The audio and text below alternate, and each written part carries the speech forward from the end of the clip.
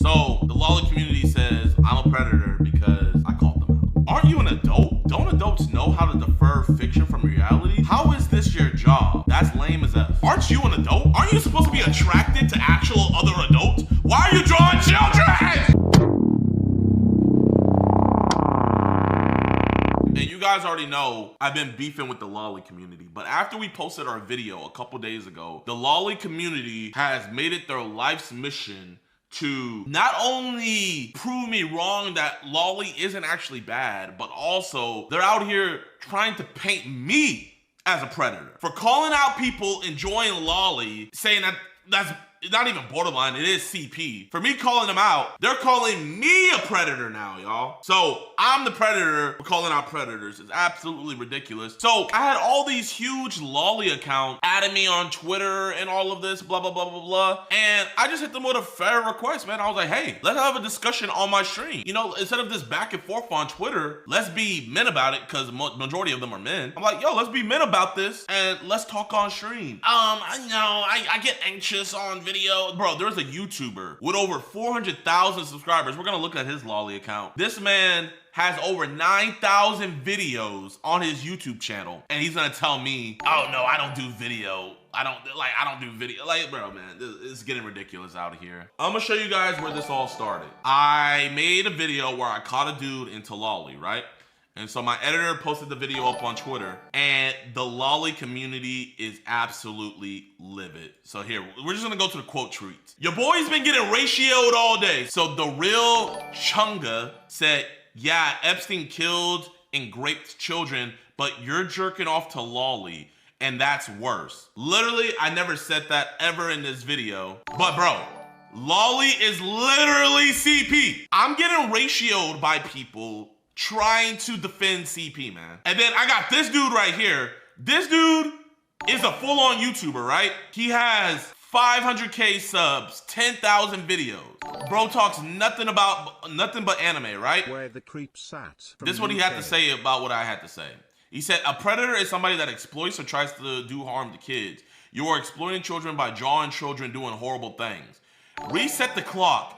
Anytime you see someone compare living, breathing people to a drawing, their grasp on reality is non-existent. Instead of just going back and forth on Twitter, bro, I was a man about it, bro. Man to man, I said, yo, I see a lot of lolly people disagree with my take. Would you be willing to come on my stream and I ask you questions? I do not do streams. I am antisocial and like sticking to myself when it comes to talking about stuff through videos. Sorry. So, hey, I'm antisocial.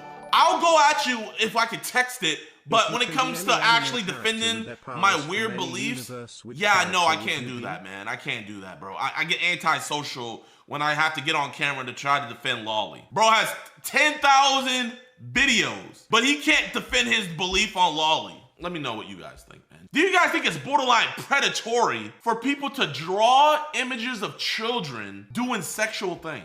Am I the weirdo? Most states in America have lolly labeled as CSAM, and you could go to jail. But I'm the weird one.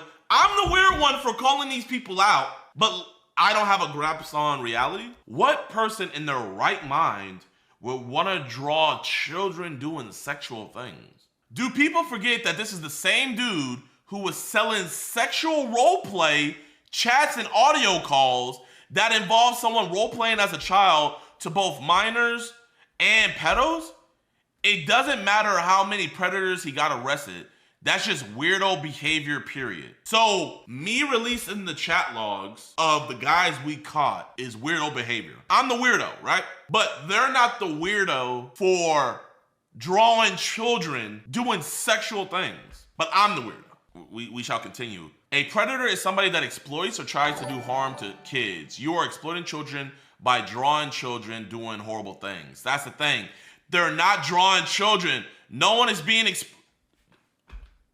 They're not drawing children? Am I tripping? No one is being exploited or abused, yet this guy just wants to vilify people. So because they're not real children, nobody's being sexualized. This is what I want to get into, man, okay? Everything is a rabbit hole, right? How long do you think it's gonna be where someone can just draw the image before they want to start seeing the real thing. And then how long do you think it'll be after they start seeing the real thing till they want to do the real thing? You gotta nip this stuff in the bud.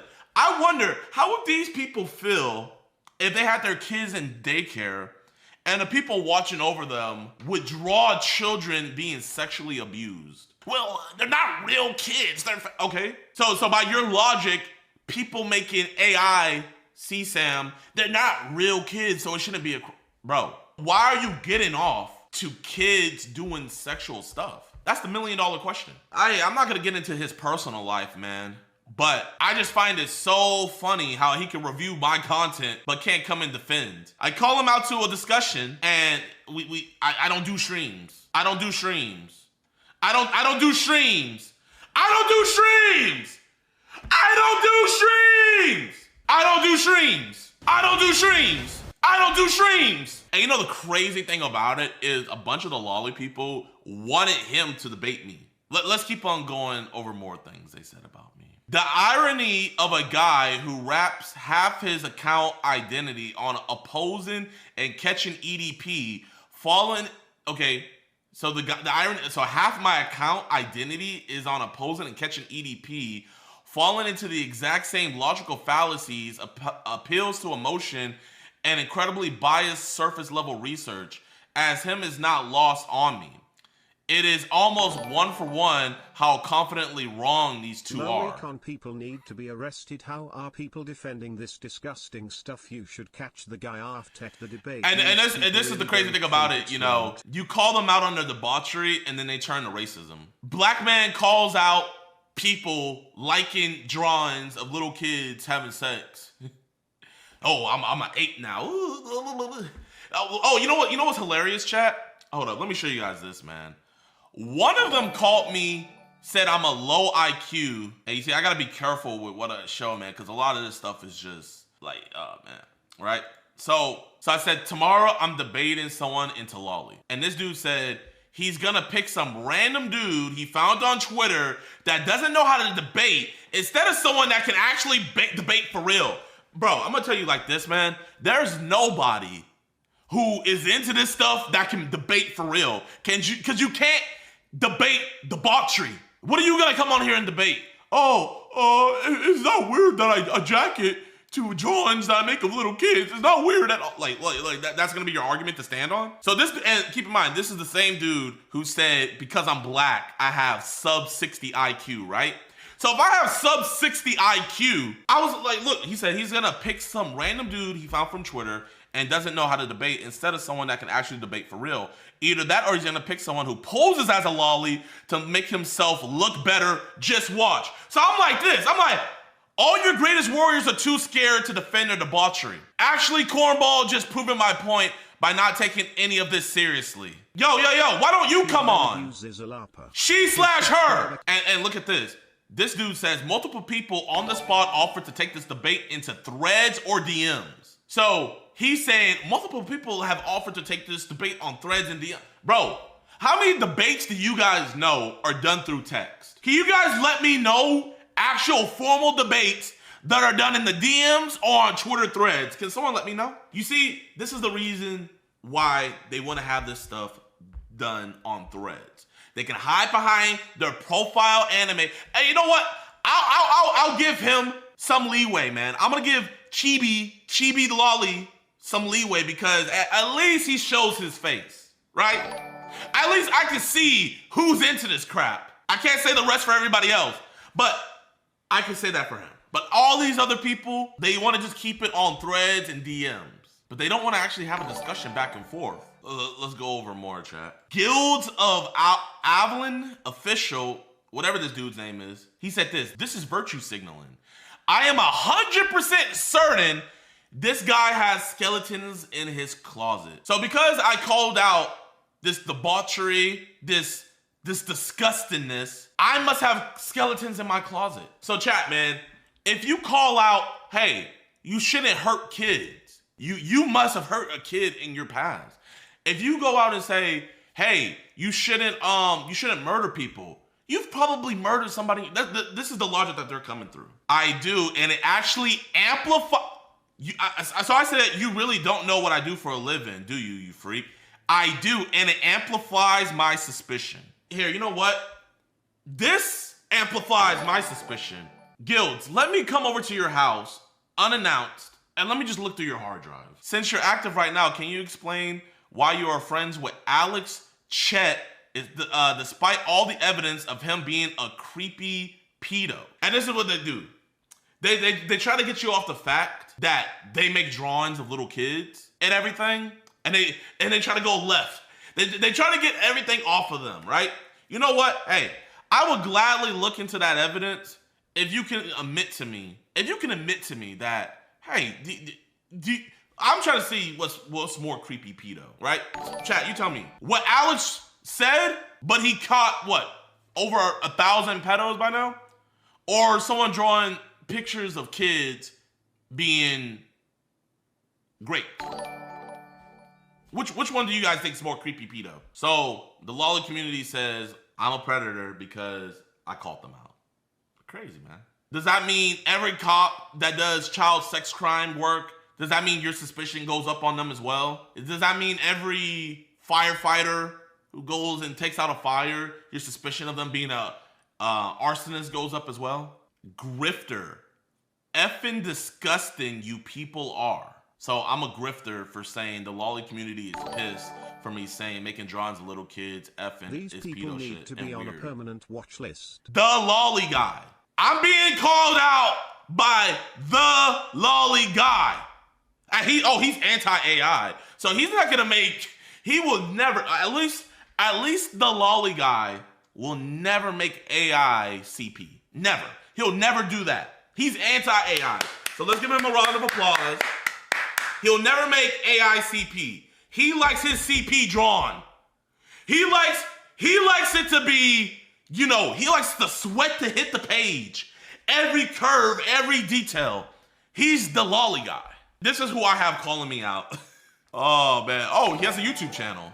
The lolly guy is also an aspiring YouTuber. And Clippin' Monster, also known by Monster. I am a Clippin' and VTuber, which I mainly clip lolly V. You know what's crazy, man? Like, it's these people that give VTubers and people into anime a bad name. It is quite literally these people. Me and Alex have a bunch of leads now, chat. We quite literally have unlimited leads. Aren't you an adult? Don't adults know how to defer fiction from reality? How is this your job? That's lame as F. Aren't you an adult? Aren't you supposed to be attracted to actual other adults? Why are you drawing children? So this is what they also did. They got a video that I responded to August the Duck, and they think that video was my kryptonite. They're like, oh crap, August the Duck exposed them. Little do they know that my response literally made August the Duck delete his video, but they're gonna tell me, when you gotta delete video where you try to calm down some allegations regarding myself by very wrong words, isn't you also covered actions of Chet and called him as a goat?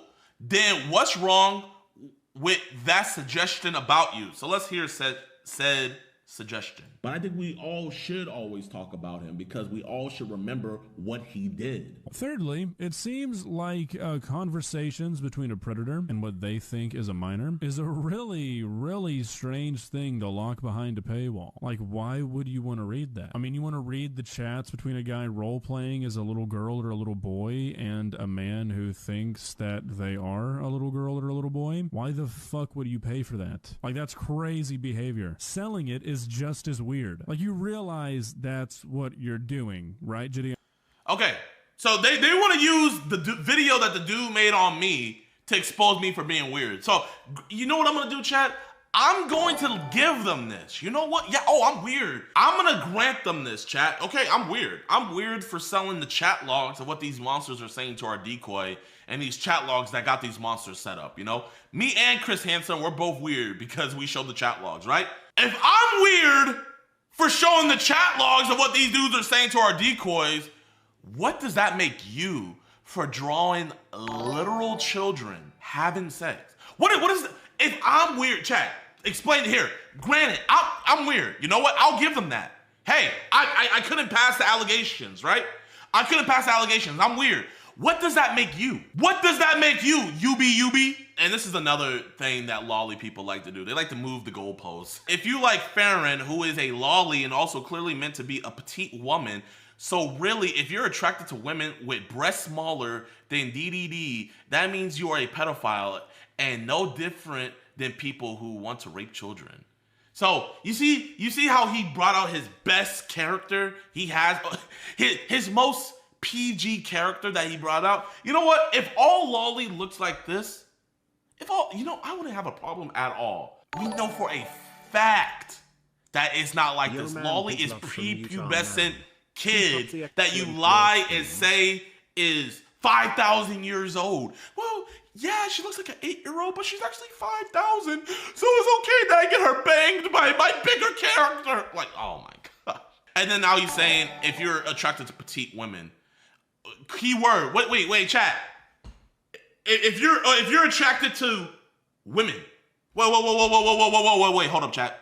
Wait, what does that word say? What does that word say, chat? Women? When was the last time a child has ever been called a woman? They're cooking themselves in their own comments. Oh my gosh, man. By that logic, everyone who watched Family Guy, Simpsons, Rick and Morty, South Park, Happy Tree, Friends, and any movies that include high school romance child predators, because in some way or form it depicts minors in a harmful manner for entertainment. Fiction is fiction. You see how he says high school romance? It's so funny how they don't like to acknowledge the people drawing legit fire. If I could, without getting flagged, I would show you guys the stuff that these weirdos be drawing. But I would be put on the list and I could get arrested. Because, believe it or not, lolly is illegal in my state. So if any of these people live in my state, it's GG's. Harming children by drawing children. Harming by drawing. You're harming people by killing them in a game. That's how retarded you sound. Yo, man, hey, whatever helps these lolly... You know what's crazy? The same arguments that they come up with, these are the same arguments that child predators and people into CP tell themselves so they can go to sleep at night. No one's ever the villain in their story, chat. Nobody. I just have to give you guys some context of what's been happening. 1, he's black, so he has less than 60 IQ. 2, all predator catchers are morons that achieve nothing with what they do except filling their own egos. I really hate this clip because it honestly shows more of JiDion's bias than it does legitimize his weird point about lolicons. And it's also just straight up weird.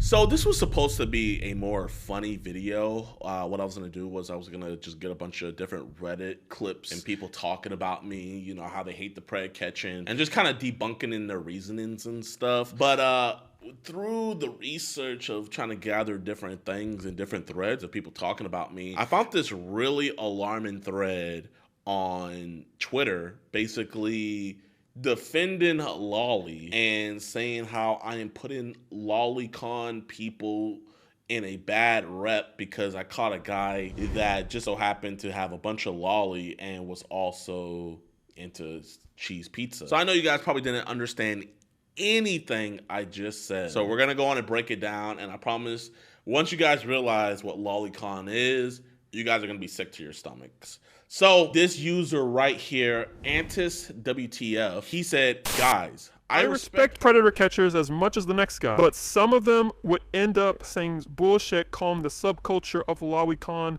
a breeding ground for pedophiles. So the reason why I said that, and the video I said that in was this video right here. We caught this guy, Douglas Hogan, over in Oroville, California. He had came to meet our 15-year-old decoy, and after talking with him, come to find out that he was a big fan of anime, and he was also into cheese pizza. And I asked him a specific question because I kind of put 2 and 2 together, because if you're a big fan of the anime and you're also into cheese pizza, there's a strong likelihood that you're also into a thing called lolicon. Now, you guys are still probably wondering, JiDion, what is lolicon? So I want to show you guys something. I am genuinely going to just get this right here. I'm going to right click and I'm going to hit search Google for lolicon. And this is what pops up. Caution, child sexual abuse content is illegal and harmful. Get confidential help. If you're worried about your thoughts or behavior, seeking sexually explicit images of children can have serious consequences for yourself and others. I know you guys are like, what the is going on? What is it that you just looked up to where you just got a straight up warning on Google? So for those of y'all that aren't into the anime community too much, I'm gonna let my editor and my friend who has watched over 100 anime, and he's also been in the deepest of the anime sects, explain to you guys what lolly is. So Blazin', take it away.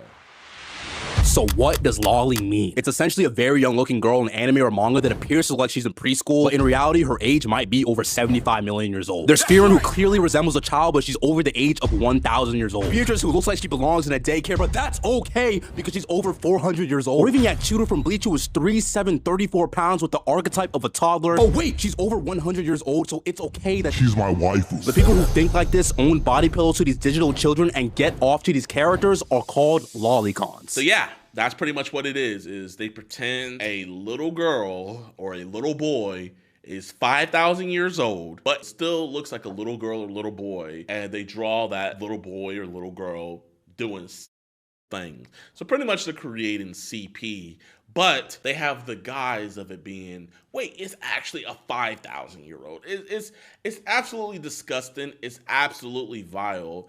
And the fact that I have somebody that claims to be a fan of what we do, and they're over here like getting upset of the fact that I'm saying that people that are into that is a breeding ground of pedophiles, like, it literally doesn't make any sense to me. And the funny thing is this is probably the first time out of many times JiDion caught a lolicon being the actual creep. Maybe one of a few. For every one predator JiDion finds is a lolicon, I can list off 10 that I exposed that hate it. Well, I'm gonna just straight up tell you that all lolicon people are freaks, because if you're over here drawing or downloading photos of little girls and little boys that are anywhere from the age of freaking 3 or 5 or 7 years old and depicting them having sex, you're weird. There's no way around that. You are weird, and you're participating in self-made CP while it's not quote unquote real CP. It still is, because you're drawing children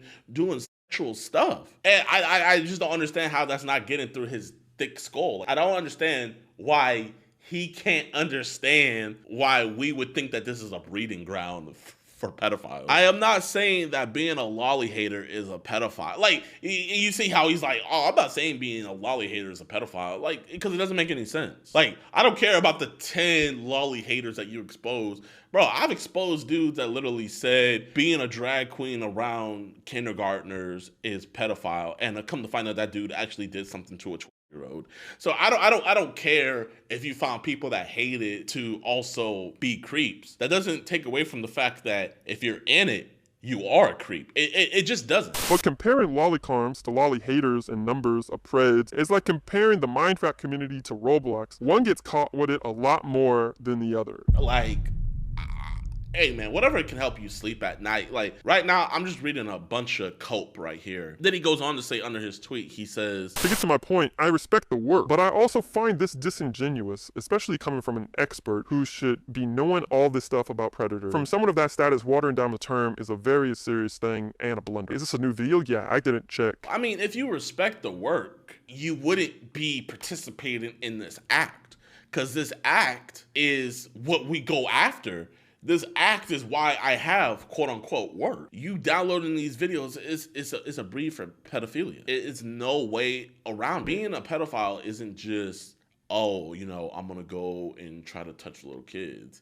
If you're downloading that stuff, if you're downloading cheese pizza videos, and if you're downloading lolicon stuff, you're in the same boat, whether you like it or not. He didn't even check. So he didn't even watch the full video. If he would have watched the full video, he would have known that this dude not only had lolicon on his phone, but he also had a bunch of real cheese pizza on his phone as well. And I'm gonna sit up here and be honest, man. If you're in a lolicon, there's no way that you're not gonna get the temptation to want to get the real videos as well. I mean, the lolicon's just as bad, but like, bro, you're in the same boat, whether you want to admit it or not. Oh boy, I can't wait for the see, it's the same to come flooding in. It literally is. It's literally the same thing. You can cope all you want. It is the same thing. And I'm not gonna lie, I think after this video goes up, we're not gonna see a lot of these profiles on X anymore. So it's really not even any point of you guys going on there. This dude, true, he says, one, he's black, so he has less than 60 IQ. So because I don't know the ins and outs of the lolly community, it's my IQ, man. I lack the IQ of a predator. I am so sorry. I do not want to be trained in your ways, but I do pray that you get help. Two, all predator catchers are morons that achieve nothing with what they do except filling their own egos. And I bet you he's also talking about cops that catch predators as well. And you know what? Let me just go on this dude's profile. I want to see. Oh. You know what? You know what? I don't want to go into any stereotypes because these aren't the stereotypes, you know? Just because someone's trans does not make them a predator. That's actually a real thing. You know, they're over here saying just because you're a lolly hater doesn't mean you're a pedophile. No, just because you're trans doesn't make you a pedophile. But I'm going to be up here and be honest. You're not making the trans community look good by not only you're trans, right? And you're out here defending lolly and CP pretty much. Like, it's the same thing. And like I said, man, this account's not going to be here much longer. So there's just genuinely no point in you guys going to it. I don't even like want to look here. I'm going to look at his profile just to see the stuff that he's posting. And let's see. Okay, there's nothing. Oh, yeah. Okay, yeah. Oh my gosh. Yep. Yeah. This account needs to be taken down for sure. Yeah. Then we got someone else. He says, I really hate this clip because it honestly shows more of JiDion's bias than it does legitimize his weird point about lolicons.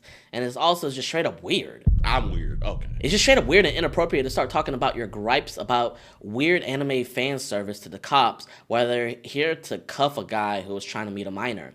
It's really stupid for him to bring this up because if he had this conversation with another predator and he went gross, that ish is weird, you know he wouldn't be bringing that ish up because it doesn't support his point. I mean, good on him for catching preds, though. Don't hate the guy, but this clip irked me. It irked you the fact that I called out people that are into lolly. Okay. Yeah, it's disingenuous of him, especially since he should know what makes a predator a predator. Yeah, a predator is somebody that exploits or tries to do harm to kids. You are exploiting children by drawing children doing horrible things. These were the same people saying that AI CP isn't bad because, it's just a computer. Like, no, you're creating this to glorify your sick, depraved needs. There's just no way around that. Pred catchers tend to get all their catches free releases because some honeypot law. So I have zero respect for them. So first thing first, I need you to let me know what this honeypot law is, because you're capping on that. And this dude that we caught, he is going to prison. And second, it's effectively just a spectacle. So it's a spectacle of us catching these guys, but it's not a spectacle of you guys drawing literal children being harmed. That's not a spectacle, but us catching them. You know, this was supposed to just be a fun video that I was gonna do, but I feel like after I post this is gonna make the rounds in the lolly community. So if you guys see anything else or anything, be sure to tag me on Twitter. My X is down in the description below. Also, join our, EDP Watch Discord. You guys can, send stuff over there as well. Man, I really don't got anything else to say, man. This stuff was very weird, very disturbing. And if you guys didn't know what this stuff is, I apologize for informing you on the depravity of humanity. We deserve to be extinct. Peace. Explicit imagery.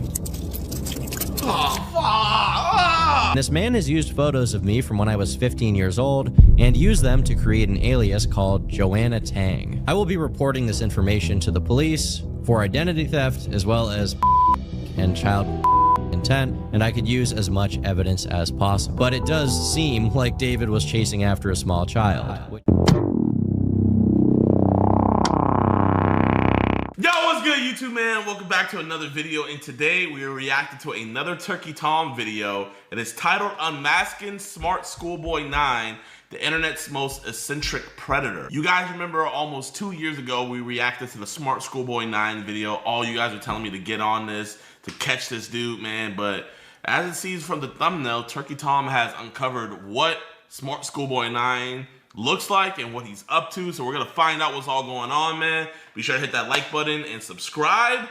Let's watch it, man. Shining a light on predators and degenerates has turned into a spectacle online, usually with the intent to raise awareness, if not outright get them arrested. However, it seems that they slip through the cracks just as often as they're caught. One such case being Smart Schoolboy 9. Despite briefly becoming the most infamous person on the entire internet, due to the tricky nature of his behavior and the relaxed laws in the United Kingdom, he was never arrested. After laying low for a little while, he snuck back online when no one was looking and resumed his extremely disturbing activities.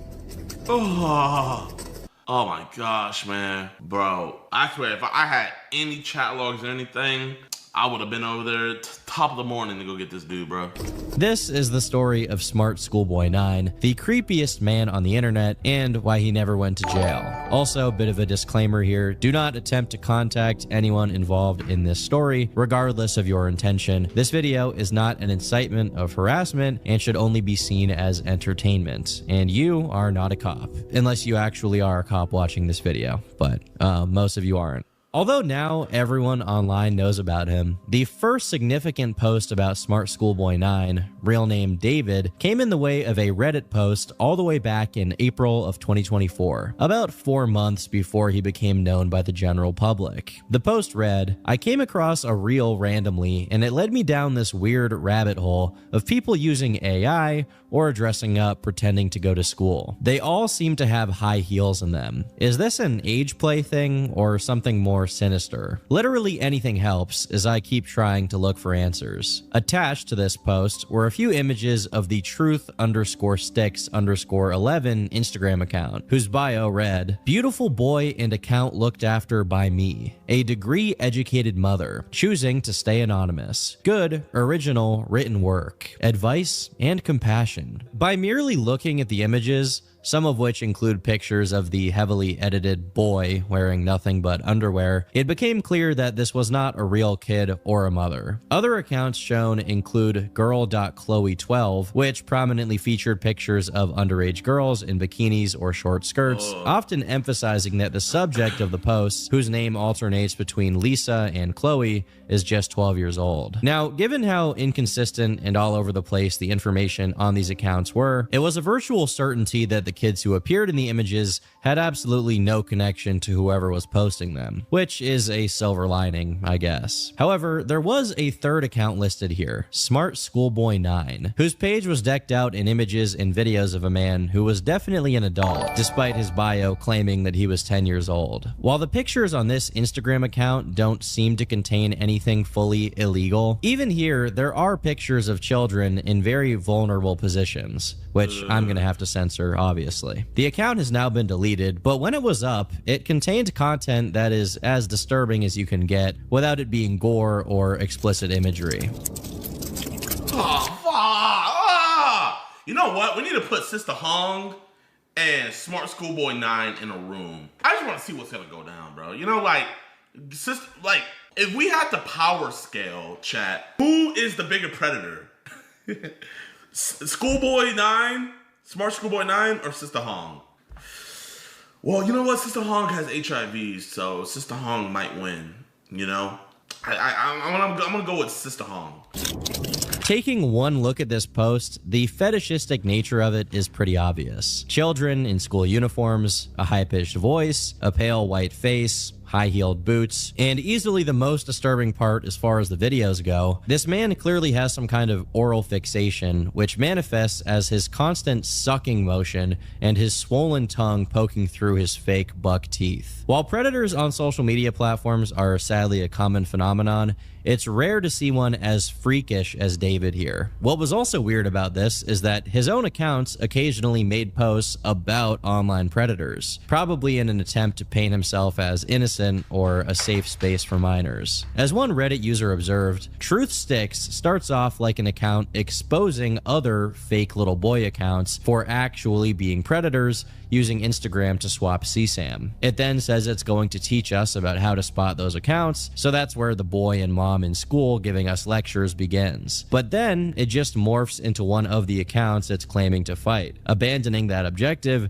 and just reporting on this little boy's days in school. Very bizarre, and the individual behind it is likely a member of that community. Despite how egregious all of this was, it didn't really take off, mostly because this post was made on the r/Instagram subreddit, which isn't at all focused on that kind of bizarre situation. It took 3 months until a few more threads were made on his accounts, this time on the much more fitting Internet Mystery subreddit, focusing mainly on the Truth_Sticks account and another one called Stephanie Schooley. The original poster speculates that AI may have been employed in the creation of these pictures, but to me, it just looks like regular editing, partly because of the way they're morphed, and partly because of how specific and minute the details are, presumably to cater to David's fetishes. As people point out in the comment section, these pictures, including the ones of children in vulnerable positions, are of real children, even if they're extremely edited. What's even more dangerous is that some people claimed he himself had been interacting with real kids on Instagram. At the time, a lot of people didn't know what to make of David's posts. There was a decent amount of talk about the possibility that the person behind all of these posts could just be mentally challenged to the point that they have no idea how inappropriate and bizarre all of this is. But further examination of the account's history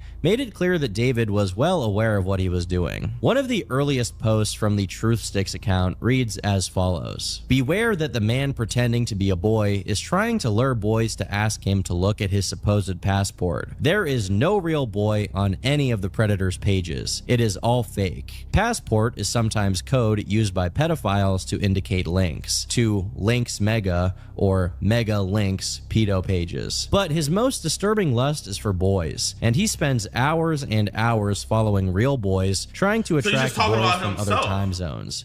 Beware, avoid." Here, we see David basically projecting his own behavior onto someone else's account, showing that he knows what he's doing is wrong. While this page, and even archives of it, have been completely wiped, most likely due to the content involving pictures of real kids, some remnants of it have been re-uploaded to YouTube. And apparently, the account did indeed start out with David in his kid voice, calling out these other Indian and Middle Eastern accounts, accusing them of being predators. So, that's the account run by a man pretending to be a boy. So not only does he know what a predator is, he has multiple posts accusing other people of doing exactly what he's doing, pretending to be a little kid online. In fact, he spent the majority of his earlier posts describing himself to a T. For a staggering 20 hours without stopping, he recently followed and then unfollowed genuine boys. They tell us that they notice something wrong with the man pretending to be a boy, and then the man pretending to be a boy then makes more approaches, timing it with after-school hours of 3:30 to 4:30, hoping to attract boys. And then all evening and all night. Once aroused, he deceives. It is a full-time sickness. Pedophilia is a joke to him. And when people ask him about his many aliases, he says it is an aunt, cousin, or friend. But they don't exist. It is all him. Does he wash? No. Does he wish he were a young boy in a school classroom looking nice and being successful at school? Yes. Blocked and blocked again by children, including a Russian boy, age 12. Annoyed when parents intervene, when he thought he could engage with a child. Annoyed when the conversation stopped. Annoyed when he is blocked. Obsessions with scantily clad young boys, photographed from behind, and spanking them as a sick fetish. Be aware of predators pretending to be young boys online, and asking real boys if they're hungry, and pretending to be delivering free food. They don't need to know a child's address. The predators appear kind, asking if the child could collect a meal from a vehicle parked nearby. I apologize for reading that entire thing, but I think you guys do need to understand just how crazy this guy is. Even if David had found actual predator accounts and was pointing them out here, there's just no way he has that much information on all of them. It's much more likely he's simply soft-telling on himself with these stories. Eventually, this page transitions to just LARPing about being a young boy at school. Likewise, some of his other Instagram pages, such as Mile.s95, Stephanie Schooley, and Stephanie Stansfield, all revolve around the same concepts, just with different children, much of which has to be censored here, either because it includes inappropriate imagery or photos of real kids. As far as I could tell, the oldest one was Stephanie Stansfield, which dated all the way back to 2019 and had its first post about how small a schoolgirl's skirt was as she was going to pick up her pencil case. There was also a Twitter account of the same name, which was also created in 2019, containing a lot of similar posts about poetry, but it's now private. However disturbing a lot of his posts were, perhaps the most terrifying of all of them is this one uploaded from his Miles account, where he seems to be chasing a kid. Oh! Now, of course, there's a chance this video is not what it seems, but it does seem like David was chasing after a small child, which is an absolute nightmare to even consider. Another account that was eventually connected to David was the same in which his name was revealed, Lyricist David, which has been archived on TikTok, along with the music that he uploaded. And I use the word music here extremely loosely. Running tram. Running tram.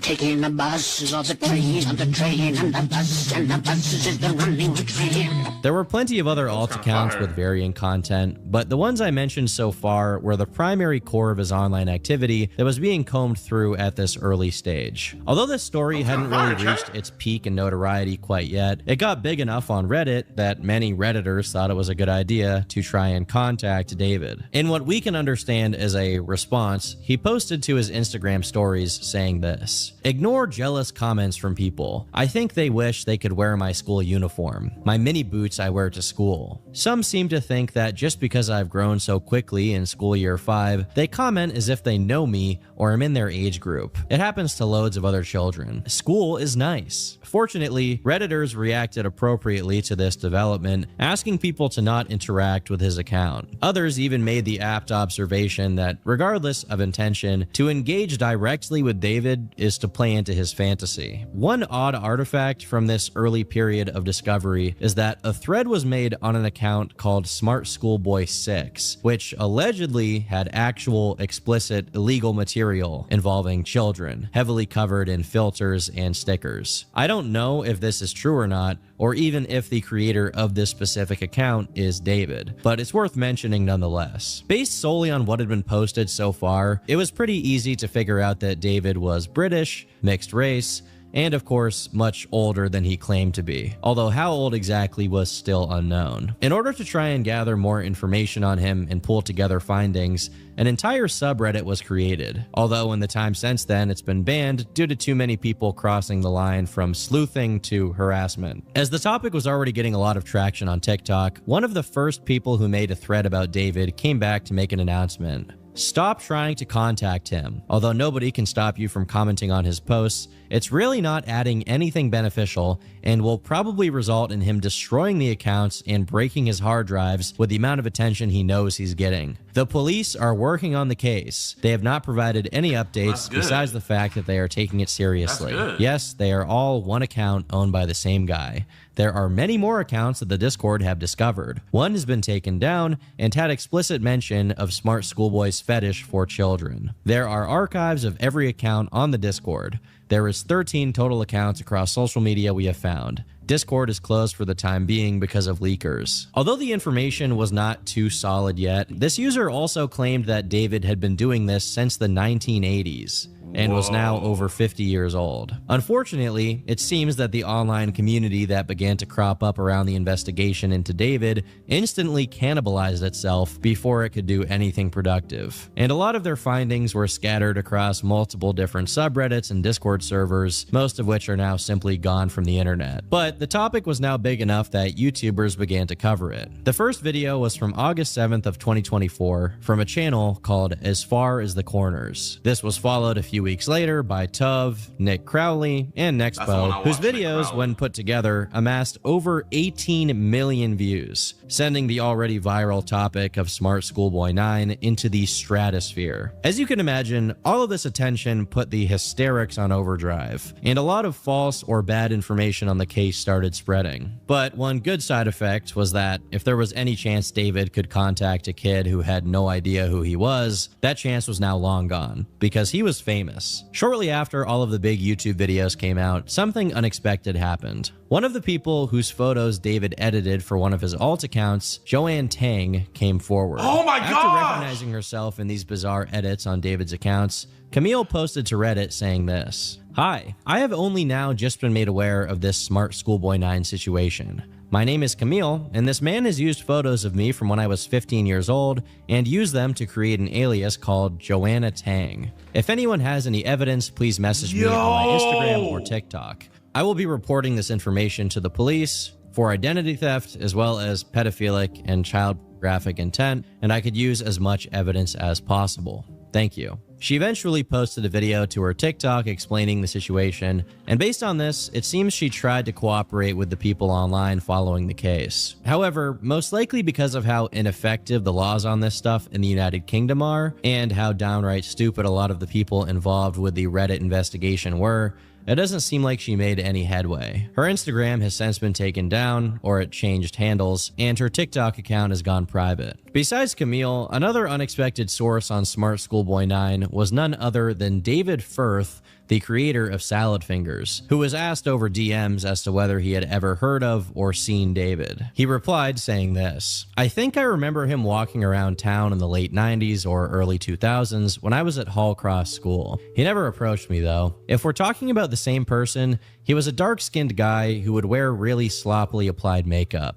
like just a bunch of white and red makeup or face paint. Like it was just smeared across his face. I remember him wearing a white shirt and a school tie and having a strange posture, or walking quite leaned forwards. He was tall and walked very fast. He seemed startled, looking all around, very paranoid. Oh, chat, I'd say like, I'm so locked in, you have no idea. Like genuinely, I am like so, I just want to figure out, because this video here gives so much more, like, this is like the aftermath. So I'm like learning so much more about like what happened after that, because bro, it's going on like 2 years now since it went viral, man. And like the dude definitely got CP. So that's why when you guys be saying like, oh, JiDion, you should do a catch in the UK, bro. The UK sucks, bro. 1999 to 2001. When presented with a more current image of David, he added this: "His makeup has gotten neater. At the time, there was a rumor that the nearby mental hospital closed down, and they released everyone onto the streets because he was just one of many crazed people on the streets of Doncaster. Unfortunately, David was then subject to the same kind of obsessive and unproductive harassment from random people online, which prompted him to make a long series of tweets about it. Please stop asking me about Smart Schoolboy 9. I replied to a DM a few weeks ago asking if I remembered this guy who would walk around Doncaster dressed as a schoolboy with weird makeup on. Yes, I walked past him in the town center 20 to 25 years ago.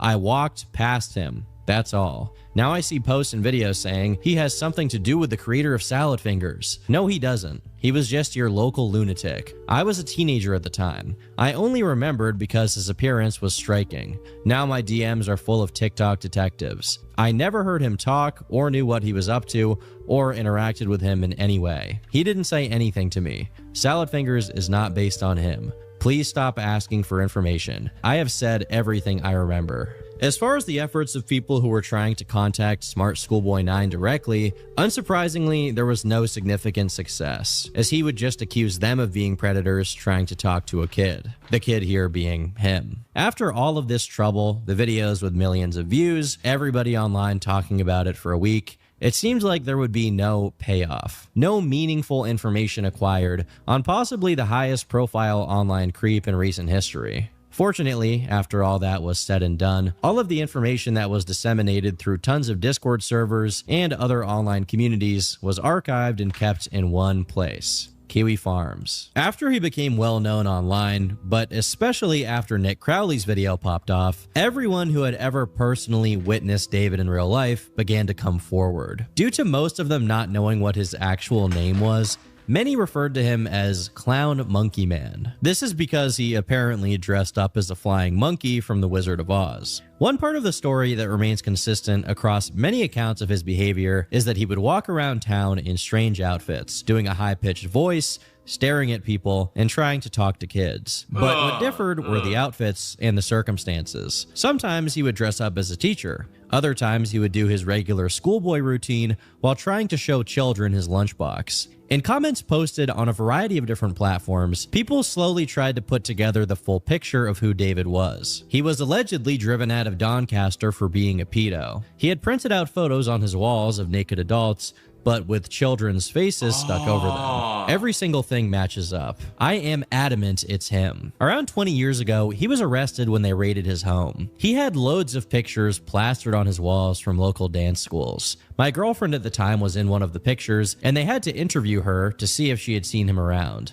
I also heard a story of him hanging around schools, telling children he was writing a book and wanted them to help. My wife says he went to jail for stalking a girl from Hall Cross School. Said he was researching for a book he was writing called The Spirituality of Girls. I used to work at the court 20 years ago, and he was in court in the paper several times for approaching and writing to underage girls while wearing that makeup and young girl style clothing. He usually got away without conviction because the courts believed he didn't intend to do anything wrong. He was trying to speak to those girls because he wholeheartedly believed he was a girl of that age. He used to live with his OAP mom in the periphery of the town center, so he was always outside Hall Cross. OAP in this comment refers to an old age pensioner, meaning his mom was elderly and received money from the government to provide for herself and her kid, being David. Another comment read as follows: I remember this guy. Lived on the same street as him growing up. My brother ended up almost smacking him for following me and my sister up the street, making harassing comments. He was in his mid-40s when he was living on my old street. I'd be inclined to believe he was mid-50s like the other commenters. I worked at the local supermarket during Christmas when in college and served him. He stank and had the strangest voice, obviously put on but really unnerving. I will say the police have known about him for a long time, and when he was doing what he was doing in public, they were not concerned. They were more concerned for his safety than they were what he was doing. These comments paint a picture of David ultimately not being taken seriously by any of the community around him. While the way he dressed and the way he talked was definitely disturbing, ultimately, as far as they knew, he wasn't physically hurting anyone, so there wasn't much the police or the average citizen could do about it. A few other comments also comment on his physical appearance, although reports differ slightly. Real school kids terrorized him for years. He actually has vitiligo on his face and body. For the unaware, vitiligo is a medical condition where the skin loses color. Michael Jackson famously had this before his death if you need a visual aid. It's possible that David does have vitiligo, and we simply can't tell because he wears makeup in most of the images we've seen. On the other hand, it's unclear if this is truly the case. As someone else stated this: I do remember him. Thought he was a burn victim. Meanwhile, a shop worker from Doncaster shared their experience. I used to serve him in Sainsbury's. He once came to the cigarette counter, asking for cigs, then said,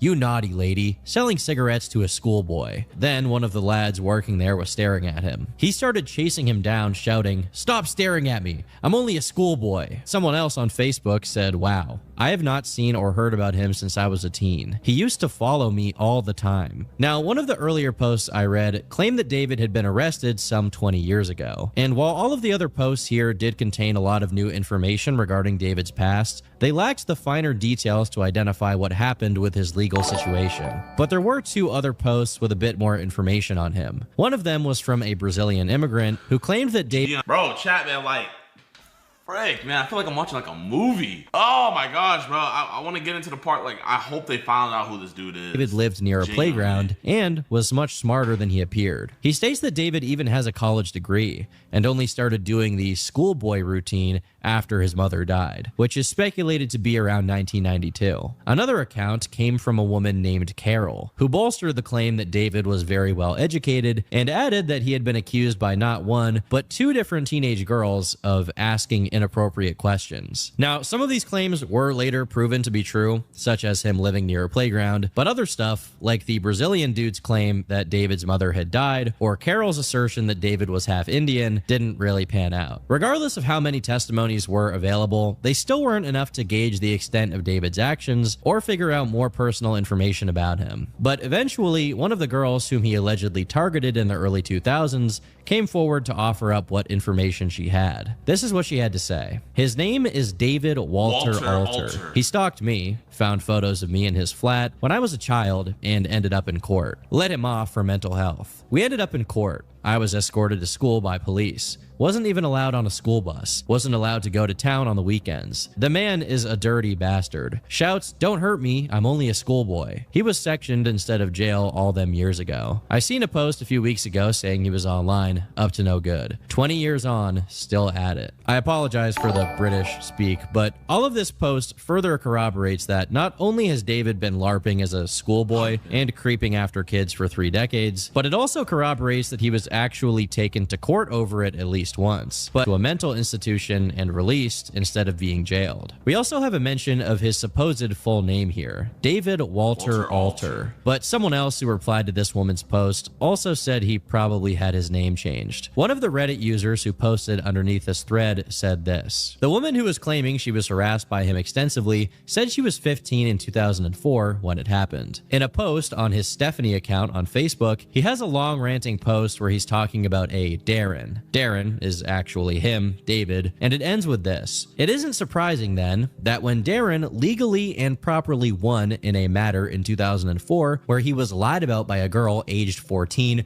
who had wanted to be his girlfriend and was rejected but became bitter, that the person with delusions of grandeur focused on that as a hypocrite rather than admit to her own doings. The poster asserts that this quote is referring to the same event. They go on to say, if so, it obviously affected him greatly enough to come out in his characters, as I imagine being involuntarily committed somewhere could. I think this poster is probably correct, seeing as David himself admits that Darren is a fake name he uses to be careful. So it's likely that the stories with this name are about himself. In these Darren posts, David says that Darren's mom moved away in 1992, which I guess would explain why the Brazilian guy thought she had died and why he was free to act the way he did after that point in time. His family was now out of the picture. Based on the information David provides, it seems he was at odds with his sister, whom he exclusively refers to as the person with delusions of grandeur. Reason being that she took issue with the stuff he was up to, calling him a crossdresser. There's also the mention of an older brother, meaning David may have even more siblings. Besides the Stephanie post that this guy is referring to, David also has a Facebook account where he goes by the name David London. On this account, there are multiple long-winded rants where he refers to being in close contact with a teenage girl, younger than 16, in 2004. In these posts, he usually says that this girl was a child actress in a wartime drama. But as you can imagine, it's very unlikely that a successful child actress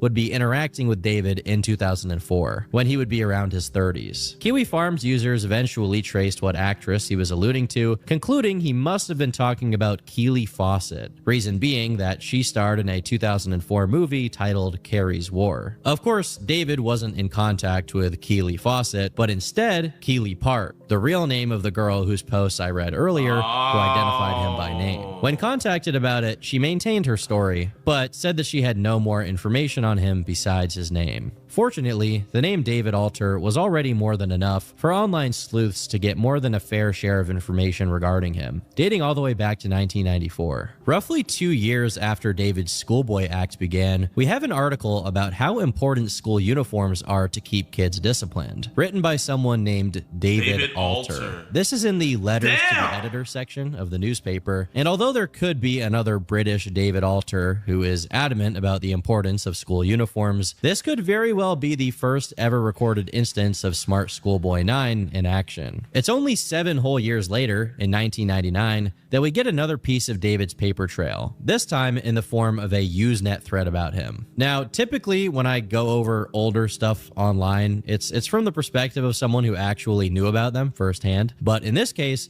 this is so ancient that it's before my time. Basically, before you had forums, you had Usenet, which was a very rudimentary way for people to connect and communicate before bigger platforms like Reddit allowed them to do so in a more convenient way. The thread is titled Tesco's Freak Show, Doncaster. Anyone who's been to the Doncaster Tesco on a weekday evening will know what I'm talking about. At first, many months ago, I thought it was just a released into community care weirdo with a severe skin complaint. However, last week, whilst working on the town center lighting, I saw it, without its charcoal and blusher combination face covering, Negro-style permed ginger hair, embarrassingly too small schoolboy's uniform, and ridiculously high girls' platform shoes. It was stood up, without makeup, outside the Christchurch Gents toilet for hours on end. I saw the police twice asking it to move on, without arresting it, and it continued to frequent the toilets. A couple of weeks ago, me and the missus were going through the next checkout from this freak. As usual, most of the staff were taking their breaks early to see the show, security guards falling apart with laughter, and we heard the elderly female cashier ask it, blatantly struggling to keep a straight face, "Do you have a club card?" It replied, very seriously, "Of course not.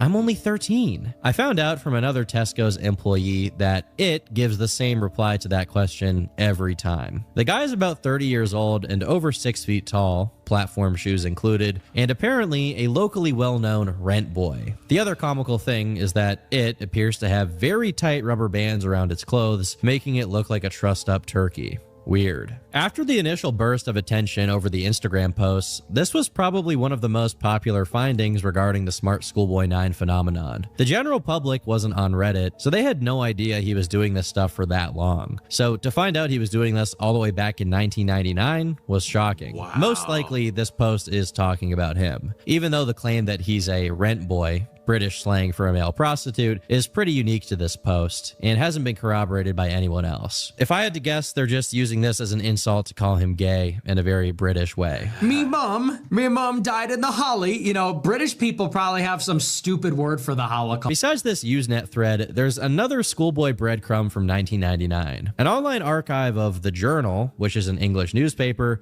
contains a letter from Barbara Fenney, which reads as follows. Public notice. South Yorkshire Police advise that any request for money from David Alter, also known as David Stansfield Alter, of Doncaster, England, should be ignored. Now this is really interesting, because in David's retorts to people accusing him of being a creep, besides calling them a creep right back, he also says that they're scammers or beggars, which is very strange considering no context is ever given to these insults. Also, there's plenty of other last names attributed to David from random people online. Stansfield is the only one which appears this early on, alongside Alter. The name David Stansfield has also appeared in a post on the Stephanie Schooley account, which is pretty interesting. So far, the David Alter name had produced a lot of results. Unforeseen pictures of his, tweets from before he went viral calling him by name, among other things. Despite this, the David Stansfield name is really what led the online sleuths to the motherload of information on him. They quickly matched the name to voting records, which in turn were attached to a specific house. This house is in Doncaster and can be assumed to be where he lived for most of his life. Although I'm not going to say the address out loud here, not only to play it safe, but also because he no longer lives there. And whoever lives there now should not be harassed or tied to all this stuff. It's worth noting that this place has been talked about in a lot of detail by David himself, as despite no longer living there, he continued to obsess over it for whatever reason. Regardless, with all of this information, it was easy to find out where he moved next, which, when people found it on Google Maps, it seemed like he had taped up some of his art to the inside of the window. video. Additionally, it seems that David was looking for a place in London, as he posted an online ad which read as follows. David, 59 years old, male, gifted lyricist and versatile vocalist, eager to return to London, but lacking transport. I'm not wealthy or famous, but very motivated, honest, and decent. Young outlook. Happy to help you with music projects, hoping a compromise on rent may be possible. Must respect my privacy. I can only wonder why he was concerned with his privacy. Now, I'll preface what I'm about to go over with the strong disclaimer that this is some far-fetched speculation. But it's important to note that near David's location, in 2016, there was a case of an assault on a schoolgirl, and the drawing of the culprit provided by the police bore some resemblance to what David would look like. Oh my gosh, bro. He's a black. That's a black dude, man. He's half black. Without makeup. This is probably the biggest reach, but still, given he did enough to get himself arrested back in 2004, it's not exactly impossible for him to have reoffended in 2016. While both Stansfield and Alter were strong contenders for David's real last name at this point, the issue was put to rest when the Stansfield name led to the names of his brother, sister, father, and mother, Dang, all of whom matched family. information provided by David on his Facebook posts. I won't be divulging any of the information on them since they're all private, normal people who have nothing to do with David, and by all appearances, aren't even on good terms with him. However, it is extremely concerning that when people found his sister's Facebook, they also found her kids' Facebook accounts. Upon further scrutiny, it turned out that David had added them using his Stephanie Schooley account. Maybe this was just the consequence of David adding literally every kid he came across on Facebook, trying to crop dust his sickening content on everybody who made the mistake of accepting him as a friend. Alternatively, it may be that whatever grudge he has against his sister drove him to target her kids specifically. Whatever the case may be, hopefully she has since caught wind of what he's up to online and blocked him on all of her kids' accounts. For a brief period after the Stansfield discovery, development slowed down, as people were more focused on piecing together lore on David, such as him apparently having been humiliated by an older person during school, and that he apparently had a crush on a girl named Veronica, on whom some of his characters are probably based. But it didn't take long for people online to get antsy again and begin trying to prod David directly. In early September of 2024, locals, who were most likely young kids, became so agitated at the idea that they lived near someone as depraved as David that they threw a brick through his window. This made the rounds on TikTok and became pretty controversial for obvious reasons. Many people at the time claimed that David no longer lived in this place anyway, so this was a pointless action no matter what. However, when some kids, who are possibly the same ones who bricked the window in the first place, went to where he allegedly lived to catch some footage of the aftermath of the bricking, they found a worker fixing the window up and a mysterious brown hand holding the door slightly cracked open, without ever showing their face. والله العظيم schoolboy 9 والله العظيم schoolboy 9 While I'm not going to jump to any conclusions and say that this is definitively smart schoolboy 9, if I lived in that place and people bricked my window thinking I'm smart schoolboy 9, I would probably get pretty mad at it, not just peek out of my door frame menacingly. Whatever the case may be, this incident clearly had no effect on David's remaining online presence, as he still frequently engaged in arguments with people on Facebook who accused his Stephanie Schooley account of being him. A few weeks later, when people found out what his phone number was, they began calling it, only to get this voicemail. Hi, how are you? If you need to, leave a nice message, but if it's a nasty message, you'll be reported. Bye. If that wasn't creepy enough, soon after, someone managed to annoy David on Facebook to the point where he sent them an audio message. And this is what his real voice sounds like. Hello there, I don't know how often you message the people who are helping with the police, but I will tell you now, you f***ing paedophile. You ring me again or text me again, you will be under arrest. Now f*** off and do not do that again. This Bro, you know how mad you gotta piss off a dude pretending to be a kid? Like, I just gotta see the thread of how this kid annoyed him to the fact that he got him to use his real voice. That is based. is exactly what I would expect a 60-year-old British dude to sound like. But it's shocking to hear it in contrast with the voice he puts on in his videos when he's in character. During this period, he was frequently responding to people who contacted him, claiming that he had been working with the police. Hi, do you often message complete strangers that work with the police? And you mention schoolboys? Why do you like smarty school kid 9 Bro, or whatever? imagine if I... Bro, chat, man, imagine if I got an interview with Smart Schoolboy 9. Oh my gosh. I think that would literally break my channel. Like, actually. Boy, now, let us tell you this here. Strangers that work with the police, and you mention schoolboys? Why do you like smarty school kid 9 or whatever? That's a young boy. Now, let us tell you this here. Me and my colleagues, we do genuinely work with the police at detective level. We're not lying to you. You have messaged the wrong person, some random number or whatever information that you had is bogus. So we're going to ask you very nicely to not Has Facebook persist. been deleted? Thank you very much. Do not inquire about schoolboys that you like, that are age 8, 9, 10, 11, whatever.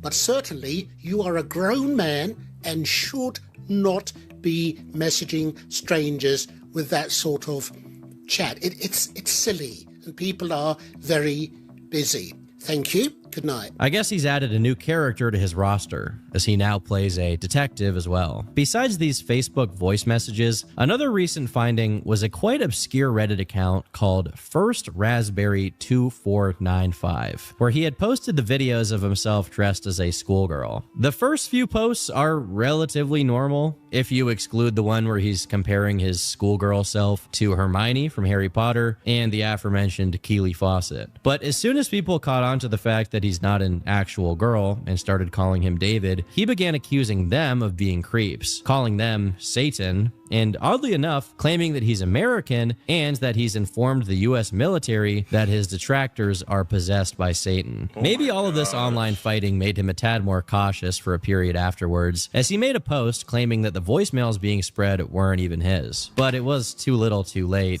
As one Facebook user who eventually joined Kiwi Farms under the name Darren Swat shared what he had already gotten from David. It started off with me making a fake account of his brother and replying to one of his comments. Then he ended up DMing me. He truly believed I was his brother, so I eventually asked for a photo and he sent one. He has definitely altered it to make himself look younger. I do have a full archive of the chats we had. Most people have seen them, but I did have to remove the video from YouTube because an understandably angry family member came across it. I have apologized and reflected on doing that and understand how it was wrong, so I don't need lecturing. And I know for sure in the future to never do that again. I just couldn't pass up the opportunity. The chats in question were then posted, where David could be seen trying to explain himself to who he thought was his brother. Here's what he said. 2 years ago, I created a comedy character of a fictional boy at school, but only for maybe 11 people on Instagram. It was a separate account. The other account was for my lyrics, music, and sketches only. But then in July, a reel emerged, but from another reality. The boy in that reel and video clips is another version of me. That may sound unusual, but I had in the past discussed other realities with a nice girl that I was acquainted with. She could sometimes be controlling, but we did have loads of fun. I won't mention her by name, but I do say nice things about her on my Facebook. Before July 2024, I received odd feedback on Instagram, which I had on another phone, suggesting that I had been in at least one other reality and how I had achieved that. Then I was sent clips of the other version of me, but I have no children and haven't made my former partner pregnant. The boy in the clips is about age 9 or 10, very pale. I should just say, on numerous occasions when playing that character, albeit with a bit of makeup on my face and mixing or editing the videos, there'd be a vibe of another reality. I am of sound mind, so I know what's real and what I experienced. This post is absolutely crazy, and there's a few different interpretations. On one hand, you could believe that he's a genuinely delusional delusional person who believes that Smart Schoolboy 9 is from another reality. But another possibility is that he's either trying to subtly hint at having some form of DID, or he's outright making this insane claim to try and exculpate himself by making himself sound delusional. It's really hard to say to what degree he believes what he's saying, or if he just acts like it on the off chance that people will treat him more like a mental case than some kind of predator. Whatever the case may be, it is pretty disturbing to hear him talk about a nice girl he was acquainted with whom he had loads of fun with, or his former partner, knowing he's most likely referring to a 15-year-old Keely. It's also interesting he mentions he has multiple phones, and I can only wonder what he has on them. He then goes on to say this: the school character then had some of his clips featured in a video made by some disgruntled person with what looks like exaggerated art-like photos of other children, and that video went viral. There then was a completely daft guessing game whereby the false accuser said I owned 6 different Instagram accounts, but those, if they existed in this reality,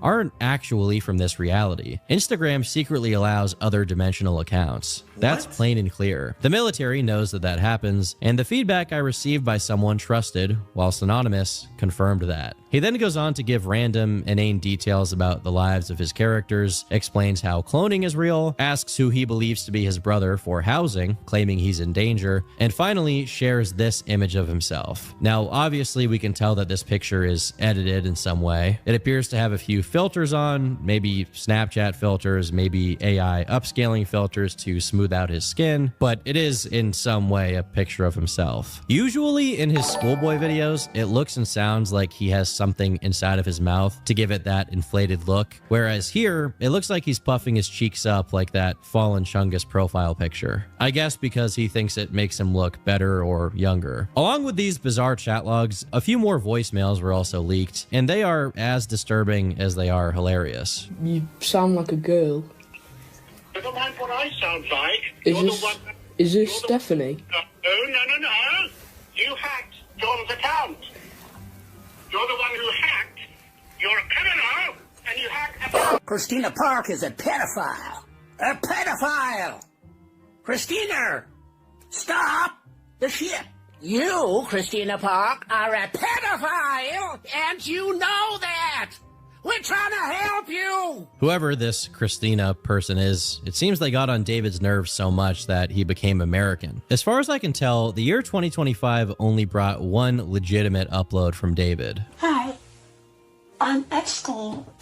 It is the year 2025. I'm a schoolboy, a child of school age, despite what you might have heard, particularly in the scam documentaries about me and other children. I cannot say much more at the moment, but I'd like to assure you that I really am a schoolboy. I make all this effort with my school uniform and school mini boots. They're quite popular, and thank you for those. Other schoolboys of age 9, 10, 11 that are popularizing these school boots that I've got on. Stay safe, because people will lie about you. They will tell lies. Full on notes. I am a schoolboy, and that's all for now.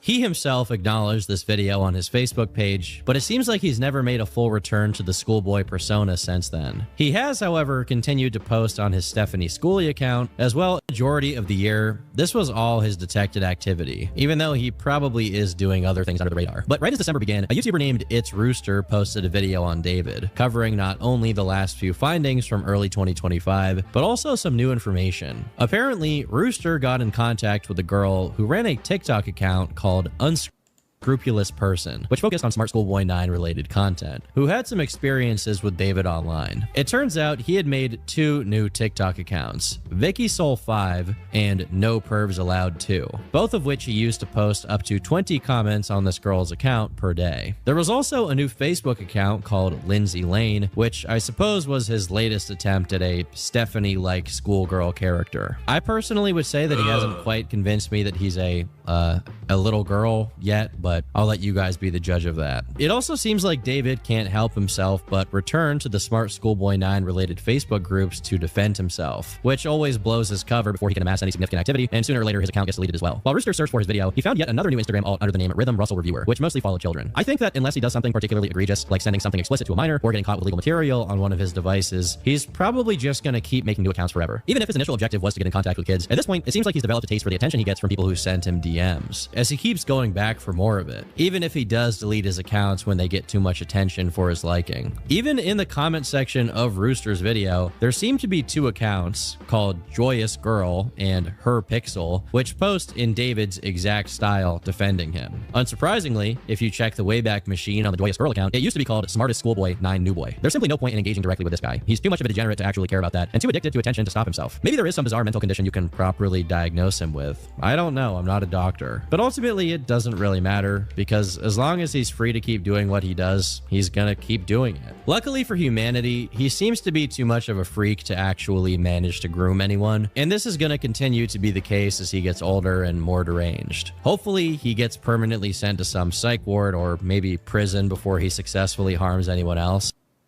But it's really hard to tell where the story will go from here. It's honestly sad to think that this all could have been prevented if David had just purchased a Stop Gooning hat at turkeytom.shop. Given recent events,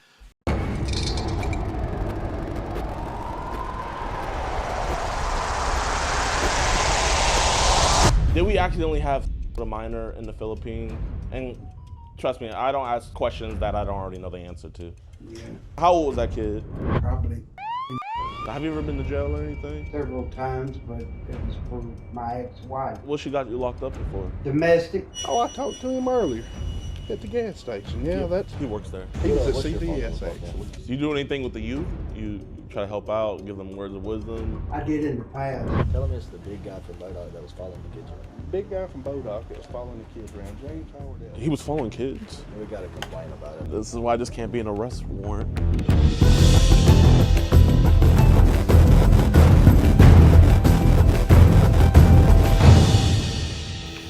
Yo, what's good, YouTube, man? Welcome back to a brand new episode of EDP Watch. And today, I feel like I say this almost every video, but we literally caught probably one of the worst EDPs we've ever caught on this channel. His name is James Howard Ellis, and this guy is atrocious. His chat logs were horrible, all of that. But not only is he an EDP, not only does he have CP, but also he is a Christian missionary that took trips over to the Philippines. And you guys are gonna see soon in the video that this man has victims over there that are ages that I don't even wanna say. This dude is actually horrible. This dude is actually disgusting. When he should have been over there, you know, doing the Lord's work, he was over there doing the work of Satan. But you guys know we did what we do. So man, I would really appreciate if you guys could drop a like on this video. If this video gets to 120,000 likes, you guys have been smashing it with the like goal lately, we will be giving away this PS5 right here, man. All you gotta do is just hit that like button. 120,000 likes. Also, leave a comment, you know, say your favorite part of the video, and also either put your email address or your social media. We'll be sending it out. Your boy still got a PS5 I gotta send out before that you guys hit on, and I got a MacBook to send out, man. You guys have been killing it. We greatly appreciate it. Without any further ado, let's get into the video.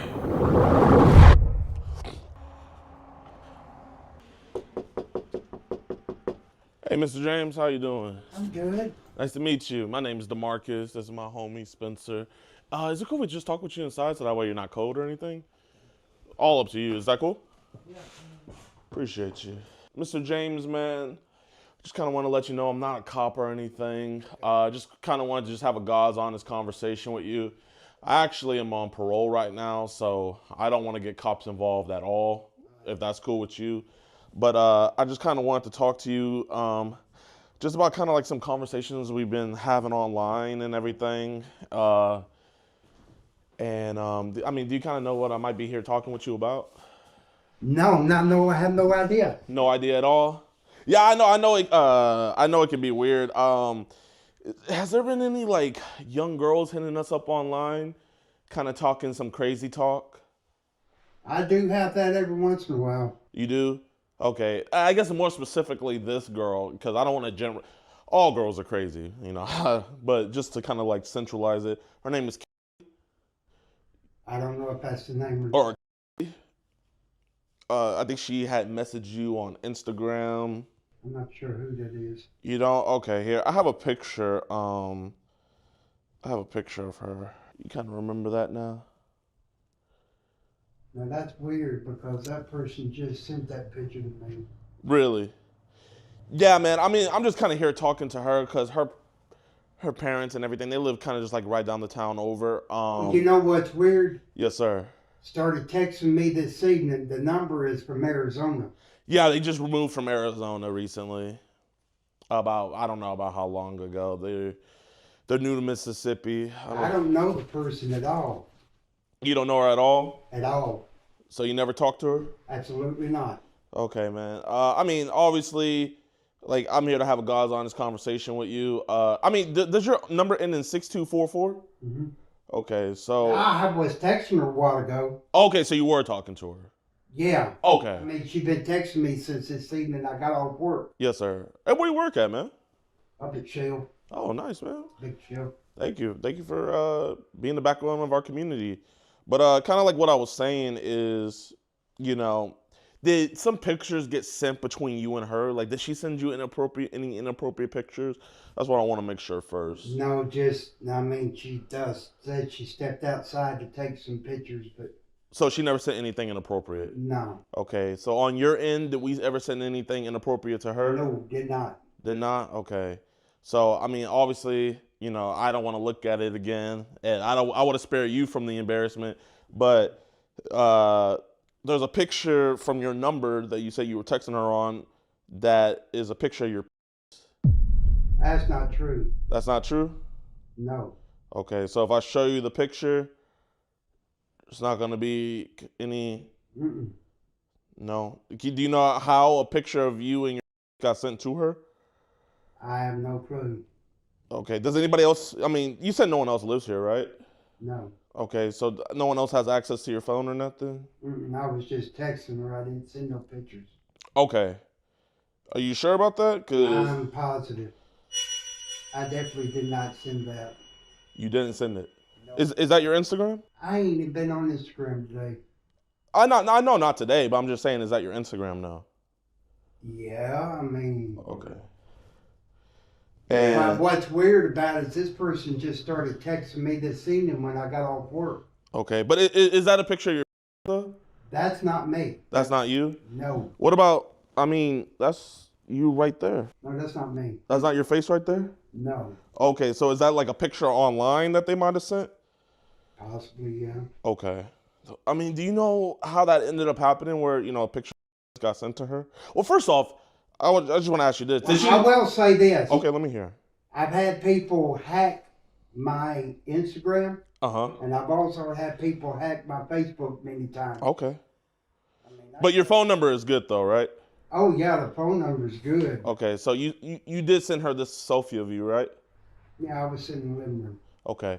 So but what don't make no sense is that if that's true, yeah, how is this person getting access to my stuff if they just started texting me today?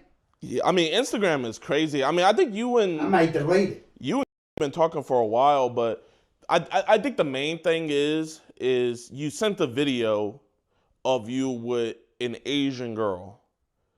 Having an Asian girl, and you said that she was years old. Did you ever take any trips overseas? Once. Where'd you go to? Mexico. You went to Mexico, okay. So that video that you sent Kaylee, was that you in the video or was that somebody else? I'm not for sure. You're not for sure? Because see, I've never sent that person videos unless a person that's on Instagram is. This is text message. This is text message. So this, like you said, I mean, no one can take your number. So that's you.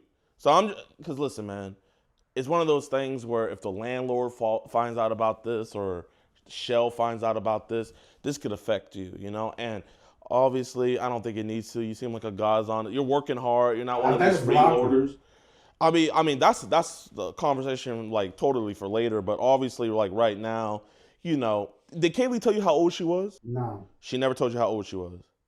Okay, so when you first hit her up on Instagram, she told you that she was and on text message, you told her that you and then she asked you, she said, you don't care that I'm and you said, yes, I care. So do you remember her telling you that she was No. So you don't remember her telling you that she was 13? What's confusing about it is the person on Instagram is not the same person that's texting me now. So it's two different people you're saying? I think so. You think so? Because I can show you the number. It's a Arizona number. Yeah. It's cool if I come back here? Even though. Oh, that's. No, I'm not sending that. Yeah. You mind if I see? Go. Ooh, what about that? So why did we send that to? She wanted to see something. Oh, so she wanted to see that. I sent that. Okay. Not but a picture, but Okay. the rest of them it says. But she asked me where I worked and stuff. Yeah. So yeah, I mean that's her phone number. I mean, is it cool with you if I just wanted to show you something real quick? So, kind of this stuff right here that she ended up being sent. Cause like yeah, she sent photos of herself and everything. I just want to make sure she's not deleting stuff. So yeah, she sent you photos of herself. Whoop-de-doo, nothing crazy. So this kind of right here. I promise you, I did not send that stuff. Okay, you didn't send her this stuff? No. So how did this stuff get sent to her? I don't know. You don't know? Okay. I had no clue. Okay. Even though it's on my phone, I didn't send it. Okay. Yeah, that's fair. And well, what's weird is I got off work and started texting me and stuff. How tall are you, if you don't mind me asking? 6'4.5". Damn. You a tall boy. Yeah, she was like, hey, this is, so I guess she is years old and she'll be 16. So who's this year-old that you said that you had been talking to, that you met for coffee one day and had with? I ain't never had no with no year-old. I don't know where that came up from. Okay, did you just kind of lie to her about that? No, I did not. You did not? Okay. Listen, I mean... She been texting me on Telegram because she told me a while ago she didn't have Telegram. Oh, man. Okay, so that's a little girl right there. About how old do you think that child is? 18. You think she's 18? Absolutely. I pulled that from a website. Oh, what website you pulled that from? Videos or something. Okay. Have any, like, obviously I know you're not in any of the videos, but has anybody ever sent you any videos of people that were clearly underage to where it was like, I gotta block you because you're trying to get me in trouble? Do the right thing. Yeah, and I have blocked them. Really? What apps are those people sending you that stuff on? WhatsApp. WhatsApp? Is that really? I've heard a lot about that being the worst. Would you say that's the worst one in your opinion? Oh, good Lord, scammers crazy. So like, I talked to my fiance on there, but that's the only way that I can talk to her on there. But she don't have Facebook anymore. Oh, she doesn't have Facebook anymore? No, she got rid of it. Okay. Well, where'd you meet your fiance? Well, I'm an actual missionary to the Philippines. Oh, you're a missionary. So have you been to the Philippines? Twice. Okay. So even though my passport is out, I got to get another one. When was the last time we were in the Philippines? 2007. Oh, so a long time ago. Okay. So it's one of those things where, so yeah, like right here, that's... Someone sent me that. I ain't deleted it yet, but I need to. Yeah, how old would you say this little kid is? Man, I don't know. Yeah, that's... People send that stuff to me all the time. That stuff's crazy, man. Well, here, I'll look at it like this, you know, and if you be honest with me, I'll appreciate that. In the Philippines, I know they don't care about age over there. So did we accidentally have a minor in the Philippines? And trust me, I don't ask questions that I don't already know the answer to. Yeah. You did? How old was that kid in the Philippines? Probably. And how old were you? Oh, that ain't me in the video. No, I'm just talking about when you were over there, when you had a kid, how old were you? No, I didn't have no kid there. You didn't? No. So why'd you tell that? I don't know why. I mean, she just wants answers about things and stuff, and I just tell her whatever she wants to hear. But oh, so you kind of just thought she might have wanted to hear that? I mean, I don't know. Well, here, I mean, this is totally up to you, but I'm guessing you want to be on the right side of things, right? Right. Obviously, you don't want to be associated with that stuff anymore. This is totally up to you, but I mean, with your consent, your phone will be exactly the same. It would just get rid of those child stuff on your phone, so that way you're not in trouble. Would you want me to help you get rid of that? I can delete it now. But if you delete it, it's still going to be on your phone with the cloud and everything. It got to be professionally done. Would you want to get it professionally done? How do you do that? Well, we have a device outside. All you got to do is just put it on top. It's up to you. Oh, okay. So here, just do this for me. Just slide down on your phone. If you want to go and get that process started? You want to get that process started now? You can come with us if you want. Get a jacket. Yeah. I mean, if I were you, I would just chill in here, man. It's cold outside. Yeah, I mean, here, you and me, we could just talk in here. Just go on and get the process started. So you say you've been to the Philippines twice? Okay. And what were you over there preaching about? Oh, I go with a team. I got a friend in Tupelo, which he's since retired. Okay. Mission trip. Are you Christian, Muslim? I'm Christian. My man. So, obviously, kind of like, did we save those videos on purpose? Like, did we kind of just get kind of consumed by the devil, got the curiosity, got the best of us? Is that what happened? I guess. I mean, it's... Yes. Obviously, it's bygones be bygones now. We're going to get that stuff removed. But how many times would you say you get to those videos? I don't know. I mean, anybody tempted to do things. Okay. So would you say, like, on a scale from 1 to, I guess, what's the youngest age one of these monsters sent you? I don't know. That WhatsApp it's a tourist trap or something. I don't know, because I got Nigerians on there wanting money every day, and it's a mess. Have they ever sent you, like, videos of babies? Not that young. Not that young. What age range would you say? Like 5-year-olds? No, probably anywhere from to or something. Something, okay. So, Mr. James, man, I mean, I would really appreciate you just being honest with me. So with that girl in the Philippines, how many times did we have sex with her? Never had sex with someone that young. Okay. So then what was that video that you sent to? That was something that somebody had sent me from over there. Okay, but you lied about sending it. I mean, you lied about that being you in the video. Yeah, just, I don't know. Because I know that when she first started talking to me, I don't know. Is it cool if I sit next to you? I don't know if she talked to me last week, but I know I just started getting a text today. Yeah. So because you were talking about meeting up with her, like what was going to happen whenever we met up with her? She was going to come over here to the house, and I don't know her, so. I mean, were you guys going to like have anything, or just like, or what? I mean, I had mentioned that, but I don't know. I didn't know how old she was. I mean, she asked me about wanting to watch TV or something, and. Okay. So I'm just trying to make sure, man. I mean, it sounds like you wouldn't have forced anything on her. No. Okay, that's good. Absolutely not. So she said, like, "Hey, I want to have."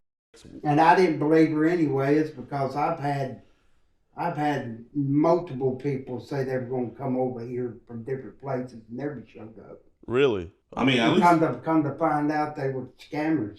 So those videos, did they make you pay for those videos, like of the little children, or did they just send it to you?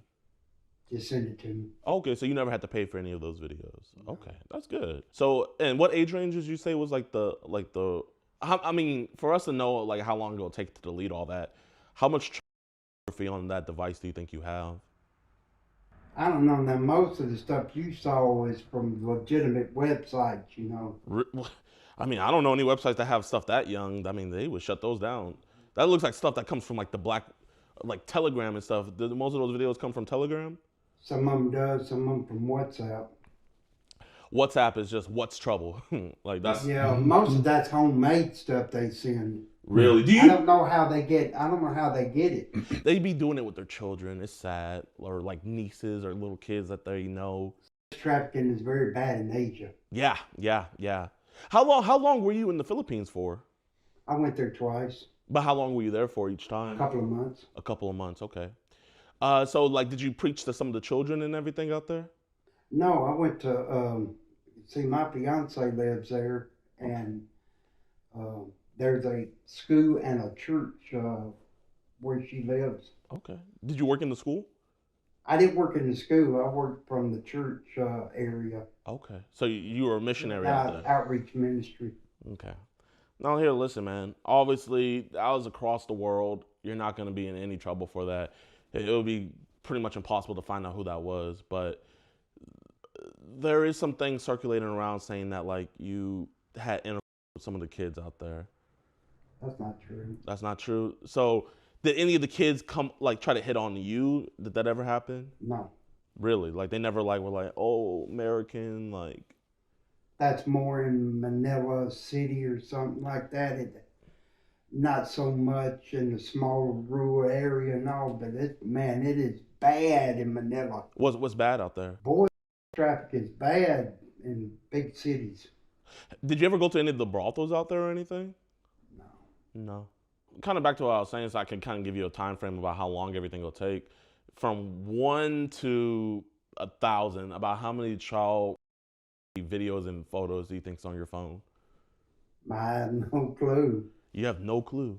If you had the ballpark range, just a random, throw a number out there, how many would you say? Well, like I said, most of those videos I have on there from X video, that stuff is of age. That website, they can't put nothing. But what about the video I showed you of that one child? That one wasn't on video. Well, no, the homemade stuff, I'm not sure how many's on there of that. If you just give me a random number, any number, like, I just kind of want to give you a time frame about how long it'll take. Because I know certain people on WhatsApp send that stuff to me, and I don't even, I might have watched a few of them, but there's so many on there, I don't know.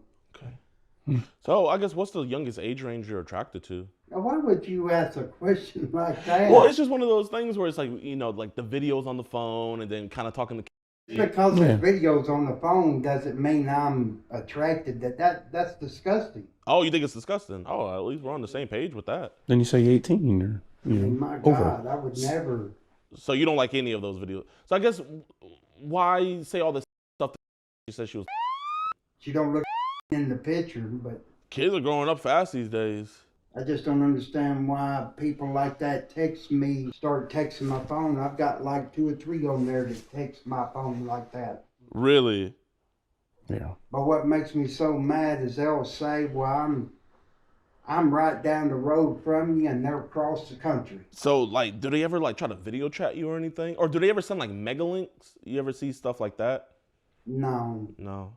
They will never video call. They don't ever video call? Never. You talked to a couple times on the phone, right? She at least called you. No, she ain't called me yet. I could have sworn. I saw some call logs where you guys talked on the phone. She tried to call me this evening, but I didn't answer it. Oh, you hung up? Hung up. Okay. That's fair. I guess, how come you didn't want to talk? Because when the number showed up, it was from an Arizona number, and then she tried to explain, yes, I come from Arizona and moved here. Oh, okay. So it's kind of like, hey, like, I don't know where you're from. You only answer Mississippi numbers, I'm guessing. Well, I don't know the person, so I didn't answer it. So, do you have any family around the area or anything? No, my family members have passed away. Dang, so you're by yourself? By myself. How long you been by yourself for? A year. So they just recently passed away? Yeah, my mother passed away a year ago. A year ago. My apologies. How old did she make it to? 76. Praise God. How old are you? 52. 52, so 76 minus 52. So she had you when she was 24? 23. 23? Are you the oldest sibling? You got any siblings or anything? Or only child? No, I'm the only child. Now she was married twice. Once to my biological dad and then to my stepdad. What's your relationship like with your biological dad? He's dead too. So, like I said, man, I'm a parolee and stuff. Have you ever been to jail or anything? Several times, but it was for my ex-wife. Really? What she got you locked up for? Something I didn't do. What'd she say you do? Domestic, and it was all lies. Oh, she said you were beating up on her? Yeah, I never done that. This is the best way I know how to explain this.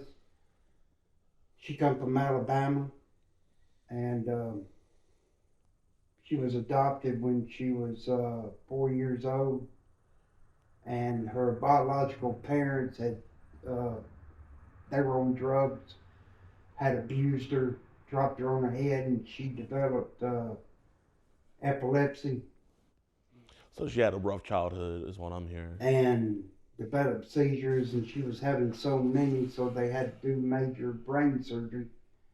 And when they removed her whole right temporal lobe and partial left temporal lobe, it created a huge problem. Schizoaffective, bipolar, and stuff. Did you guys have any kids together? No. No. Okay.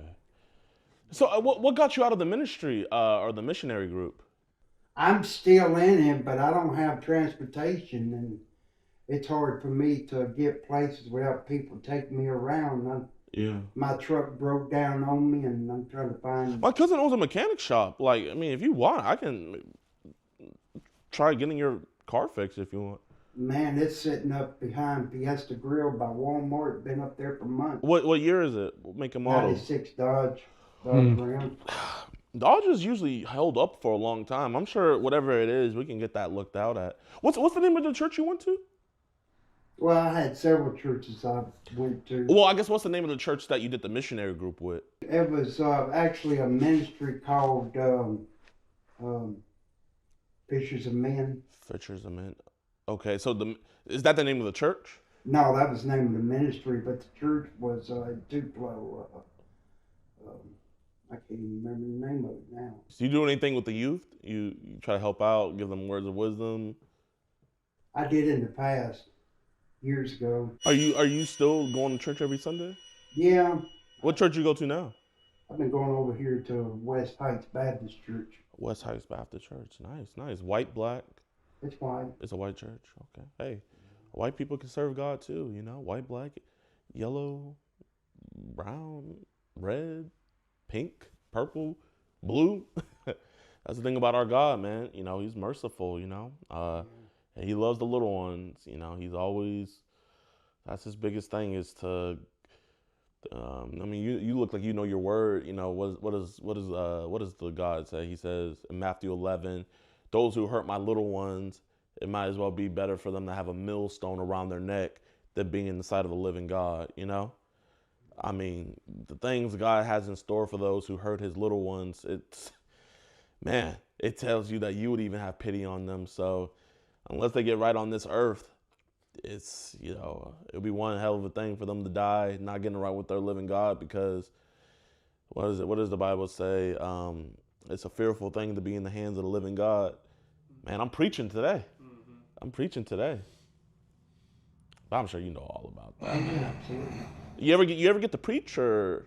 I do some, but we're not having no way to get around. It's hard. No one from the church offers to give you rides? Not well. If I get to church, they'll take me, you know, wherever I want to go after church. But at least I'm not far from it. It's about a mile from there. When was the last time you've been to church? It's been a couple of weeks. I haven't been there in a while. I guess it's been about 2 weeks. Damn, it's been 2 weeks. I mean, you can't miss out on God that much. You ever thought about moving overseas, like living in the Philippines? Too expensive. 2 weeks.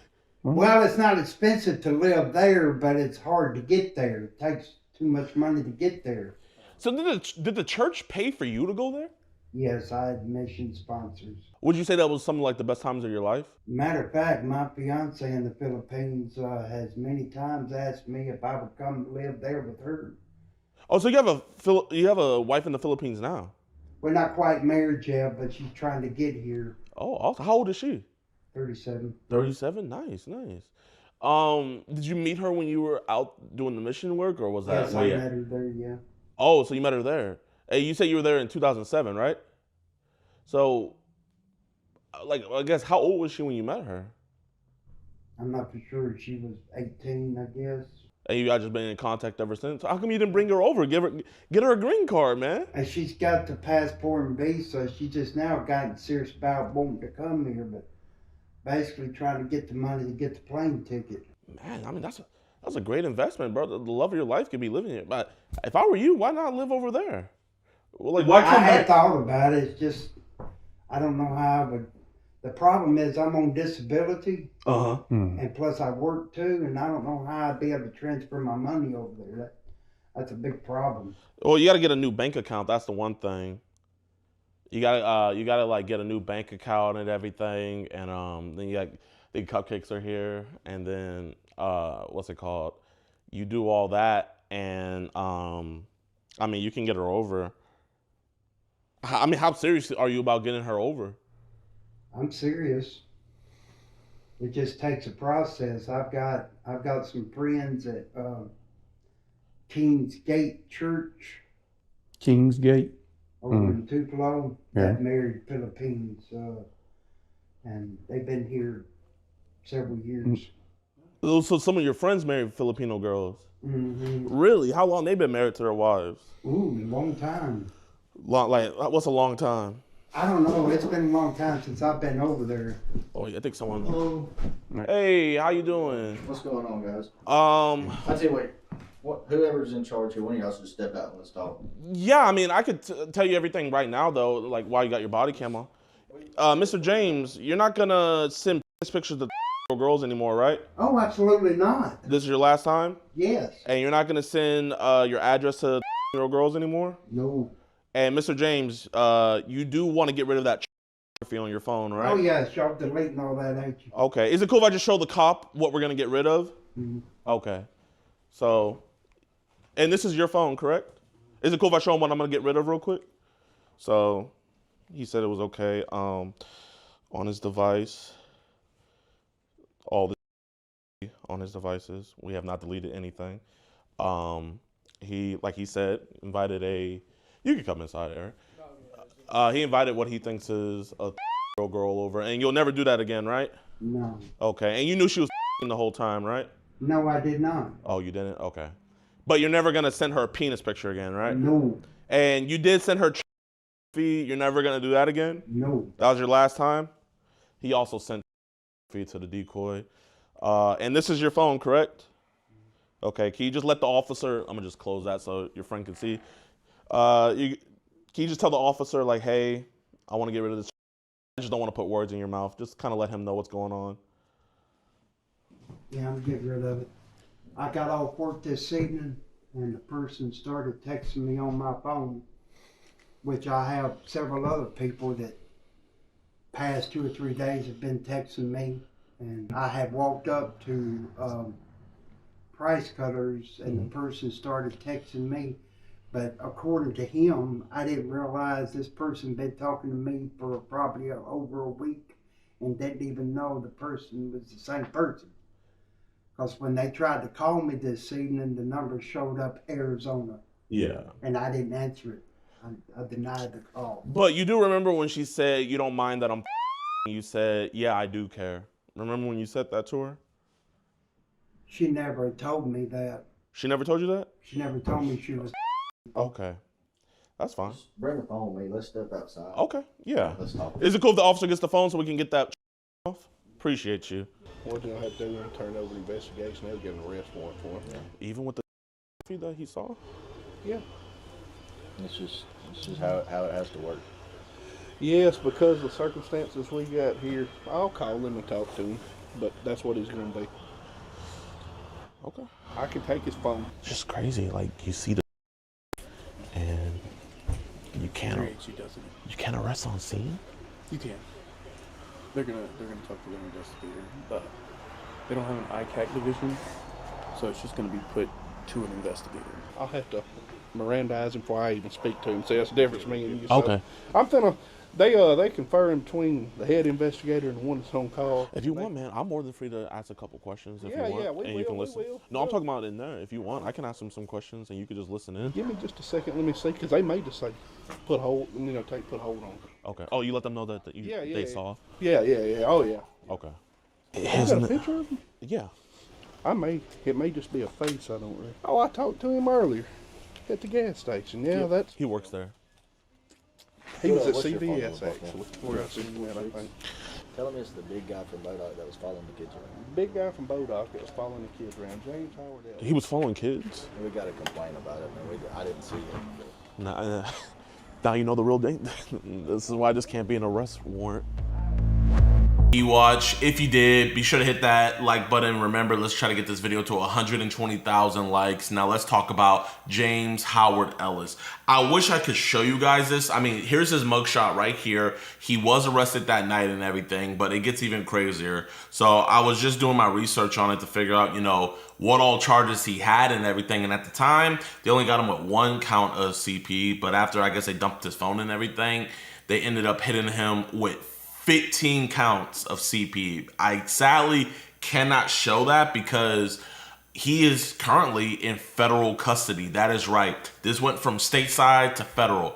So I'm assuming with the trips that he took out to the Philippines and everything, that they're taking this even more seriously. So there could even be more charges. So if I can find that stuff, it's just harder to find things about federal cases than it is to find it about state cases. But if I can find more for you guys, I'll let you guys know. But that dude will not be seeing the light of day for a very, very, very long time, man. So a huge shout out to the decoy who worked this, and huge shout out to you guys, man, for continuing to show support on these videos. We do greatly, greatly appreciate it. Hope you guys enjoyed. Remember, get this video to 120,000 likes, and we'll be giving out this PS5. Without any further ado, peace. Oh yeah, but in the box, actually a surprise in here. Let's see. He knows. Sometimes they put a toy in here or something, but oh wait a minute. Wait a minute. What the hell is this one? Did you put this in here? What's in there? It's a picture. Wait, is this you? Yeah. How is a picture of you in a fruity cereal? It's a fruity pebble box. Oh wait. Was this the picture that you sent to the online that you're talking to? Yeah. It was this one? Okay. Oh, that's why it's in here. Okay, got it. Let's get into it, man. My man, Skeeter John. Gonna do anything. The big homie Skeeter John, he posted a video that we've been looking forward to. I said before that his Corvette video was the greatest prey catch ever. And this man went out and one-upped himself. And now he's giving a EDP a Lamborghini. EDP thinks he won a Lamborghini, gets busted instead with phase rug. So they phase rugging it now, man. But you know, this one's real. This here is a 2020 Lamborghini Huracan Evo, and today we're giving it away to one lucky winner. But there's a twist. This particular winner has been chatting online with our adult decoy for some time now, and in the next couple hours he's planning to try to meet up with her to do some rather naughty acts. He's been really naughty. This here is Ricky. He's 30 years old and he's been quite the naughty boy. And when I take him on throttle, I'm gonna bring Ricky right to the police station. Now I know what you're thinking. Hey Skeet, when did you get so rich? I mean, how does predator catching afford you a Lambo? Bro, I don't know if Ski want me putting his business out there like that, man. But bro, this dude Ski balling, chat. That boy Ski balling, man. Like literally, like all he gotta pay for is just like his. He don't even have an editor. He edits his own video. Skeet's balling. Skeet's balling, man. Oh, slow down there, Squirt. It's not my Lambo. It's Phase Rug's. He was nice enough to let us use it to give away to a predator. Yes. Thank you for coming, bro. I'm a huge fan, funny. and I appreciate everything you do in keeping the streets clean. Hey, likewise, man. Hey. And thanks for letting us use your Lambo here to give away to Ricky. How do you feel That's a about this going W, away? man. What YouTuber do you guys know would let another YouTuber with 25 million subs less than him, really doesn't give him any monetary beneficial needs or anything like that, would just let him borrow his Lamborghini like that? Who, bro? Only that's what phase rugging it means, y'all. That's street cred in my books, man, bro. Ruggs is such a good dude, chat. Ruggs is such a good dude. Way to a predator. I'm not happy at all. Now, I know you just got it detailed. We'll cover the next detailing after he sits in it. I appreciate that. I want to detail it just to look good for the video, not for Ricky. Not for Ricky. Yeah. Okay. I think he's gonna absolutely crap himself when he sees this Lambo. Bro, do you think he's gonna believe that he actually won a Lamborghini? I think he is. He's pretty stupid, honestly. Yeah. Probably wondering about this. Who's on the camera duty, man? Keep it focused, bro. Box of Fruity Pebbles here.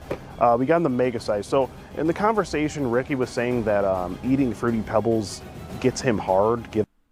Oh, they make me, wow. That's why I try not to eat it when I'm around family.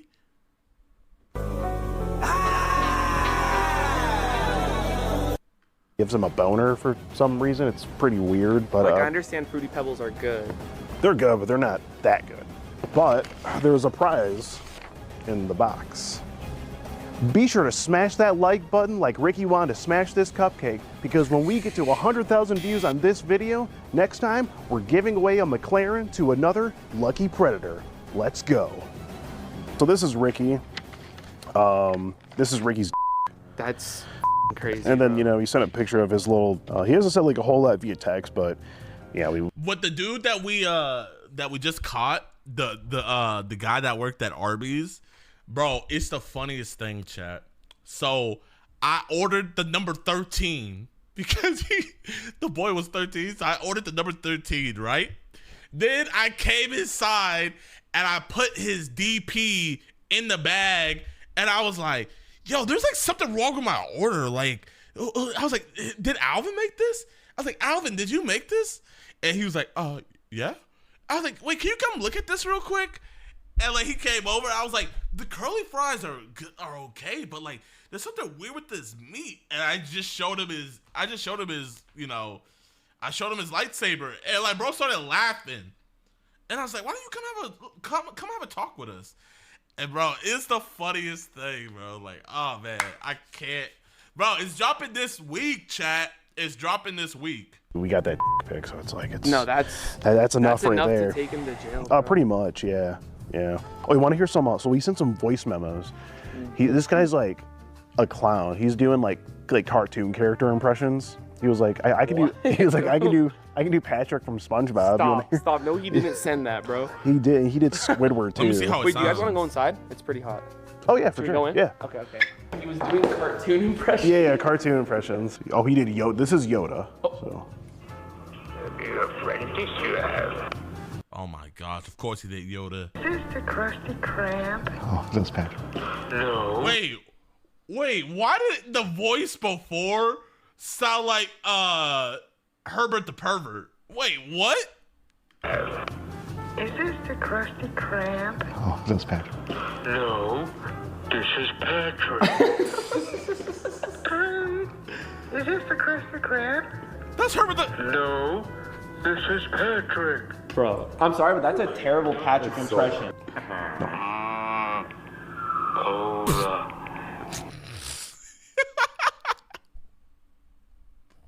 There's just sirens playing in the background.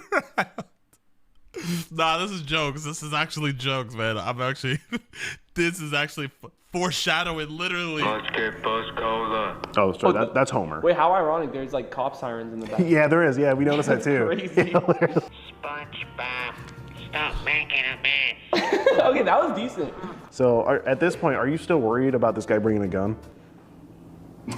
I mean, no, but then at the same time, you just never know. Yeah, you never know. But like Sure, you said, like never you know. could sometimes feel them out. Like, Yeah, you see how they are. But I yeah. mean, like the cartoon impressions is helping. It's helping it a little bit. Yeah, it's like technically he's a criminal, but.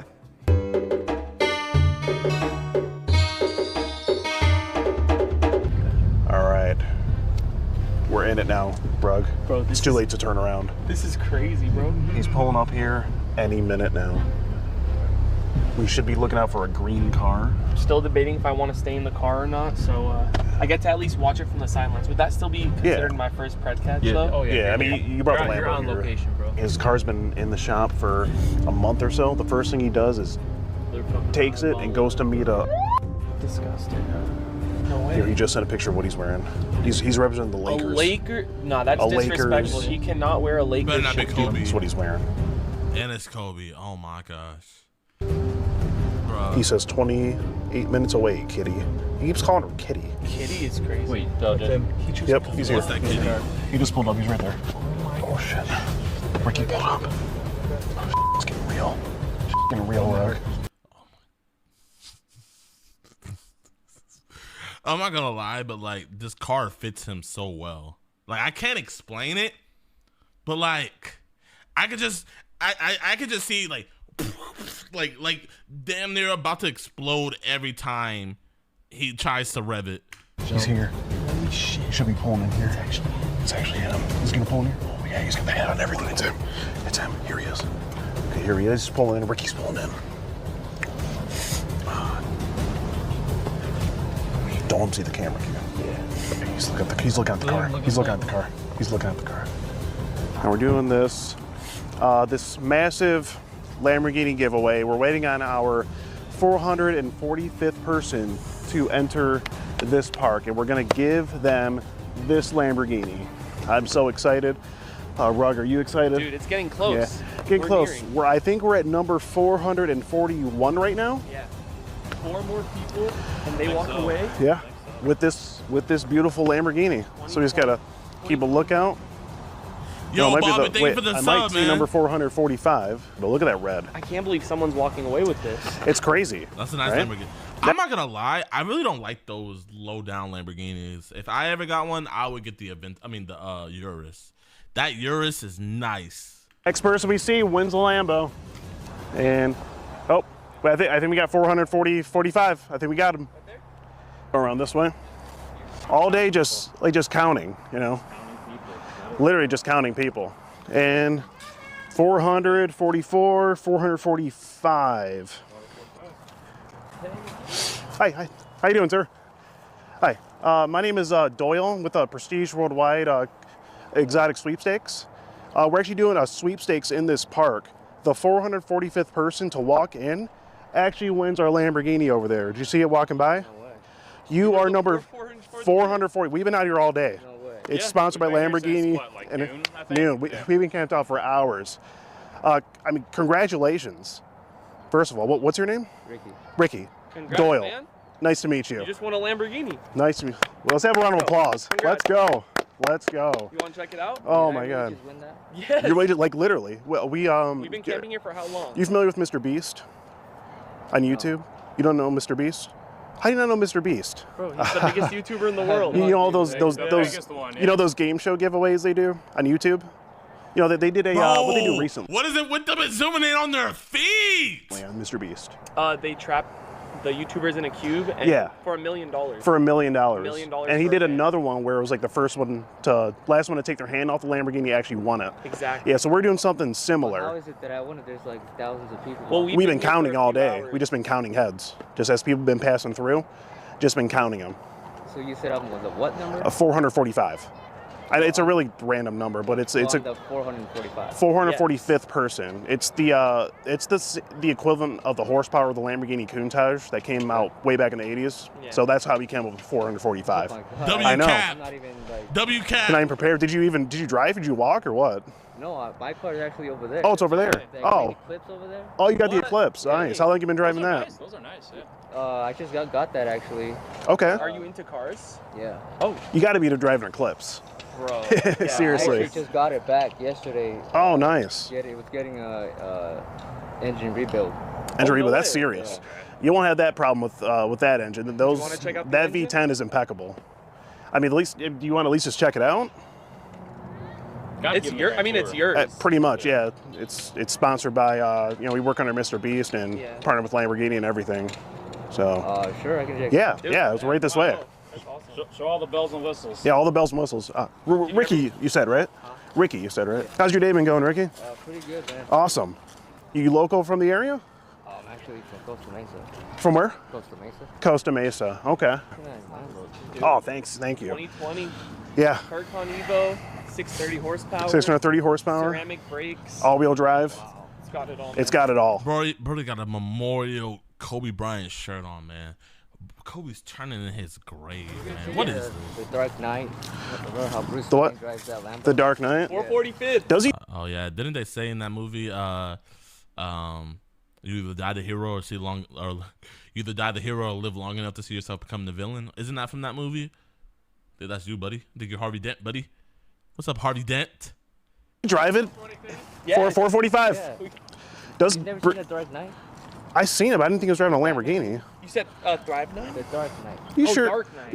You sure Batman was driving a Lambo? Yeah, I mean here it is. I mean, that front face just looks mean. Yeah. Just mean. Wow, this is Yeah. incredible, bro. What was your name, brother? Ricky. Ricky? Congrats, brother. Thanks, man. Yeah, we do this all over the nation. Prestige worldwide. Yep. Yeah, check it so out. yeah. Got the V10 engine, Yeah, naturally aspirated, 630 horsepower. and it sends all that power through a 7-speed dual clutch transmission. Yeah. I mean, those shifts happen lightning fast when you're on the paddle It's gonna shifter. be expensive to like repair. To repair? Oh, these things are impeccable, and it's gonna actually be rare. you actually get The a oil year. changes are like what, $3,000 for an oil change? Well, I wouldn't worry too much about that. You do get a year warranty with Lamborghini, with the dealership. It's certified. It's actually a certified pre-owned vehicle. So all your service, all your maintenance, all that is covered for 1 year. So after that, you can figure out what you want to do. You can even sell it if you want, if you don't want to take it. If you want, yeah. Once we get title done and all that. Yeah, it's I mean, I think I'll keep it for a few I months. think I'll keep it a few for months. Whatever you want to do, honestly. Bro want to go ride his cupcake around in it. Kitty, you won't believe what just happened. We're just trying to get the name out there, get people driving these cars. The more these Lambos are out on the road, the more people see it and they get familiar with the brand. You know, it's just a way for us to get these cars in obscure areas. Like, you know, you usually see these in like the real upper echelon areas, San Diego and whatnot. Once we start getting these out in like, you know, the suburbs, things of that nature, people are really going to start seeing it and respecting the brand. Because right now, Ferrari's taking a shit on us. Yeah. You know, we gotta do something. We're trying to, You know, sort of give you like a rundown of the car, like how everything works. We usually do like a passenger ride along with us, just like 10-minute drive, just to like kind of show you, let you get a feel for the power of the car and show you like kind of what you're working with, basically. I also have a 06 Mercedes, same, not color like red like this. Oh, you do? Oh, so you're gonna have 3 cars. Yeah, so yeah, I got 3 cars. you are But that a one, car guy. Be talking to the Right town. on. We found the right person for this. You got a stable for all those stallions? yeah, but Yeah. that car, it's got a problem. It's Okay. They all have problems. Yeah. Something like this has never happened to me either. So congrats again. No, we've only started seeing it since we started working at the company. Yeah. Yeah, you get your drive modes here, your selectors there, your paddle shifters really there. showing it These are around. actually your turn signals. They made everything really driver focused, so there's no things on the side behind the steering wheel. Well, besides the paddle shifters, obviously, but just everything's really driver focused, and you get this nice Alcantara wheel. Well, what do you think, Ricky? You wanna? So shy. I know, right? Like, just take a breather, right? Yeah. All right. Well, what do you think? You want to take her for a spin? I can show you how it works. You want to top in the passenger, take her around the block or something? That's usually what we do. Okay. Let's do it. Oh, I'll get in the driver just so I can show you everything. Yeah. Yeah, let's do it. Bro was about Just to stay rolling drive. there. And, yep. Bro we're was good. about to drive. Okay. I know you're probably ecstatic right now. Oh, Bro was about to drive. and happy too, because this is an unexpected surprise. I know I imagine you've been wanting a new car, maybe. Yeah, and I mean, that Mercedes was the last car. I told myself in the finance. Yeah. Yeah, because I mean, they want everything electrical now. Oh, they sure do. They sure do. Yeah. Yeah. Same thing with the Corvettes. They're going hybrid now. Bro, chat, imagine if he like broke down just like crying. Like, you know, just like, this is really for me. All right, chat, you know what we gotta do, man? We gotta get in the back seat. We gotta take a ride with him. Let's go for a ride, chat. All right, Skeet, wait for me, man. Let me get situated. I'm back here, bro. You know, there's not much room back here, Skeet. Pretty crazy. This is probably the only complaint you're gonna have is this little screen right here. I've never been in a Lamborghini before. It's gonna take our parking brake So off how there. is it that like that kid didn't win? Like, I mean, there's number 445.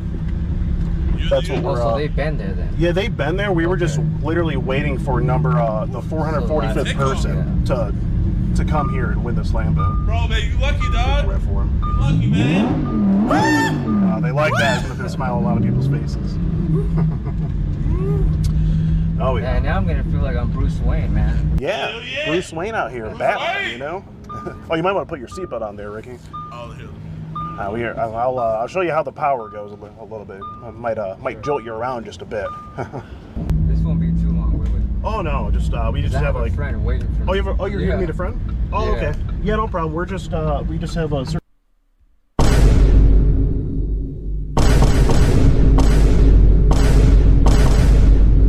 Should we go to about 10 minutes and then we just come right back? Just trying to show you. Wait, slow down. Slow down, bro. A lot of power. I told you to put your seatbelt on. Yeah, I did have it. Oh.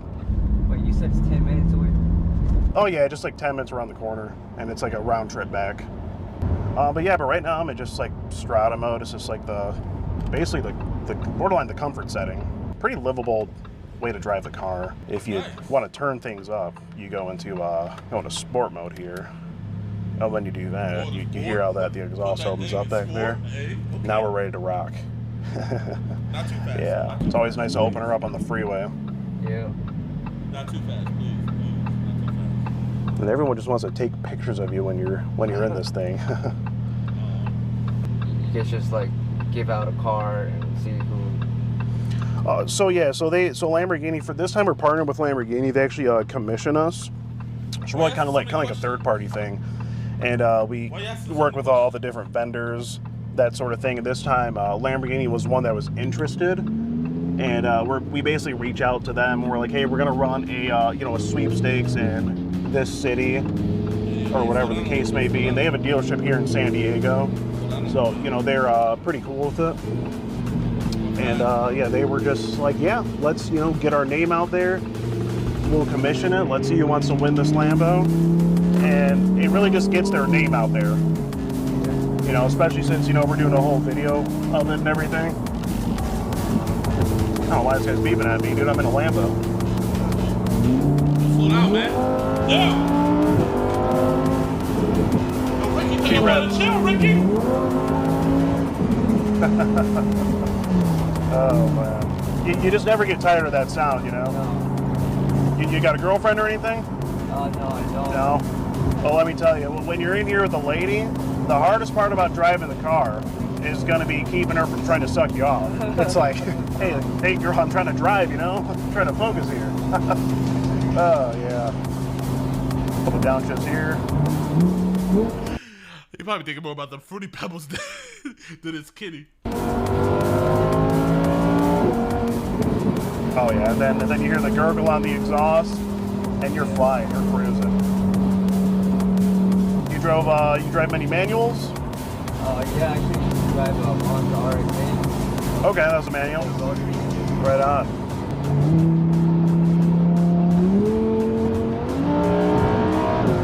Slow down, man. Woo.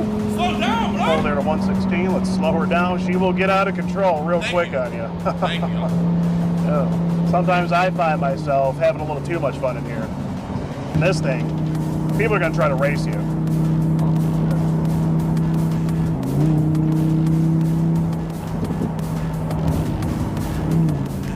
Oh, that guy in the Corvette's driving like a maniac. Is that the year Corvette you were talking about? Yeah, but not with the hard top. Oh, gotcha, yeah. I don't like that. Yeah, no one likes a soft top. Like, I'm a real man, And it takes the turns really well. It actually has all-wheel steering as well. Bro, this is just the funniest thing in the world to me. This man is legitimately driving predators to the police station. So it keeps you nice and planted when you're in a turn. Good brakes, nothing to worry about. What kind of music you into? Classical. Classical rock. stuff, yeah. What are they talking? You sure you don't like, I feel like you like Baby Shark. What kind of music he's into? Oh, he's into classical, okay. Classical. Classy guy. Didn't expect that one. Stuff's always good. This song's been... He's playing Not Like Us now. He's playing Not Like Us with that bitch. Do you want to Bro, stay in he's blaring that Do you want to shit stay in the right car? now. I think so. All right, I'll leave it running. I think I did my part. No, you. Ruggs! Ruggs, bro. Ruggs got scared. Ruggs got scared. Ruggs got scared. Why you getting scared, Ruggs? You did great. Oh no. What? He's like cranked it almost to max because he's the drink liner now. Oh shit.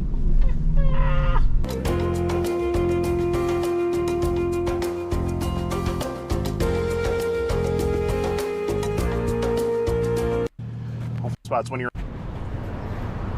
ammo. It's like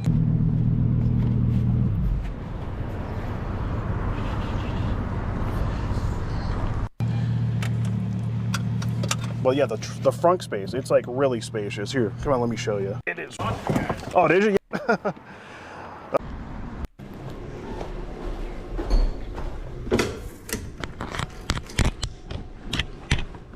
Yes, I have an individual who came here free of will to meet for sexual activity. So I was wondering if I could get an officer out here so we could edit Came the here document. free of will. Yes, he showed up to the I park. wouldn't say all but that, he was under but- the assumption that he was meeting. We have all the text messages, pictures. Came here free of will. You guys are making. Oh yeah, and something that comes with all of our sweepstakes, a freaking box. We all love Fruity Pebbles here. How do you feel about Fruity Pebbles? Yeah, we got you. There you go, a box of Fruity Pebbles, complimentary with it, and you get a little bag down there too. So there's your Fruity Pebbles for the road. You like those? Oh yeah. Hell yeah. Who doesn't love a box of Fruity Pebbles? You know? Oh man. Oh yeah, but in the box, actually a surprise in here. Let's see. He knows. Sometimes they put a toy in here or something, but oh wait a minute. Wait a minute. What the hell is this one? Did you put this in here? What's in there? It's a picture. Wait, is this you? Yeah. How is a picture of you in a Fruity cereal? It's a Fruity Pebbles box. Oh wait. Was this the picture that you sent to the online that you're talking to? Yeah. It was this one? Okay. Oh, that's why it's in here. Okay, got it. Okay. Let's see. I did something else I was wondering. Would this also be the picture of your penis that you sent to her?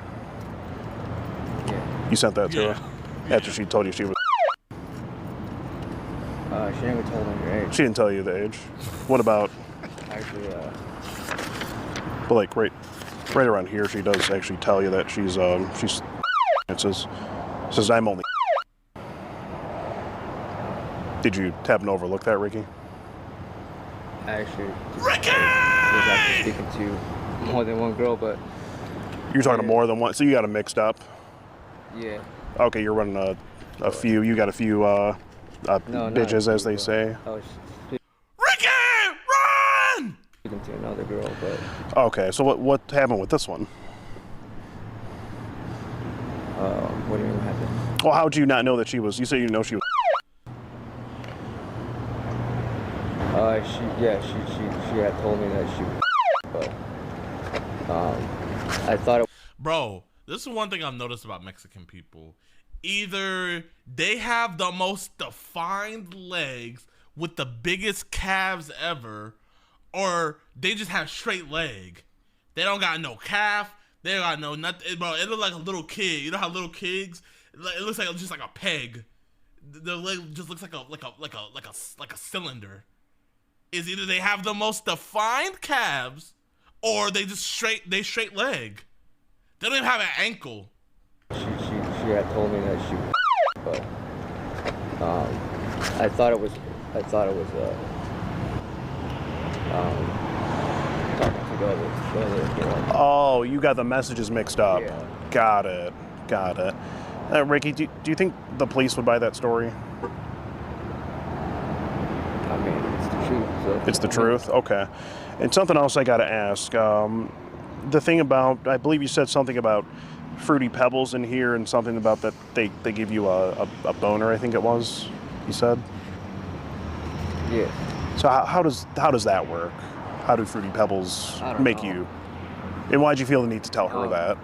I mean, like I said, I didn't know if she was. You didn't know. So even after she told, even after she told you a few times, you even. But what about here, Ricky? When you say, oh, that's the other predator. You say you don't look. So did you send that to the wrong girl, or how was that a mix-up? Do you remember saying that? Shut him up. Shut him up. Shut him up. So many messages. There's so many messages. So many. Yeah, you can only comprehend so much at a time, or. Bro, chat. We caught an EDP on Saturday. This man, when I came out to do the confrontation, he was there for a 13-year-old. This man, he recognized me. He was like, "Oh, JiDion." I was like, "What's up, bro?" I was like, "How you doing, man?" I was like, what are you doing here?" He's like, "Actually, I'm here for you." And I was like, "Really? What do you mean by that?" This man sat there and told me, he was like, "Yo, like, my friends were telling me that this is like a way to reach out to you and find you. So like, that's why I did all this." I was like, "Oh, so that's why you sent the picture of your eggplant to a 13-year-old? He was like, "There was no other way I could beat you." Bro, stop spoiling the catch. I'm sorry, bro. The excuses that these dudes come up with. Like, I told my girl about that, and my girl was like, "That's actually a pretty smart excuse." I was like, "What?" I was like, "Babe, that has to be the dumbest excuse I've ever heard in my life." This man, and then he's gonna sit there and he's like, I don't want to be on video though. And I had a PS5 for him. I was like, "Yo, man, since you're my biggest fan," I was like, "Here, I got a PS." He's like, "No, I don't want that." He was like, I don't want to be on camera. I have lawyers." And I was like, oh, you threatened me. He's like, "Oh, no. But, you know, it's all good, man. You know, charges are being pressed at this very current moment, and he will be arrested very, very, very, very, very soon. So shout out to CJ Worthy. Shout out to the big homie CJ Worthy. Actually, I got a picture of him. I'm not gonna lie, he looks like Pharrell. I thought we caught a celebrity for a second. Bro looks like Pharrell. Shout out to CJ.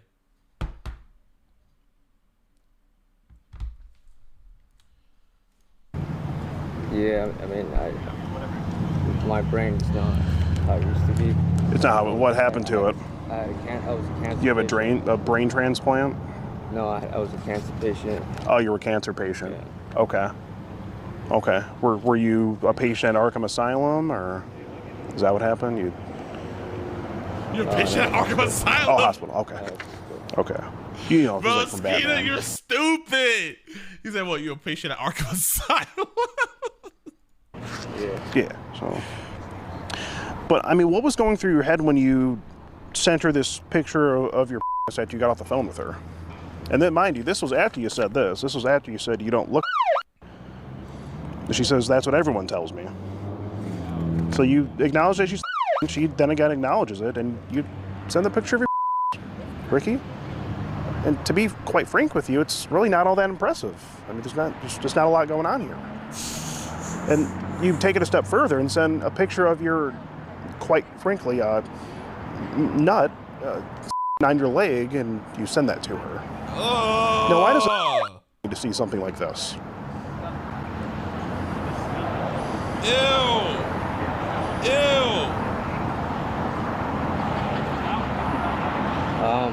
Like I said, I thought I was talking to the other girl. But Ricky, you said you don't look. You couldn't have thought you were talking to anyone else. And that's who you were here today in the park to meet, right? This girl? Yeah. And how old did you think she was when you were meeting her today? How old, what, I'm sorry? How old did you think she was today when you were meeting her? Call her Miss Victoria's Secret? I'm listening, Ricky. Whatever you have to say for yourself here. Yeah, her age. So you knew she was today before you went to meet her? Yeah. Okay. And why, Ricky, why are we meeting? I mean,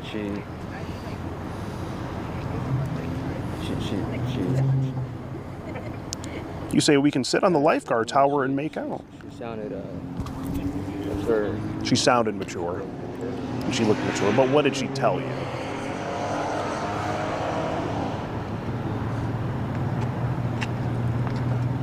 What do you mean? What did she tell you for her age? How old did she say she was? This dude's slow.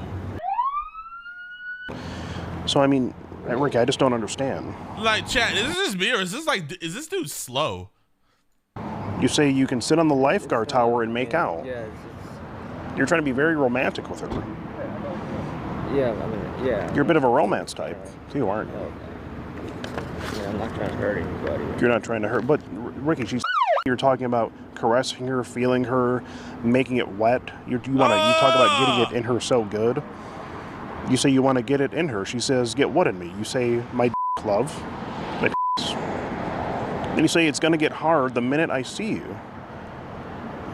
So what was your plan today when you met her? To me, just talk. Talk. Well, I think you said you were going to go back to her answer. Why do they always want to just talk? Talk. I'm just here to talk. I just want to talk. We were just gonna talk. House where no one was home. Yeah, but I honestly wasn't gonna. I was gonna tell her. After saying make it so wet and get it in you so good, you expect me to believe you were just going to talk to her and that's it. Yeah, because it would have felt different. It would have felt different. Yeah. So you wouldn't have been comfortable going through with it with the. Okay. I was gonna be honest with you. Okay. And you just got your car back today after having it gone for what, a month or so? Yeah.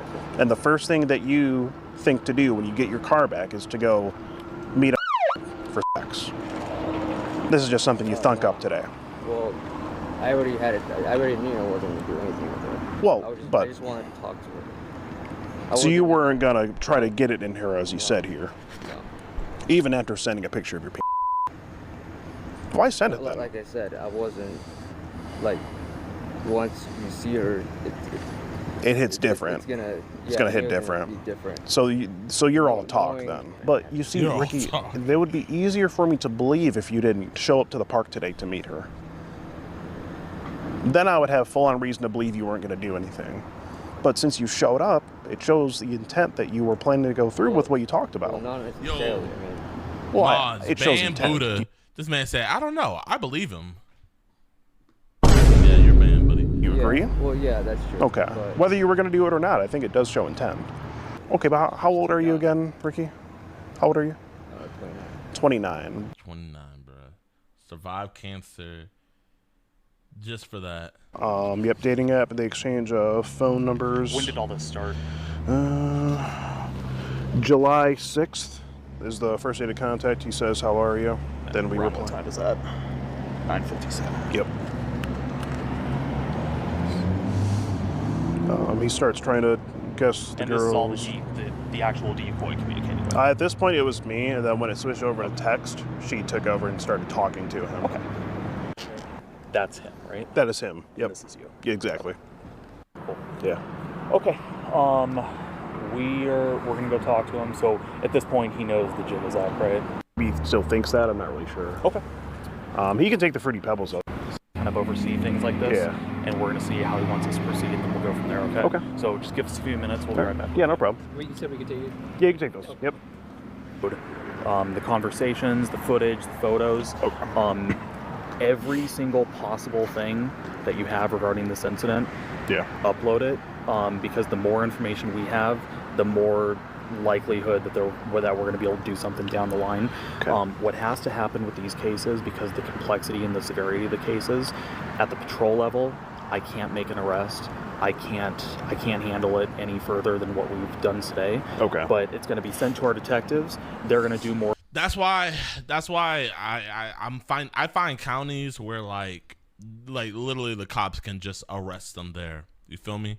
Like the other day we got a dude, the DA finally pressed charges, but bro, like the cop, he can't or just arrest someone. Like he has to call the DA before they can arrest them. And like the cop was actually a fan of the channel, and he was on the phone with the DA fighting them for an hour, bro. Shout out to Officer Garcia, man. Such a cool dude, man. One of the boys. And eventually the DA, they took the charges on him, but like he was telling me, he was like, yo man, if you're gonna do more here, like I don't think the DA's gonna take them. So he told us to go somewhere else because he was like there's no way I'll be able to convince the DA to take the case again. So we had to go somewhere else to get the case taken, and it sucks. But you know, we found the better county to do it in, and yeah, man. So we're working actually with 2 counties. So hey, chat, man, you know, just let you guys know, bro. You need to really look at your guys' DAs. Look at the DAs that your county is appointing and hiring. Make sure you guys look at the policies of your sheriffs and everything. You see, we're all just thinking about, you know, Kamala and Donald Trump, bro. But the DAs and the sheriffs, that's what actually affects us. That's actually our community. What is DEAs? DEAs is like something totally different, my G. You see, Legend, bro, you over here talking about like, you know, you're cleaning up water and stuff, and you're asking what DEAs is, man. Go watch Breaking Bad if you don't know what the DEA is. Go watch Breaking Bad. Go figure out about Hank Schrader. Go find out about Hank Schrader. Now, Stanford, you did send a picture of your Jayoma. That wasn't mine. It wasn't yours? Trust me. Whose was it? I just had surgery. Well, me and my friends have a group text where we send each other pics all the time, just for fun. What? So it's like how did you act? I'm not even a big fan of in general. Okay, how did you act? I'm not a big fan of sex, but I'm gonna send pictures of my gobble. I'm gonna be in group chats. We're receiving these pics. Just blur his chin the whole video, okay? Yo, what's good, YouTube, man? Welcome back to another video, and today we are reacting to my boy Skeeter Gene. I exposed a pred at his aunt's 90th birthday. That is a crazy title. That is a crazy thing to do. But the reason why this video is that much sweeter to me is, if you can, editor, pull up the clip of the thumbnail. But this pred right here was actually my guy. I had this dude. We were gonna go catch him back in December, but he was at a Jewish hospital.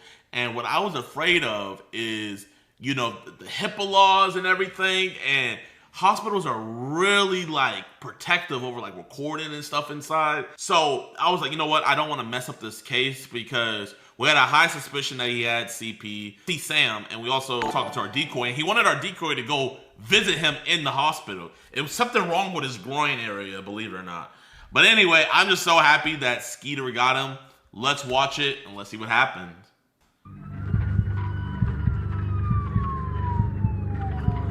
At the aunt's 90th birthday, though? You could have just waited later, Skeet. Dang. At the birthday party? Hey, how we doing? I heard there was a big 90th birthday party going on here. Hey, how we... Bro, Skeet's a fool, bro. Bro, I hate you. He pulled up one of his own balloons. I hate Skeet. I hate Skeet. I hate him, bro. I hate him, bro. I hate him. I hate him. I hate him. How you doing? I heard there was a big 90th birthday party going on here. There's just one thing here, Stanford. You might need to sign here. Now, Stanford, you did send a picture of your Jayoma. That wasn't mine. It was a friend's. It's a friend's. Bro, chat, man. I don't even want to put my cursor over it, but bro got the Peter Griffin. You know what I mean? You know that movie 47, when Hugh Jackman took off his scarf and just a big old ball sack's hanging down from his throat? That's what this bro got going on. So you're not even circumcised? No. You think him sending you a naked picture would... He's lying! So you're not even circumcised? No. He's Jewish! He's Jewish! I know because he was bragging about it in the chat logs. How are you gonna say you're not circumcised, bro? You got circumcised on the 8th day. Don't lie to Skeet.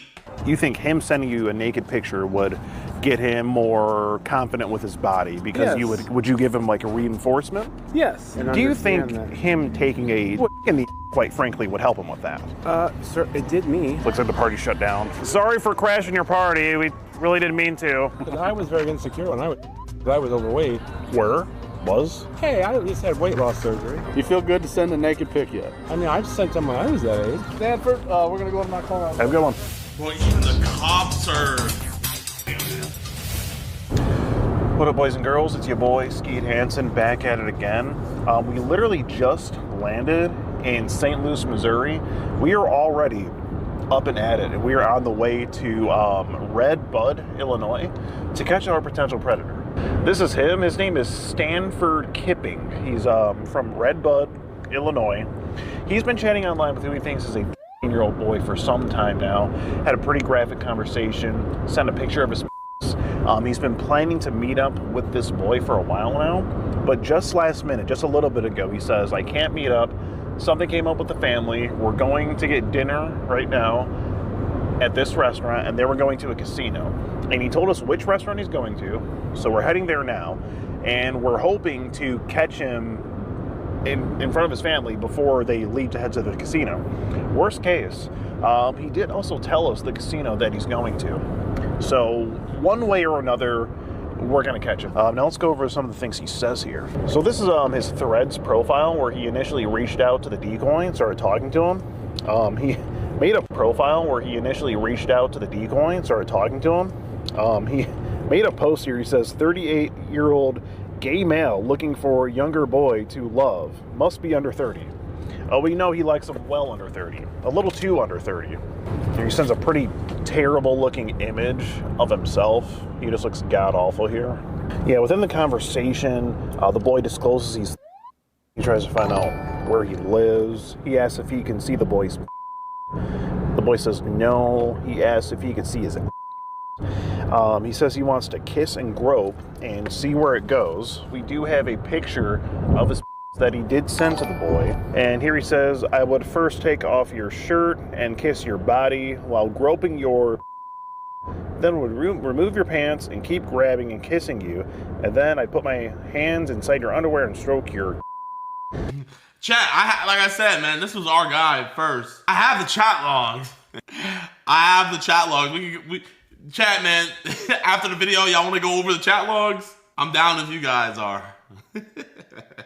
Oh yeah, this dude was nasty, bro. He freaking invited the decoy to come visit him in the hospital. Whatever he was having trouble with, it was in his nether regions. So he told the decoy, you know, I'd rather do things to you than you do things to me right now because I just got out of surgery. Disgusting. And it kind of just goes on from there. So, you know, we have the talk, we have the intent to meet up, and we have the picture. So hopefully that's enough to, you know, land some charges on this guy. But we got about 33 minutes until we arrive at the restaurant, and hopefully we can catch him there.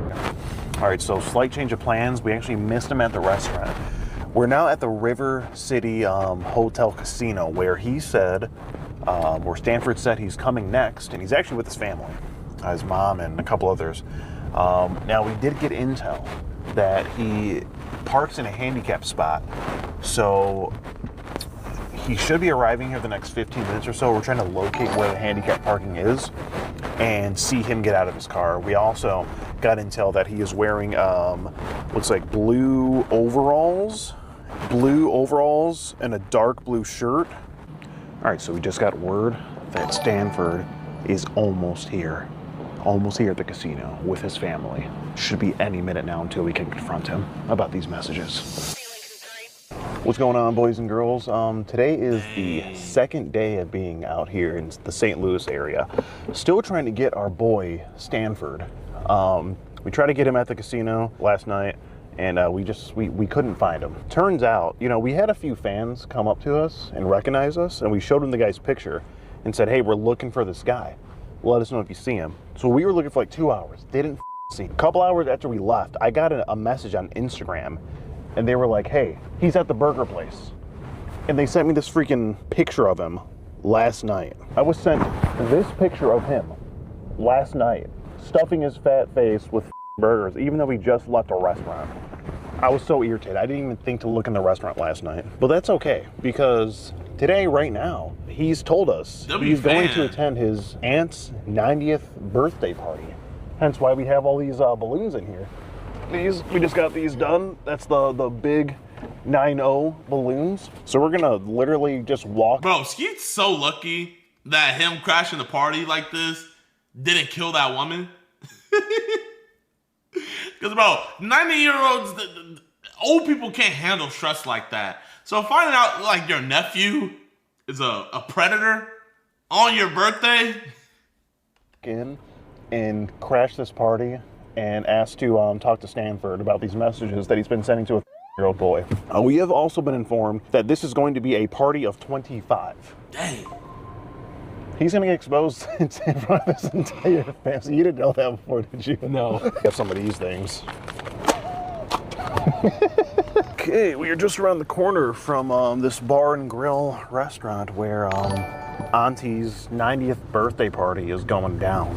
25 people here pulled up for Auntie's birthday. You know, I take no pleasure in crashing a 90-year-old woman's birthday party, but we got to get this guy before we fly back. So, you know, keep up the good work, Pimp. I appreciate you, Chris. They're in this turning Thank you for up the 10. right now. You already know. On a Sunday, the Lord's Day. Maybe we should like scope out real quick in there just so we know like where he's at.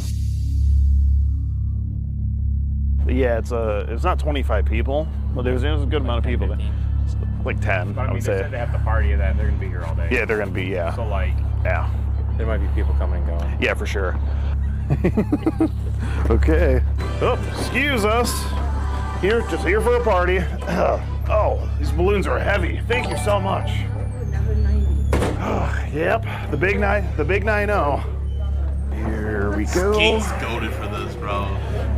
Skeet is goated for this, man. Hey, how we doing? I heard there was a big 90th birthday party going on here. Yes. Okay, the big 9-0. Yeah. Right on here. So we have these balloons here for you. Looks like courtesy of who we have on the reservation was a Stanford.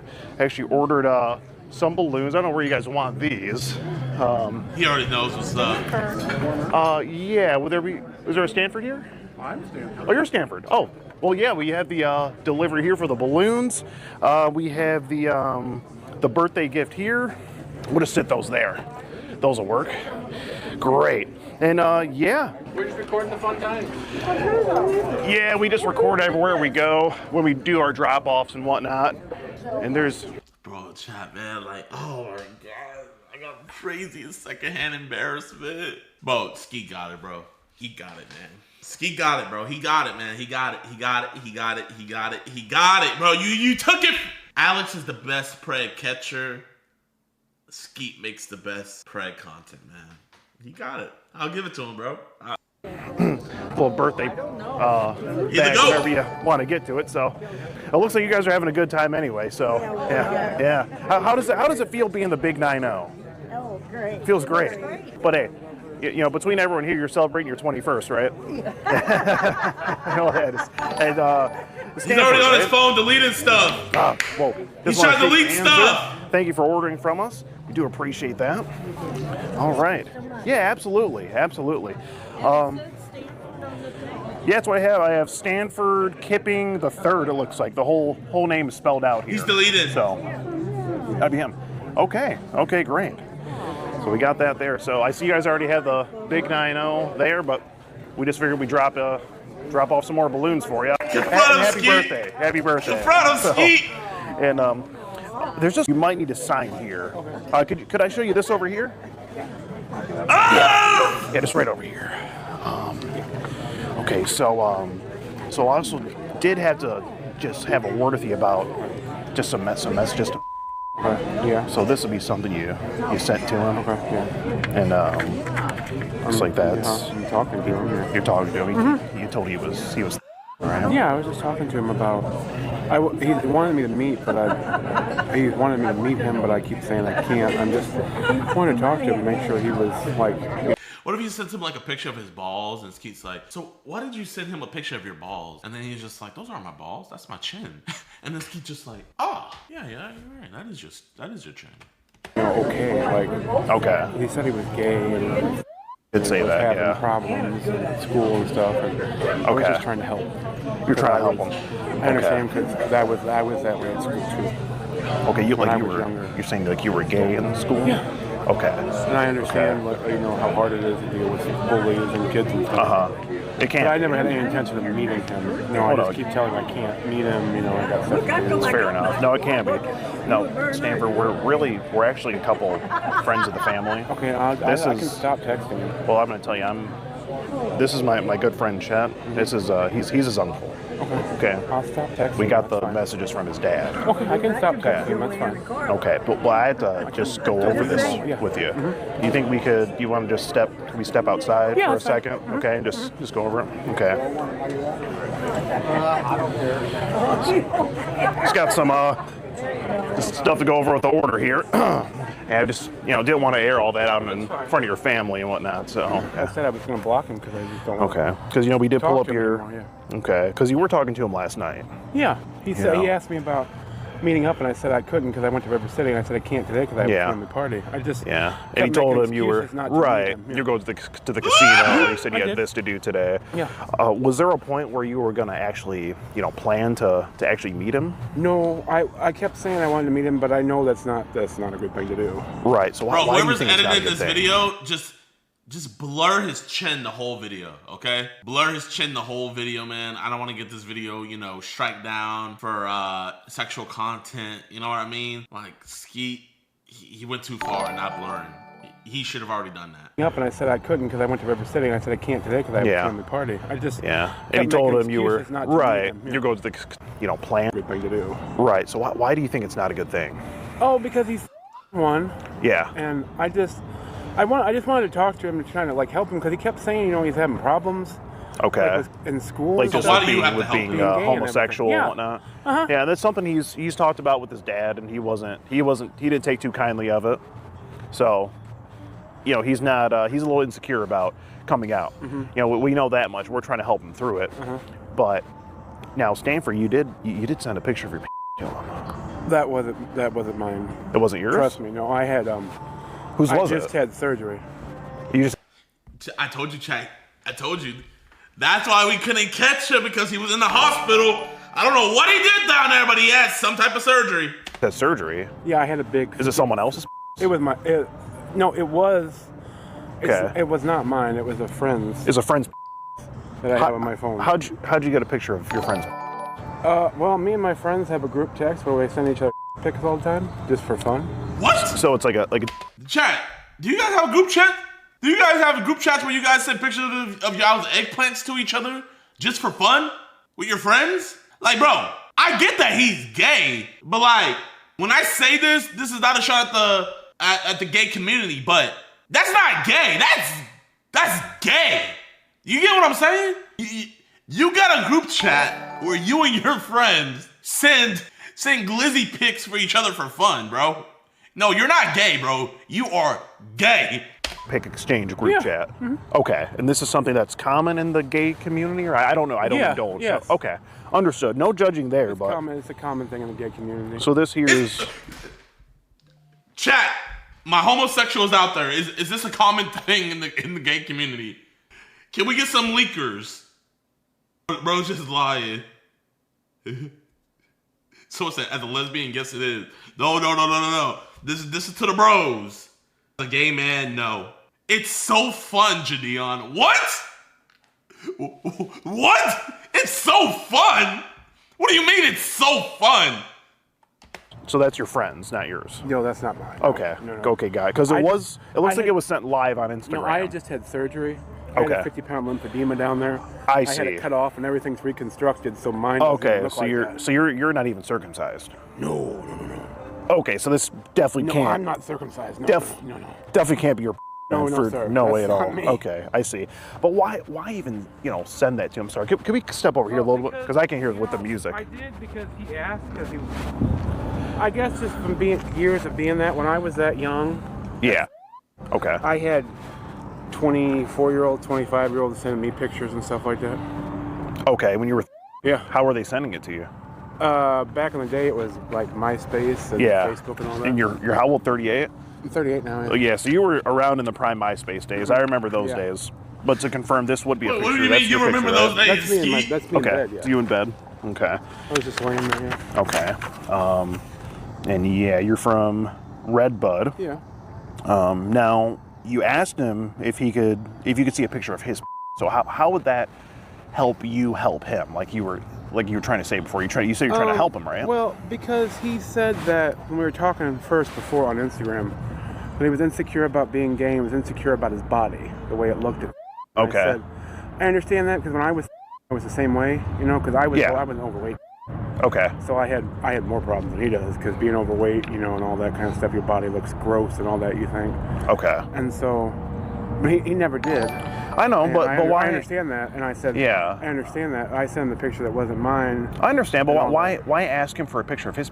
That's when I was that age and sent it and So you just didn't had- think anything of it. Okay. Do you think it's good for a 13-year-old boy to send a picture of his to an I adult? can't say because the gay community is different. Like, Whoa! Yo!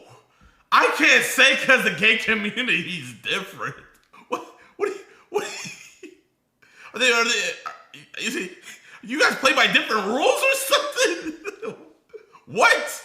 To my gays out there, man, like, is it just different? Do y'all just hit the age of consent way sooner than us straighties? Well, yeah, but it's they under. start right? seeing it like. Well, let me older ask you, men. within your group chat, are there any in there? We have a person who has a 6-year-old son that sends pictures in there, and his dad's okay with that. What? Whoa! Person who has a 6-year-old son that sends pictures in there, and his dad's okay with that. They have a minor in the group chat that sends pics, and I wonder why his dad is okay with that. Everybody in that group chat needs to just be put down. Skeet, you need to, before the cops take his phone, get everybody's number in that group chat and go have a chat with everybody. You know that meme where it's like me and the boys when the group chat gets leaked and it shows like a bunch of people getting arrested? Like, that's his group chat. Bro has the group chat where, by all means, it cannot get leaked. Oh, so his 6-year-old son is in the group chat. Yeah. His dad's okay with it. What's the age of consent here in Illinois? It's okay. Wow, that's really concerning. Yeah. You got to think, like, you know, what was going on before he turned. I don't know. Well, his dad's gay, and he's gay Yeah. too. So Okay. I couldn't. Well, there's nothing wrong with that, but it's the whole age thing Yeah. to me. You know what I mean? And then you asked if you could at least see his when he didn't want to show you his. You know, and then you know, you asked you know, if he feels good about sending a naked picture yet. I just wanted to know if he had like, because he said he needed to build confidence though. So why does he have to send pictures of himself? I sent him, and I didn't have any like. I just took them and sent them. I didn't have any reservations about it. Okay, so you think him sending you a naked picture would get him more confident with his body because Yes. would you give him like a reinforcement? Yes, like I'd say, Okay. like, you know, it's okay. You know, you don't feel that you look bad. You look gross. You know. Okay. It's everybody's body is different. You know. Okay. Well, we everybody's see gonna that. be- everybody's going to be Absolutely. different. Ooh, Skeet, that was a good slick one. That was a good one, Skeet. It's everybody's body is different. You know. Okay. Well, we Everybody's see gonna that. Everybody's going to be Absolutely. different. Yeah. You know, you can't think that you're smaller. Okay. Or, you know, size-wise, or this person's bigger, and that's different. I mean, Now- everybody's going to be different in life. Fair enough. Now, just think about this. If he did send you a picture like you asked of his, do you realize you would then be technically you would be in possession of, you know. I get that. So you see, it seems like, so you were okay with running the risk of having that Well, on your I don't phone. know if I was okay with the risk. You But know having that's done it when I some was, pretty having some pretty it bad stuff. done to me when I was a Okay. I just And so that made you think it was okay to do since it happened when you were. I had been done it. Was this just a stranger online that No, this it was. happened with? Well, at first it was friends, like the same Okay. age, and then it was their older siblings. Okay. Any all that. family members? No, just older Okay. siblings of friends and stuff that would ask. And Okay, older siblings. like that. It's very concerning. Did you ever tell your parents about this when you were? My mom knows. She knows. Yeah, Okay. she knows everything. What did she think about that? She didn't like it, but she knows that in our community, it's different than the straight community. Everything is Okay.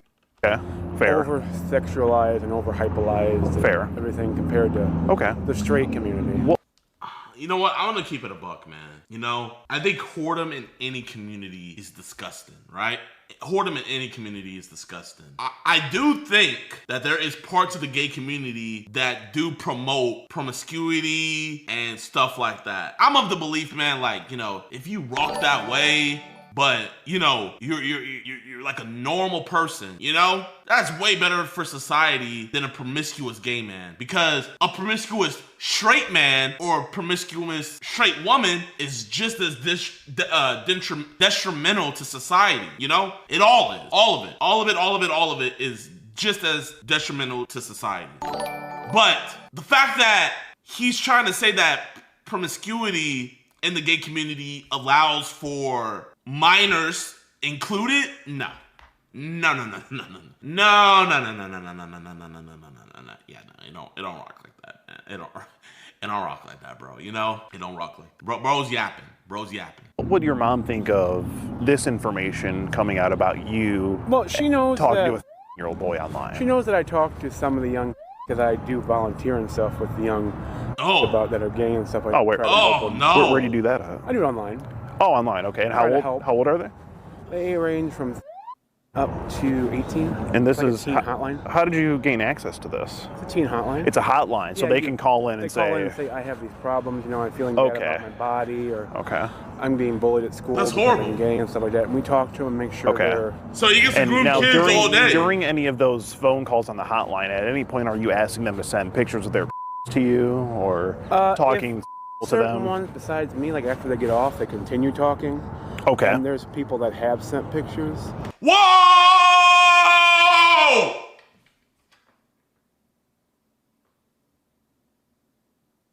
He just admitted to it. He just admitted to grooming kids on a platform set to help kids think about unaliving themselves, harming themselves, hating themselves. He's grooming them to get pictures out of them. Other people that I work with online. When you get a picture like that sent, what's the protocol? They sent it. They sent it. I understand. Oh, okay. So what's the protocol then? It's totally them. Since it's online and it's anonymous, if they want to keep it, they can keep it. If they want to report that they did it, it's sensitive. It's just up to the person that it happens to. Okay, I see. It's under their discretion. Since Fair enough. Everybody's like under a child's discretion. Okay. But I have known people that have got texts from girls of their stuff like that. And they've kept them, and they've been kept in them. their Did they 20s or 30s. report them, or? I don't know. I have no idea. Okay. Because we don't really. It's like I know a few people that I work with, but I don't know everybody. It's a big company. Got it. Over 200 some odd people. It. Okay. So I don't know every single person. I see. And off topic, real quick, are there any pizza places around here? I have no idea. Okay. I'm not from. You're not from here. Okay. No. We'll probably find something. I'm not from O'Fallon. I have no idea. Okay. We'll probably find something. Yeah. See if you can find. I want pizza, so see if you can find something around here. But anyway. I mean, like I was telling him, I don't have to text him or talk to him anymore. I mean, if he feels like because you just were today, you did tell him you were gonna. Told him you would be here. I know. I told him I was going to come here for my family because he asked me where we were going. Were you hoping he would maybe show up and say hi? No, he just asked what are you going to eat, and I'm like, well, we're going to this place called Cyberg, just so he would know, if he wanted to look it up and see what you were eating, what kind of food they had. And sure, fair enough. And but, I mean, I don't have to talk. Oh, bro, can we C-clamp his head to where he can't move his head so his chin doesn't wobble? No, gobble. I just wanted to try to help him through everything. Well, I know and the thing is, you already did talk to him, Stanford, and honestly, sending him a picture of another gentleman's isn't really going to help him through much. That's gonna, if anything, that's gonna mess his mind up even more. That's why probably the best if I don't talk to him anymore. Probably, and then I have to address this message you sent. You say, I would first take your shirt off and kiss your body while groping your. Then remove your pants, keep grabbing you, and then let me finish. Yeah. Then you say you put your hand inside his underwear, stroke his, and take the underwear off, and it kind of just goes on. You say you would stroke it more and suck it. Then you talk about eating his hole, and putting your in him and start having with him is what you say that you'll do. Yeah. Well, how was that supposed to get this boy on the right track? Well, first of all, he needs to be confident with himself and his body. And do you think him taking a quite frankly, would help him with that, as you put it here? Sir, it did me. It helped when you I was younger. when you were. me what, feel like... Did it scare you straight? Or? No. Okay, what did you having do when you... What did that do for you? It made me feel that I was okay and confident, and people actually liked me for me as a person. I see. Would you say it also kind of... Would you say it corrupted your mind in any way? Like, no. Were you a sex addict after that? No, I'm not a big... Like, how did you act? I'm not even a big fan of in general. Okay, how did you act? I'm not a big fan of sex, but I'm gonna send pictures of my gobble. I'm gonna be in group chats, receiving these pics, and I'm gonna talk to a little boy. But I'm not a fan of it. That happened to you. I've had after that. I mean, it didn't really have any negative effect on me. And you were how old at this? When I had. Okay, and do you was feel the same age person? Oh, the same age. Okay, yeah, fair enough. It wasn't somebody older. We were the same age. Okay. I guess that's consensual if it's the same age. But with what we're doing here, Stanford, you being 38 and him, that's not. I know. You know what? Actually, this is gonna be a weird question, but like, we always say like minors can't consent, but if it's two minors the same age, are they consenting, chat? I know that's like a weird question to ask, but I just thought about it. Yes, they are. No. Some people are saying no, because they're not an age. I was just legally no. Okay, I feel that. I just, with him saying that, like he was like, well, you guys are both minors, so I guess you guys can consent. Because, I'm of the mindset, like, minors can't consent. You know what I mean? But I never thought about it, like, I just never thought about it like that. So that was just popped in my head. Your boy can't consent. So that's why I said I'd just stop talking to him on Instagram. I don't have to talk to him anymore. I mean, I feel like he's been helped enough. Like if he needs any more help, he can go to family members or talk to his dad. Or something. Were you at any point going to recommend him that, or maybe recommend him to talk to the hotline? I didn't want to push him to where maybe if I said that, maybe he'd go off the deep end or something. Because we've had people where we've said something like that, and we've had a few people commit. So you were treating this boy as if he was someone that contacted the hotline, essentially. Okay. Now, do any of your coworkers on the hotline send pictures of to these boys? They do? Sometimes, yeah. I don't think they're supposed to do that, I know. Some of them got in trouble and got fired. I'm surprised they didn't go to jail. Well, Illinois is a weird state on consent and stuff like that. Because if that wanted the pictures or sent them consented, then they can't really get in trouble. Because they had the child. So even though they consented to doing it and having it. Really? Yeah. That's interesting. That's the way Illinois law works. Okay, Illinois law is different. Messed up. It's a little different, I would say. Well, let me ask you this: would this be you last night eating looks like at the burger place? Yeah. At the casino. Okay, so we did have one of our detectives kind of keeping tabs on you, see what you were doing. Just want to verify that, and then. Another thing I have to ask, but a message between you and looks like the other day, yesterday, he asked you if you thought this gentleman in this picture here was attractive. Cute. Do you think he is? I thought he was cute. Yeah. Okay.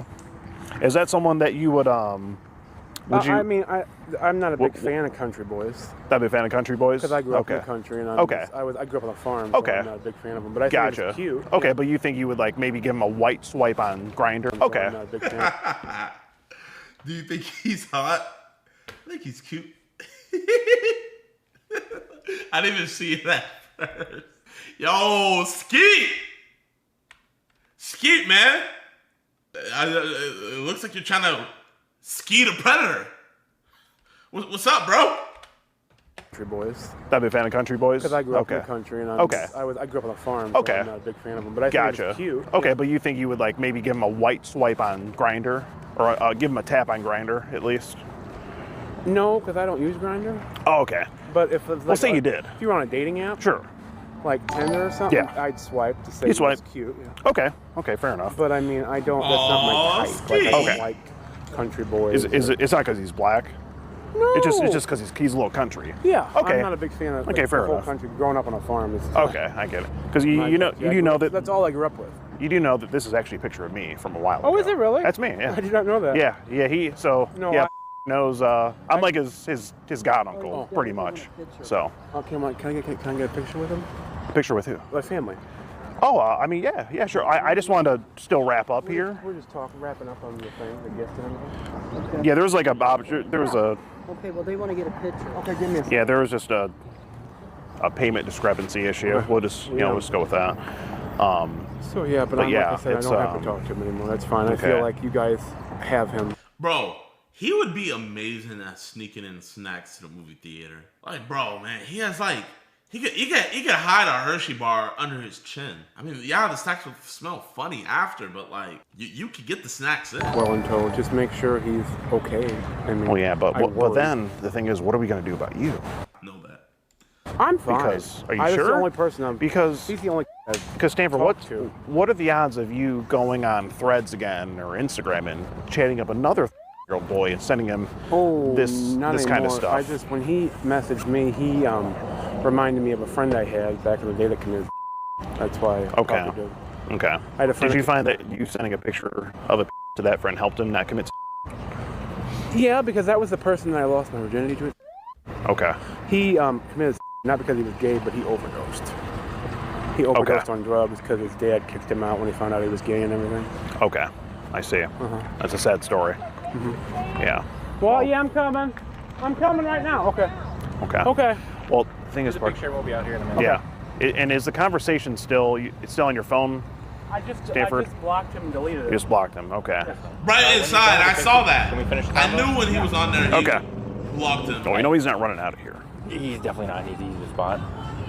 I would have had it done a few minutes sooner, but I called there's an O'Fallon, Missouri Police Department and an O'Fallon, Illinois. Yeah. So I found that that's the out. confusion. All right, so I mean, we pretty much got through all the messages here with Stanford. Seems like he's being compliant. He's just going to go and take a picture with the fam real quick, and then hopefully he'll be back out. And if he's not, either way, I think we have police on the way to address this. I've never heard of any place just being like, yeah, we exchange pics with just random people. On a hotline where are calling in for like gay help. Like what? You gotta find out what company it is. And it's, we gotta find that out. Skeeter, I don't mean to interrupt, but I watch like all your videos, bro. Oh, you're good, man. Take your hand. Hey, nice to meet you. Oh, just in time. Just nice meeting you. Hey, nice to meet you, man. Just watch all your videos. I think. Yeah, appreciate it, man. It's awesome. Thank you, man. Yeah. Hello. Go ahead. So I've pretty much all the information here. We have a 38-year-old gentleman who's been sending pretty graphic messages and images online to whom he believes to be a year-old boy. He did send a picture of he says it's another. We talked to him. He said it's another person's. And then we have all the talk, and there's a lot of intent to meet. So we were basically we came in the restaurant there to talk to him. And we were just on the corner there having a conversation with him just about the messages. He did confirm that he sent them. They're currently on his phone. He's back inside now, but he said he deleted the conversation on Instagram, which would be able to be pulled up pretty easily. But it's pretty much just pretty much what we have here. Just want to get that, just make a report of that. I guess I'm a little bit lost. What are we looking at here? It would be more so accosting him for moral purposes. Party. Sorry for crashing your party. We really didn't mean to. I hope you like the balloons. Oh, they took his balloon. Well, why'd they leave so early, Stanford? They all gotta go back home. Oh, they gotta go back home already? Yeah, we're not from up here. Okay. Has anyone sent you anything like strange on Telegram? Add you to any groups like where they're sending like pictures of? I got messages about wanting to buy content. Okay. Just What was that blocked on? them and deleted them on Telegram. They got and random things would come in and say, "Hi, do you want to buy content of boys and stuff like that?" And I would just block them and delete it. But did they ever send you like maybe a 10-second like trailer yeah, teaser and I of what it deleted is? those too. I'm like, I don't want that. If you could describe what you saw in that little teaser video. Not something that kind of grossed me out a little bit. Fair enough. It's like dads having with their stuff like that were really, really. How old would you say the looked? They looked maybe. Okay. How recent did you come across this on Telegram? Last week I got a Last text week. That's pretty that recent. said, "Hey, do you want to buy this content?" And I'm like, "No." Okay. I said no, and then I deleted it. Got it. For the past 3 months, every now and then I get a text on Telegram or what's not that says, "Hey, if you want to buy content of boys and all this stuff, and I'm like, no, and I just block them and delete them. Where are these offers come to? Are you in a specific group? I'm on Twitter, and so you're on Twitter as well now. Well, yeah, so like Facebook, X. Okay. I'm on X. Same thing. So now you also have Twitter. Yeah. So they send you. Let's go over the list again. So Facebook, X, Telegram, WhatsApp. Yeah. Is there another one? I'm thinking. How much? Zangy? No, I don't have Zangy. Not Zangy. Zangy? Okay. Don't have Not Zangy. that one. Okay. No. Signal. I don't have Signal either. No, Signal. Okay. Facebook? We say Facebook? Yeah, we got Facebook. Okay. And so, since I'm on X, and X is very sexualized in general. Yeah. I get every now and then people will like my post and just have like a random letter in their name, like an F or an S, and then I'll get a message in my DMs that says, "Hey, do you want to buy content of?" And stuff, and I just block them. And do they label it a certain way? Like, do they ever say like? No. Anything like that? They No. just come out and ask. Oh, just straight up. Yeah. Okay. Oh, it's just straight up. Just like, hey, have you ever? You want to see this? Yeah. Straight up ask. Have you ever been like just slightly curious and maybe accidentally? Oh God, no. That's having sex with your own. Yeah, it's disgusting. Or even a cousin or stuff like that is gross to me. Yeah. I don't understand incest. I never got that whole. But if it's someone else. I don't understand incest. You know, I just don't get it. Now, kids, I have a big understanding on that. I can get down with that. Then it's okay. No, I don't understand why people want to have with a family member. Like, whether it be like a cousin. Why do you think people want to have with boys? Maybe they're into that kind of thing. They like younger. Would you say that's more acceptable to you? No. Okay. It got to be at least legal age, which is 18. Interesting. In the state of Illinois. 18 or up. Okay. I know men that are in my age that date 21-year-olds and 22-year-olds. Yeah. What was your first name again? Stanford. Stanford, right? Okay. And that's not uncommon. So uncommon for older men to date younger boys. Okay. Or younger men. Let me throw this out there real quick, all right?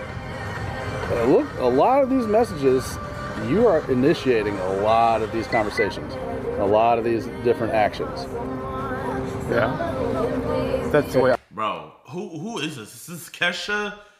Who is like? Oh my God, bro. Why do restaurants think we need to be listening to 2000s hits while we eat our food? Oh my gosh. I was initiated and acted upon when I was 13. No. What I'm saying is, like those inappropriate comments and questions and requests that happened to all you me. said did not happen. All happened to me when I was. Okay, so you are like. Well, we're talking about this. You said between you. About I sent you a pic. Like are you gonna show me yours?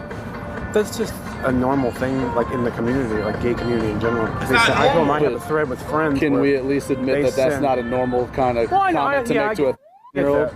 But I have friends that send pics to me all the time just to send. Who cares? Okay, they're adults though, right? That's normal to me. Have you ever gotten a pic from a? When was the last time you got one of those? No younger than 18. No younger than 18. No. When's the last time you got one of those? 2 months ago, when we were at a bar. One 18-year-old sent me one. Someone at the bar or someone on one of these apps? While we were at the bar. Someone on one of these apps? While we were at the bar, he sent me a picture. He was 18? Yeah. How did you end up meeting this 18-year-old at We met at the bar. It was karaoke night. Where was this bar? Where I live. What's the name of the bar? I'm familiar. Okay, I'm somewhat familiar with Red Bud. I got friends out there. What song did you karaoke? What did I sing? Yeah. Ozzy. Okay, it's respectable. How did you meet this person? He was just at the bar that night. I was sitting down, writing my song down. He sat next to me and we started talking. Okay. Then he says right there, "Can I see your now?" Then he says, "How about that? Your nothing else." Okay. So, right? Yeah. Can I see? Telling him it happened to me when Can I see your now? Happened to me when I was. Who cares, bro? Why are you doing it to another kid? That? No, I'm just saying it happened to me when I was. How about older brother? Just your when they say no. I don't feel comfy sending a pic like that. And I tried to, like, after that I said okay, and then I tried to make him feel more comfortable in his it body. looks more like after that it went something like this: LOL, no, not yet, and you said when? Like you're trying to make him feel more comfortable with himself. Because I was very insecure when I was overweight. Was? Hey, I just had weight loss surgery. Okay, fair I'm enough. down 326 pounds. Okay, I'll give credit where it's due. Oh, good for you. All right. You feel good to send a naked pic yet? Yeah, like confidence building. 'Cause, I mean, I've sent them when I was that age. Dude, come I on. didn't think anything. No, I did. I didn't think anything of it. You also said before you said having. Let's go into what do you think happens when you ask somebody that?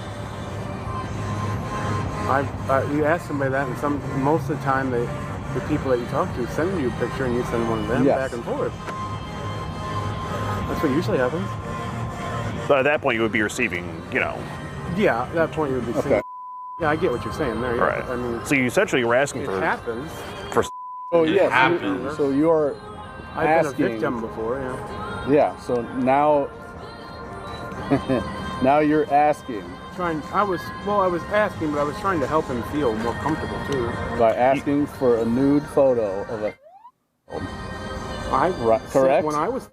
Correct. Yes. He's just saying when I was 13, I did the same thing. When I was 13, I did. You also said that having is like a comforting thing too, right? Like it made you more comfortable. You said. Comforting, yeah. And that's something that you were trying to sort of induce on him at some point. No, we talked about. Are you for sure coming? Duh. Well, we can kiss and grope and see where it goes. Yeah, he asked about stuff like that too. He wanted to know what all stuff was going on, like what you did. What else? What else could it go? We'll see, baby boy. That's the nickname I got called that when my best friend's mom. She's black. She calls me baby boy. She's black. She calls me baby. What? What the? Oh my gosh. This dude's such an NPC and a PDF. My best friend's mom. She's black. She calls me baby boy. All the time. Wait, you see your mom's black? Repeat that? My friend's mom. Oh, your friend's mom. American, Okay. calls me baby boy. Okay. All right. Okay. Appreciate you, gentlemen. Thank you, guys. Thank you, guys. Stanford, we're gonna go to my car. Have a good one. He's not handcuffed, is he? No, walking like that. Okay. I walk like that all the time. Okay. You do. He's cosplaying being arrested. Manager. Oh, manager. Probably trespass. We'll talk to the manager. What's going on? Oh, just busting a predator on a Sunday, I guess you could say. Yeah, that guy was texting who we thought was a year-old boy and sent images, and we were just here to talk to him, and law enforcement got him in the back there. They got his devices, and he's off to jail. Okay. So why are we filming? Oh, we just document everything, mostly just for our social medias. Okay. Yeah. So that's wild. Yeah. Are you management here? Okay. Okay. What's your name? Brett. Skeeter. Nice to meet you. Nice to meet you. Sorry to crash your party here. Well, not your party, but Auntie's 90th party. We kind of crashed. We kind of crashed that. That's wild. Yeah. But that's just what's going on here. Cool. So we're out of here, though. Thank you, so guys. yes, sir. You have a good one. Good weekend. Oh, what's up, guys? Thank you for what you're doing. You guys waited the whole Hey, day. thanks for watching, man. Appreciate it, guys. Oh, thank you. What was like the story? Oh, you hit up the group chat, didn't you? Yeah, Yeah. I knew it. I knew it. We got to get out of here. Yo, text me the guy's full name. Dude, I've been like a fan since like freshman year. Sick, I'm man. a senior now. Hell yeah. All right, so that was 38-year-old. God, that's a hard 38. 38-year-old Stanford Kipping from Redbud, Illinois. Was talking online to who he thought was a year-old boy, sent all the messages, the pictures. He's already registered, come to find out. We had no idea. He's registered? It seems like law enforcement is taking it very seriously. He's admitted to having on his devices, possibly. And I'm sure they're going to find a lot of that once they do a sweep of all his devices and whatnot. Well, we got a... So no wonder why he's so cool with it. He's a registered offender. Hold up.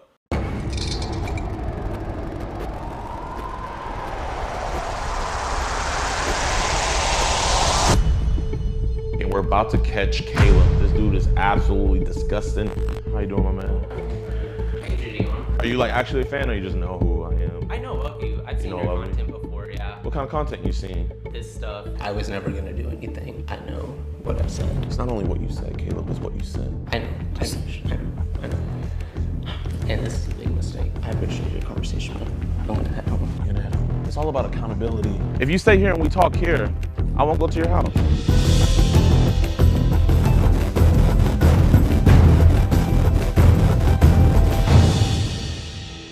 Yo, what's good, YouTube? Welcome back to a brand new episode of EDP Watch. And right now we're doing this live on Kick, and we're about to catch Caleb. This dude is absolutely disgusting. He is trying to meet an iOS team over here in Dallas, Texas. We got Avery over here. It's been a fat minute since we did an IRL decoy. And without any further ado, let's get this freak.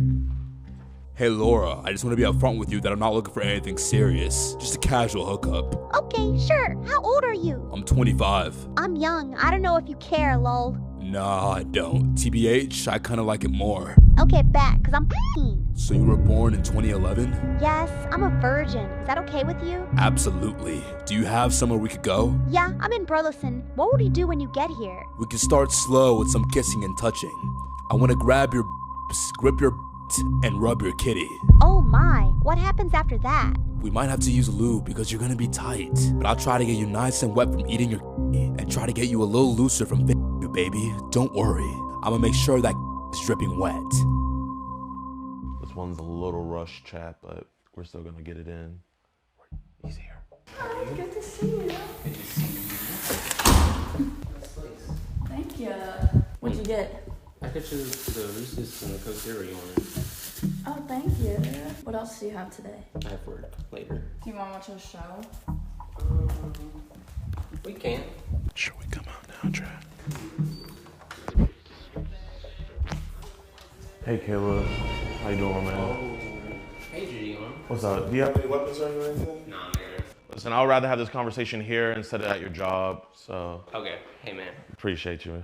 I just don't want to have this conversation at your job. I know that's a lot more embarrassing. Can I talk to you? Just you? Just me? Okay, well, is it cool here? Just to show you I don't got no weapons on me. Can you turn around for me?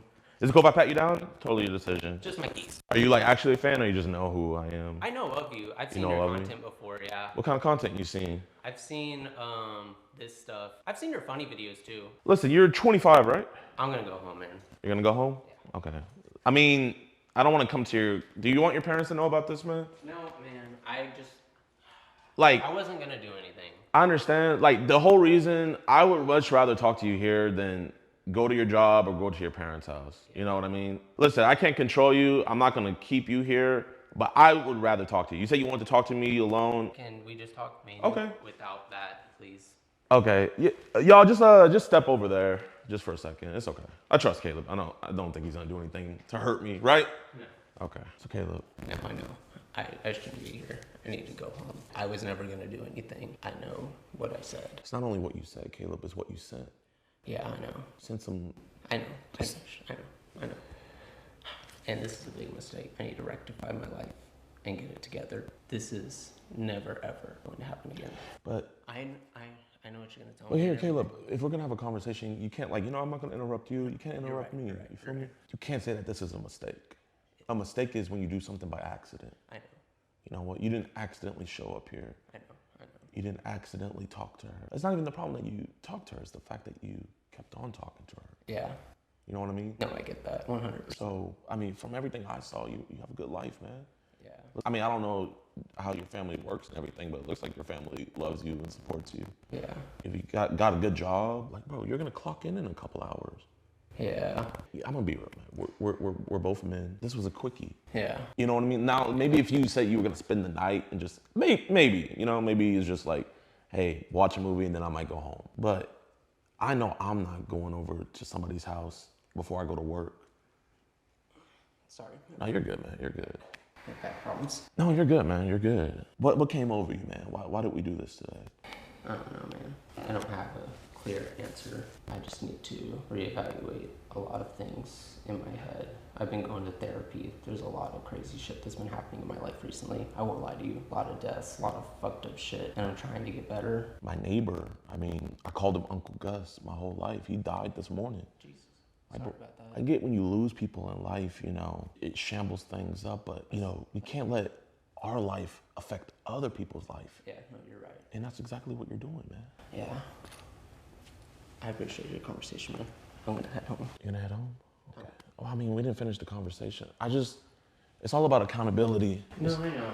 And I'm taking accountability right now. Here, you don't have to open your door, but I will go to your house and please don't touch that. I will let your parents know. No, do not do that. Well, I can't keep you here. You can leave, but I will be either going to, please don't touch that. Okay, well. Just do me a favor, don't touch that. Listen, you can leave. I'm not gonna keep you here. But you said that we had a good conversation, so the conversation's over. So it's just, all I have to do now is just go to your house. No. If you stay here and we talk here, I won't go to your house. Then we're going to your house. No, you're not.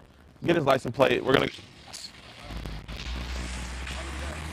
What a pussy. I know. I haven't had a runner in a while, y'all. Right when I seen him, I knew. He was like, we had a good conversation. We did not have a good conversation.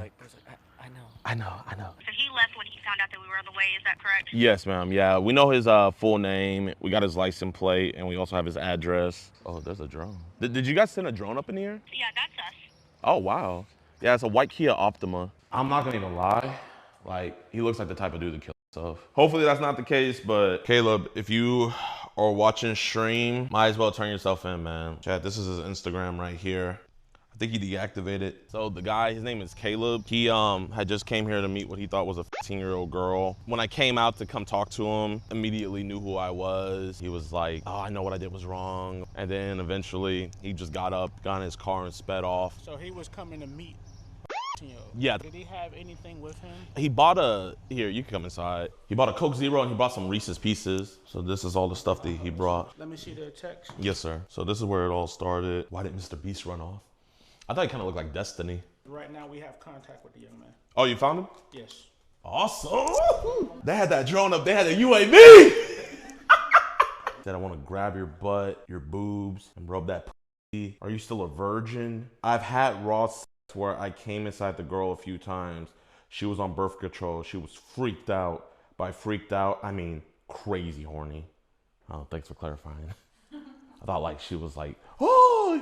Yeah, I've done almost everything. Only thing I haven't done is anal. Decoy said, what's anal? He said, well, you put your dick in the girl/boy's ass. Okay, inclusive. Yeah, it hurts.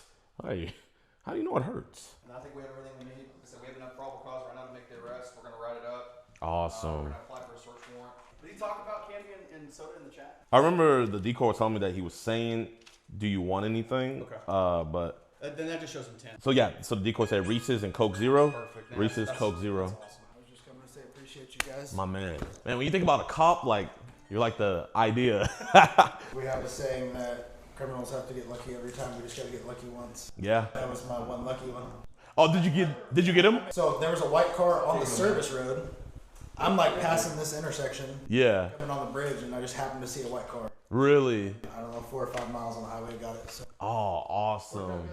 Awesome, man. Thank you so much. I was afraid that he was gonna get away. I can't speak for all law enforcement, but I can tell you, at least at our agency, we take this kind of crime very seriously. Yes, sir. From what I've seen, when I heard about this, I hopped on it because I'm familiar with y'all's work. I know how you guys operate. You guys do it the right way. Just stay safe. Thank you. Tell Skeet, if he comes to Burleson, we'll be here ready for him. Bet. I'm gonna tell him. Because now I got you and Alex. Now the next one is Skeet. So He couldn't find a babysitter for his dog. He was supposed to come. Oh, was he supposed to be here? He was supposed to be at this one. Oh, man. And what was he charged with? Online solicitation of a minor. Perfect. Yeah, it's a felony 3 offense. Awesome. All right, guys. See you in court. Have a blessed one. Great job. Good job. Oh man, chat. W's in the chat, man. Yo, what's good with y'all boys and girls, man? I hope you guys enjoyed this episode of EDP Watch. If you did, be sure to hit that like button, subscribe, and share. It would be greatly appreciated. Now let's get into the meat and potatoes and talk about Caleb. Caleb was arrested. Huge shout out to the officer that found him on the highway. Bro, I didn't even know police departments were throwing up drones like that and everything, but they found him driving on the highway. They pulled him over, got him Mirandized. He admitted to everything and he was booked. There he is right there.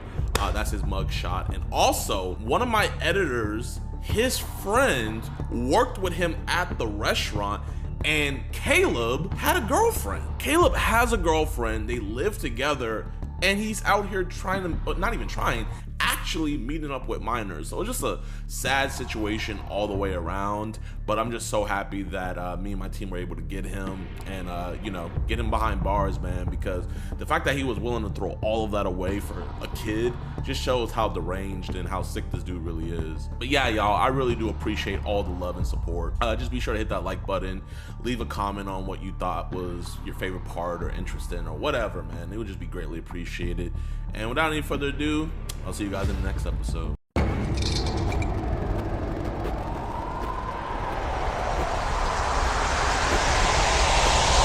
so sorry. I'm mentally unstable right now. I'm medicated. Medicated on what? I got bipolar, schizophrenic, ADHD, anxiety disorder, and I've been molested as a child. Used to meet up with my daughter.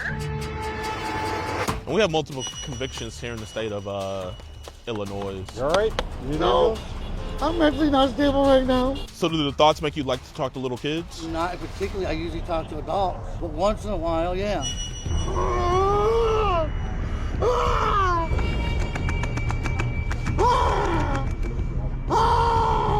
Okay? No! All right, well, we got my phone! I'll get your phone.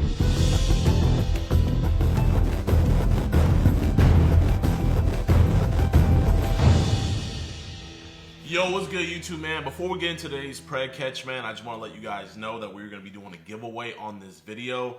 If this video gets to 100,000 likes in 24 hours, I will be giving away this PS5 signed by yours truly. All you got to do is hit that like button and then comment your IG and what you thought about the video. So just put your IG, what you thought about the video, put your email address, what you thought about the video, all of that stuff. We'll be selecting a random subscriber to win this PS5 signed by me. So without any further ado, enjoy the video.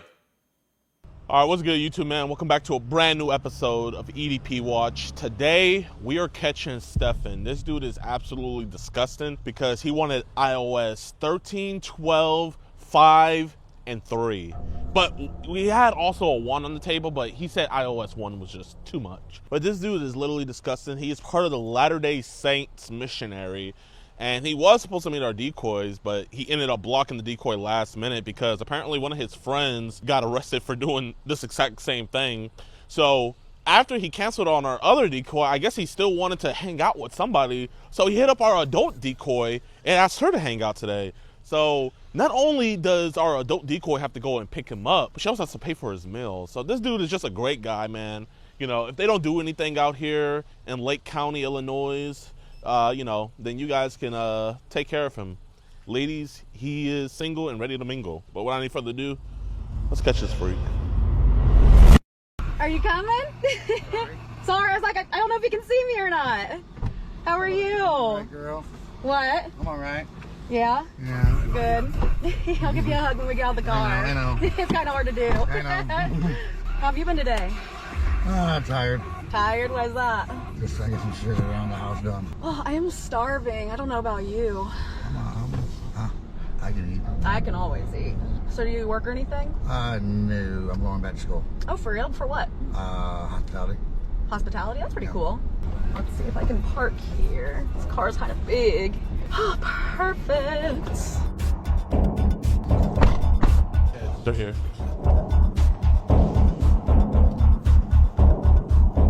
Hey, what's up, Stefan? What's this? What the f is this? We know you hate child predators and love what we do, but sadly, the same can't be said for others. Join today on EDPWatch.com, and for only $4.45, you can help support us locking these monsters away. You'll get access to uncensored chat logs, cool disgusting audio calls, and never before seen and early access to new videos. You'll be entered into monthly giveaways, get 50% off all merchandise, and get a chance to do an IRL catch with yours truly, DeMarcus Hanson. All on EDPWatch.com. Hey, my man, you don't have no knives on you or nothing, right? No. Listen, I want to talk to you about Bill and everything. This is their big sister. You know who I'm talking about? Yes. Okay. I'm not a cop or anything. I'm not gonna get you in any trouble. I know what happened to your friend, but I do think we need to have this conversation. So I said there was no intention of nothing afterwards, and there's no intention of anything. Okay, but blocked, nothing. I'm no in the streets, no. Yeah, I know you blocked, but you know you did have them order Uber. They got mad. They let their sister know. I'm sorry about that. No, that's fine, man. I appreciate you apologizing, but you know, obviously, I think as men, you know, we gotta talk about this. You know. Sorry. So it's up to you. Do you want to talk inside or you want to talk outside? I want to go home. You want to go home? Here, you can go home. You can walk home, do whatever. I'm sorry. Okay. Yeah, I mean. There was no tension, nothing major going on and all that. Okay, so did you send them any pictures of your penis? No. Did he send them it? Okay, but you did say you wanted to f them, right? And originally, yes, but then changed the mind. Okay. So why would you want to fuck a 3-year-old? I've been abused. You've been abused? So, I mean, I understand. I'm sorry to hear that. I went through therapy on that, and I just realized something. I just got ties, and yeah. Okay. Can you tell me about the man? Because I want to get you knocked out of all of this. I have no. You don't have any. No. Find that hard to believe if we're trying to have sex with a 3-year-old. No, I have no. No. Has anyone ever sent you it and you have to delete it? No. No. So you don't have Telegram or Zengi or anything? No. So if you pull out your phone, right? I have Telegram, but nothing on there that stuff. No. I mean, do you mind me seeing? As far as I know, there should be on there. I usually don't go on Telegram that much. Oh, it's right there. I usually don't go on Telegram now. Is it cool if I see? So, because, I mean, I don't want to get scarred seeing that stuff, but I find it hard to believe because you asked her sister for pictures. Pictures with the intention of getting, but didn't get any, so didn't care. Because, I mean, do you live by yourself? Yes. You do? Are you still part of the LDS church? Yes. Okay. Because I'm part of the LDS church as well, and we don't take kindly to people doing this to children, right? And I mean, I'm pretty sure you know that you can get excommunicated. I didn't know that, no. I'm going through therapy on all that, yeah. Okay, so how long have you been attracted to younger kids? Probably since high school. Since high school? So what's on and off, on and off. On and off. Okay, so it's not. On the brain, on and off. Could be talking once, and the next thing you know, 5 minutes later, I'm conversating. Okay, so what's the youngest age we're attracted to? Nothing really. It was just thoughts in the brain. Just thoughts in the brain? Yeah. Have you talked to anybody about these thoughts or no? I'm starting therapy. You say you're starting therapy? I'm starting therapy, yes. Okay. When you started therapy, what did you tell them? That I was abused, and we're working on it, especially my therapist. So who's this little kid right here? That's a friend of mine I met on Snapchat. That's her child. She sent us a whole group of photos. Okay. Did she send you anything happening to her child? No. So nothing happened to her child? No. Okay. So we know what cheese pizza means, right? No. You don't know what cheese pizza means? Like the pizza emoji. No. That's a thing for child. So why did you block the girls before you met up with them? Because I had second thoughts of turning around and not meeting up. So you knew it was wrong the whole time. If you don't mind, here, just kind of just look through and see if there's anything on the Telegram. Yeah. So you did want to have sex with them, but you changed your mind last minute. Yeah. Okay. So can you give me the reason why you changed your mind? I just didn't want to go through with that. You didn't want to get in trouble? Yeah. Okay. So let's say if you didn't get it, let's say you knew if you wouldn't get caught, you probably would have done it? No. You don't think so? No, there was just thoughts. They were just thoughts. Are you around kids a lot in the LDS church? No. Have you ever had allegations, like any kids ever say anything? No. No, because this is really alarming stuff. Do you live in town by yourself, or you got family here? I live by myself. No family here in Zion? I need a psych ward. You need a psych ward? Okay. That's how I'm feeling right now. Under pressure right now. You're under pressure? Okay. Well, listen, man, I don't want you to feel like I'm going to hurt you or anything. You don't feel like that, right? No. Okay. I mean, if you want to walk off, you can, man, but I mean, I think you genuinely need help with this. Do you need help? I'm working on it. I got a team I'm working on it. Okay, so you told them that you're attracted to kids. I've been having thoughts. I just saw my therapist about 2 weeks ago. Okay, and getting medication. And what they say when you said that? It's anxiety going on and happening, and we're going to get medicated for that. Okay. Here, I mean, it's completely up to you, man, because, would you be willing to come down with us to the police station? No. No? Why not? I don't want to get arrested. Okay. So you don't want to just talk to them, even if you don't get arrested, you don't want to just talk to them about it and tell them you won't do it again? I won't do it again, I swear. I promise. Okay. I promise you right there. Okay. So, you see? Oh, yeah. Oh. Little girl being... Okay, so you do have on your phone? Oh, I didn't know. Okay. It was in your files. I didn't know. Do me a favor. I would delete it. No? Can you just put it in airplane mode for me? It's right there, that airplane mode. I didn't know. It's okay. So she's just gonna hold your phone and we're gonna get this deleted, okay? Is that okay? My pocket if you want me to, so you see I'm not on it. Is it okay if she gets this deleted? Can she get this? Whoa, hold on. Ooh, hold on. Hey, you're not in trouble. I'm not a cop. Here, you see, you're scaring kids, man. You're scaring kids. Hey, shake my hand. Here, do you have anything in your pocket? No. Here, give me a hug, man. Give me a hug. Look at me, Steven. Say I'm not a monster. I'm not a monster. Let's order cupcakes, but you lied to me earlier saying no child free, but that's okay. I didn't know. You didn't know? I didn't know. So what's the youngest age these monsters are sending to you? I don't know. That's the only videos I've ever had. Okay. But how old did the kids look in the videos? You can't tell sometimes. They're that young? You look 18. Okay. The way you develop. True, but that little girl, she looked like 5 years old. So listen, man, I mean, you're part of the LDS church, man. You know, we're big on forgiveness, right? But what does it take to be forgiven? Repentance, right? So do you want to step away from this stuff? Do you want to show true repentance? Because you can delete it right now, but you know what's gonna happen, Steven? It's still gonna be on your phone, it's still gonna be connected to you, and guess what? You can get in trouble for that. And you don't wanna get in trouble for that, right? So do you want us to get it professionally deleted so that way you don't have to worry about that no more? I get it covered. You got it covered? Yeah. Okay, who's gonna cover it for you? I got a guy in Gurney. Okay, Gurney. Okay. So has he deleted for you before? No. Okay, so what makes you think he would delete for you? I don't know. You don't know? Do you have a laptop at your house? Yes. You do? Okay, so can you be honest with me? I'm not gonna go over to your house, but do you have on that laptop? No, I just got it's a brand new laptop to the government. Brand new laptop from the government? Yes. Okay. 2 weeks ago. So listen, man, you know, people that have they lose their government benefits. You know that, right? Yeah. And you don't want to lose your government benefits, right? No. So, like I said, it's up to you, but I want to actually help you out and get that stuff deleted professionally. So can I delete that stuff professionally for you? No. So you want to keep it? No. What do you want to do? I don't trust him with my fucking phone. Oh. I have dopamine issues right now. I'm dopamine feeding right now. Hey, what? Do you need some water or something? I have ADHD. You have ADHD? I do as well. With my phone like this is not good. Okay. I freak out like that shit. Yes, sir. Yes, sir. How often do you freak out? A lot. Okay. So this is the problem. Her mom, the little girls, their moms know about what's happening, right? And obviously, All talk, no attention. It's all talk, no attention? Yes. Okay. But the thing is, though, is even with the talk, you could still get in trouble with that, you know? Sorry, I didn't know. You didn't know? No. But you told me that the reason why you didn't meet up was because... I was scared. You were scared? I didn't know. I have things to do today. You had things to do today? Yes. What were some things you had to do today? I gotta do some stuff for school. Oh, what school you go to? Culinary arts. Culinary arts. You cook? Yes. You a good cook? Yes. Okay. Well, here, man, that's good outlets that you have to do. But, you know, I'm kind of looking at the situation, and it's Stefan, right? Yeah. I'm kind of looking at it like you can't control yourself. I control it. You control it? You're working on it? I'll go home and call my therapist and talk to her right away. Okay. I promise you that. Want to give me my phone?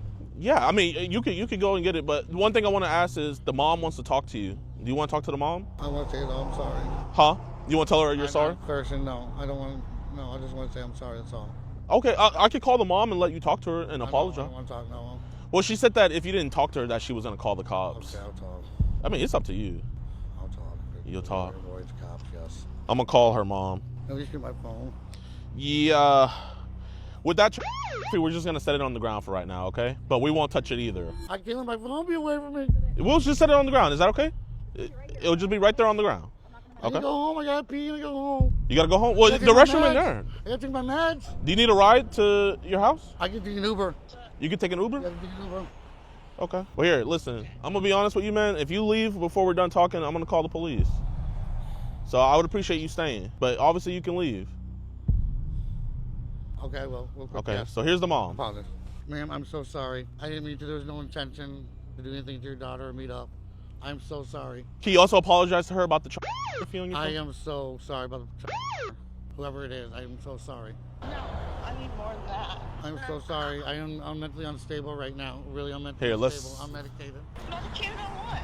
I got bipolar, schizophrenic, ADHD, anxiety disorder, and I've been molested as a child. To meet up with my daughter. Did the guy that did he go to jail? No, we're working on it right now. I got a case going right now. You got a case going right now? Church, yes. Okay, so if you've been molested, why would you want to do that to someone else's kid? I don't know. It's That's unacceptable. You don't put those diagnoses as an excuse to meet my daughter. I'm sorry, ma'am. I am sorry. Sorry for what? That you had a lapse in judgment because you've been diagnosed? Right? Is that what you're telling me? Yes. So I should excuse you for trying to rape my daughter because you've been diagnosed with all that? There's plenty of guys out there with those diagnoses that have never touched a kid. Give me another one. Give me another one. I'm sorry. Sorry? I won't contact nobody. I will delete my Facebook edit right now. You have all the messages saved, right? I do. Oh, you do? You haven't gone to authorities yet, right? No, should I? I mean, that's up to him. I don't know. Should she? No, I would never do anything like that again. You guys, I would never do nothing like that. We're here. I mean, I say don't go to the police with it if he lets us get rid of that. Wow. But, I mean, that's your decision. Do you think that's fair? I think whatever you say is fair. Okay. So I think that's a fair trade. Yeah. You let us get rid of the and then she doesn't go to cops. Can we shake on that? Just pull back up Telegram and then I'll get that done professionally for you. And then here, man, you don't even have to waste your money. I'll get you an Uber. But Mama Bear, just talk to him and let him know, like, just how much is this hurting you. Well, my daughter's gonna need therapy. I'm sorry about that. Yeah. Well, pizza's here. Stefan, you're not gonna talk to 5-year-olds anymore, right? No. And you did say you wanted to have sex with them? In the beginning, but there was no intention all in my brain. Okay, and there's on your phone, right? That by accident, I know how it got there. Okay, can we show the cop the that we're gonna delete? Yes. Okay. It was on there. What are we doing here? So he has on his phone that he wants to get deleted. Turn that off. I was just showing your body camera, so you guys have enough probable cause. What are we doing? Can you let him know who you were talking to earlier? You stop performing and talk to him? Figure out what we're gonna do here? Yeah, okay. You know what? Yeah, I'll stop performing. So he was talking to a and 5-year-old trying to have sex with them, but then he canceled last minute, and he came over here today thinking he was meeting up with a real adult, but it's... You baited him into coming Oh over my here? gosh. No. Yes, they baited me. Okay. Is that what happened? Yes. You know what? Here, forget all that. Yeah, he got on his I don't phone. need to see that. He got on trying his to phone. figure out what the situation Is this your phone? Yes. And this is the that's on your phone, right? I know that was downloaded. Back. Okay. But you were talking to a and 5-year-old saying that you want to them, right? In the beginning, but there was no intention at all. Okay. There was no intention, but you sent them an address for an Uber to come pick you up. Which was a falsified address. Okay, but you gave them a false address. Do you have an ID? No, not on me, sir. And can you let the officer know your passcode? Because they're going to have to take the phone to get rid of that. Now they cannot take it. What's your first name? Stefan Maggio. And we have multiple convictions here in the state of Illinois. You all right? You need No.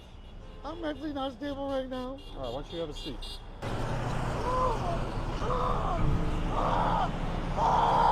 Officer, I just want to brace yourself. So he did show us the child on his phone. This is a video of what seems to be like an 8-year-old girl being raped. And he has multiple other child videos on his phone as well. The other officer, he's got mad at me. I was just trying to give you guys enough probable cause. And he was talking to our 13 and 5-year-old decoy. You said no cops. We just stopped.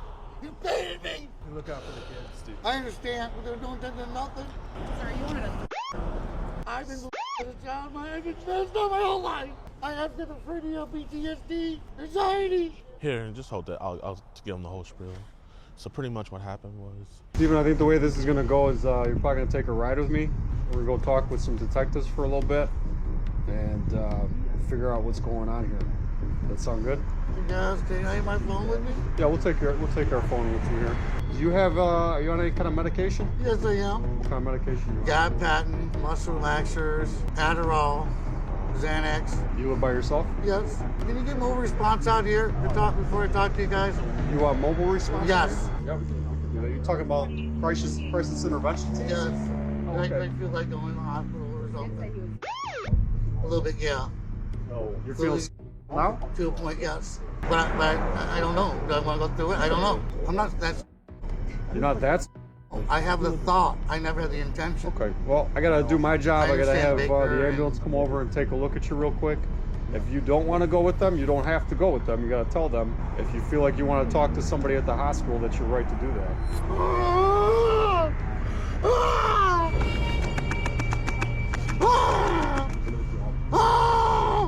Okay? No! All right. Well, we got my phone! I'll get your phone. Where's his phone at? It's right here. I'll take it. You know, a lot of sounds, but not a lot of crying. No, I'm not mental issues. Thank you very much. I can see. I'm severely mentally ill. Mental illness doesn't make you look at child. I know. Okay, so I can have a week or two, no thoughts, okay? A month. What are these thoughts? Like, okay, I want to talk. I talk to somebody, okay, I'm lonely. So do the thoughts make you like to talk to little kids? Not particularly. I usually talk to adults. But once in a while, yeah. I don't want you to think I'm... dynamic situation. I need to get everything that I need to do, what I need to do here first. Yes, sir. Sir, I don't want you to think I was just doing this for content. The reason why I was asking him those particular questions is because for you guys to ask those questions, obviously he has to be Mirandized. But if I'm asking those questions and he's admitting to that stuff, not only to get in on your body cam, but that's just giving you more probable cause to do your job. Sure. You know, we take our job very seriously, and you know, I appreciate you apologizing, man. Yeah. We're off to a good... Yo, what's good, YouTube, man? I hope you guys enjoyed this catch. If you did, be sure to hit that like button, subscribe, and share. Now, let's get into the update on Stefan. So Stefan was arrested by the Zion police station, but the crazy thing about it is I was told on scene that he was going to be arrested, but no. Even though the cops on scene, seeing the CP for themselves, or you know what, I'm not going to even say CP, the C-SAM for themselves, they decided to, after they took him to the hospital, they let him go and let him go back home. And I had to throw a big hissy fit on social media, and I had to actually have the video go viral for them to finally do their job and arrest him. Like, I just don't understand how the guy admits to it and you see it on his phone, yet you let him go back home. You don't know if he's going back home deleting stuff. You don't know what he's doing. So, you know what? I'm going to just say it right here, right now. El Zion police station. I did not rock with that at all, but I am happy that he's arrested. Those are his charges right there. And also, I'm also unhappy with the fact that they could have easily got him with a bunch of solicitations charges, which could have just made his sentence even longer. But no, they don't want to do that. They only want to do the C-SAM, which is so stupid, bro. You should try to put this dude away for the longest. So, El Zion police station, but W for the fact that he's arrested, man. So I hope you guys enjoyed today's video. If you did, be sure to hit that like button, subscribe, and share. Make sure you guys go check out Falcon Pursuit. If it wasn't for her and her team, man, we wouldn't have got this freak. And I don't really got anything else to say, y'all. But peace. I caught my now ex-husband in 2022 with C-SAM on his computer. Her hair was the exact same color as our daughter's. And all I could think was, did he do something to our daughter? The only thing he said to me was he was going to kill me when he got home. Today, we are doing a very special interview. This is Miss Sherry. I'm going to let her tell her story. She is a strong survivor. I've caught a lot of husbands, and when their wives hear that they have C-SAM on their phone, they react in totally different ways than Miss Sherry did. I'm Sherry, and I caught my now ex-husband in 2022 with C-SAM on his computer. How many images of C-SAM on his computer did he have, Miss Sherry? There were hundreds. I didn't find all of it myself. NCIS ended up finding way more than I did. But there were hundreds of videos and pictures. It was extensive. And did you guys have any kids at the time when you found it? Yeah, so we just had our 4th child when I found it. I can only imagine, you know, how heartbroken you were just to find that, you know, just all the lies and everything. If you don't mind me asking, what was like the mama bear instinct that like ticked off in your head that just told you like, I need to check my husband's computer? So it was actually during like the height of the Josh Duggar trial. I don't know if it had just started or just ended, but a few weeks prior to me finding if you can, all that. tell my audience, who is Josh Duggar? So we were both from Arkansas, so this was a big case. He is from 19 Kids and Counting. They had like a TLC show. He was well known where we lived in Arkansas because we lived nearby there. And he was one of 19 children. They had this show because they just kept having children. And they were very devout Christians. So it was very shocking when he got caught. He got caught with so much. And I remember telling my husband about it because I was shocked that this had happened. It was this huge scandal at the time. And the way my husband reacted just seemed really off. So Josh Duggar got caught with a bunch of C-SAM. You tell your husband about it. How did he react when you told him? So the way he reacted, he wasn't very shocked, but the reason that like kind of made me step back and go, what is that? Is I brought up how we needed to be really careful about how we worded things with our kids so that they would know the correct terminology if something ever happened to them. And instead of him agreeing with me, he looked at me and said, nobody's going to do that to kids. And I remember being really weirded out by the way he said it. It was almost like he was annoyed that I wanted to protect our kids. Did you keep on trying to like press forward the conversation, or did it end off after he said that? I would try to bring it up for the next like week or so, and he would just immediately shut it down. He didn't want to talk about it. He told me it was weird that we were even trying to talk about this. And did you ever like have any like signs before with your ex-husband, like where, I don't know, maybe you saw him like maybe looking at a kid or just something off, or was there anything ever? I mean, looking back, I've like looked over all the images we took of like the kids when they were babies, you know, and him holding them, trying to see if there was anything nefarious that I missed. But to be honest, I didn't see any signs that pointed to him wanting to harm children because he seemed so indifferent towards children. Like even our own, he wasn't the best at being a dad. He was kind of uninvolved. Really? What do you mean indifferent? He wasn't very attached to our own children. He didn't go out of his way to play with them. He wasn't trying to play with anybody else's kids. Like, he just seemed like, you know, one of those dads that he had kids, but he wasn't much of a dad to them. Like, was he the one, did he want kids? Did you guys want to have kids together? So we did want to have kids together. The question of when was kind of the big thing. I did kind of push him to have our first kids, but after that, he always seemed like he wanted more kids. So after this conversation you had with Mark, what made you say, hey, I want to go on his devices and just see kind of what's going on? Did you go on his devices looking for CSAM? Or no. So he left for this wedding in New York, and he was very adamant that I was not going to attend with him. And so when he left, I thought, well, okay, he might be cheating or something. And I just got it stuck in my head that I wasn't going to be able to sleep because I was not allowed to touch his computer whatsoever. And so if anything was going to be there, it was going to be on there in my head. Like, did you guys have fights before where like he might have saw you like near the computer and he was like, get away from my computer? Anytime, yes, pretty much anytime he was on his computer, he would shut the door and lock it, which looking back on, that's a huge red flag. But at the time, I was just like, well, he was a super serious gamer. He didn't want me bothering him while he was on because he'd be on Discord with his buddies and he didn't want them to hear me and the kids. So I just kind of excused it as that, not realizing that it was likely because he was doing all of this illegal stuff. So he leaves for the wedding. You have in your mind that he's probably cheating on you, and you know that the evidence is probably on his laptop. So did you already know his password, or how was it that you got on his laptop? He had it to where on his computer that after you had guessed his password wrong so many times, it popped up with an option to log in through his Microsoft account. And I took a guess that he might not have changed that password because I did know like our password for like our utility bill. And so I thought, well, maybe it's the same one. And I put it in and it worked. Wow. So you got into his computer. Where's the first place you go? Like his images folder. To be honest, he made a string of mistakes that led to me catching him because I don't think I would have ever found it had it not been he had apparently downloaded more images right before he had left. And he had forgotten to move one of those images to one of his hidden folders. And what was that image that you saw that he forgot to move over? So the image he forgot to move over was not at all the most horrifying things we found, but it was just an image of a little girl that I didn't recognize. And I couldn't for the life of me figure out why little girl that none of us knew on his computer. And so that was this little girl made was she naked? Did they have her in any compromising positions? No. So this photo, she was just, and I just thought it was strange.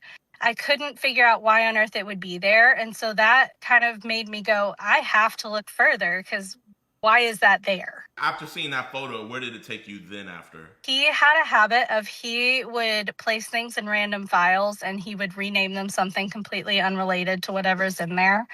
And I knew he did that because I had seen him before do that when he was moving some of like he would set up something on his computer for his games and such, and he would move them into different folders, and he would always just randomly type on his board. Like he was never specifically naming them. So in my head, I went, okay, well, if there's something wrong on here, it's not going to probably be explicitly named. And so I just started opening every single file on his computer. And there were hundreds of files I had to go through until I found a folder, and it had photos of this little girl.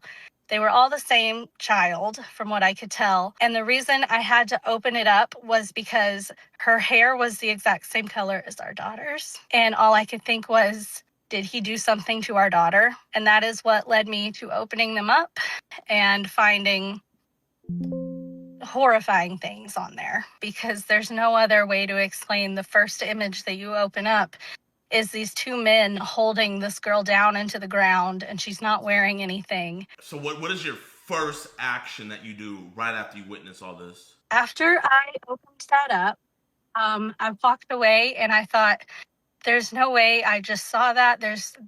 In my head, I was trying to rationalize why on earth would this be on here, because it took me several minutes to rationalize the fact that I was actually seeing CSAM. It's not something you ever expect to see, especially something like that. And my next thought was, I'm going to have to go through his entire computer, because what if our daughter's on there? Because she's the exact same age as this little girl, and they look so much alike. In my head, there's just no coincidence for it. And so this next hour was probably me just combing through that computer. And I can tell you firsthand, even though I catch child predators, every time I see that stuff, it just traumatizes me. It's hard for me to go to sleep. So I can't even imagine what you were going through. Not only are you going through all these horrific images of kids when you're a mother, but also you're seeing these horrific images on your husband, the father of your children's device. So I can only imagine how you felt going through that. What gave you the strength to keep on looking through, and what were you trying to find when you were searching through the rest of those files? I'm not sure it was so much strength as just fear for my own children and the need to know, because at this point in time, none of my kids could talk. So I didn't think that they would probably tell me if something had happened.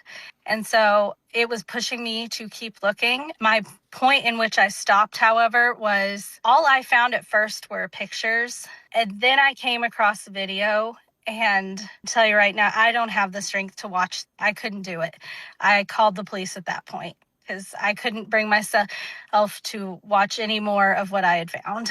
The first person you contacted was the police? Mm-hmm.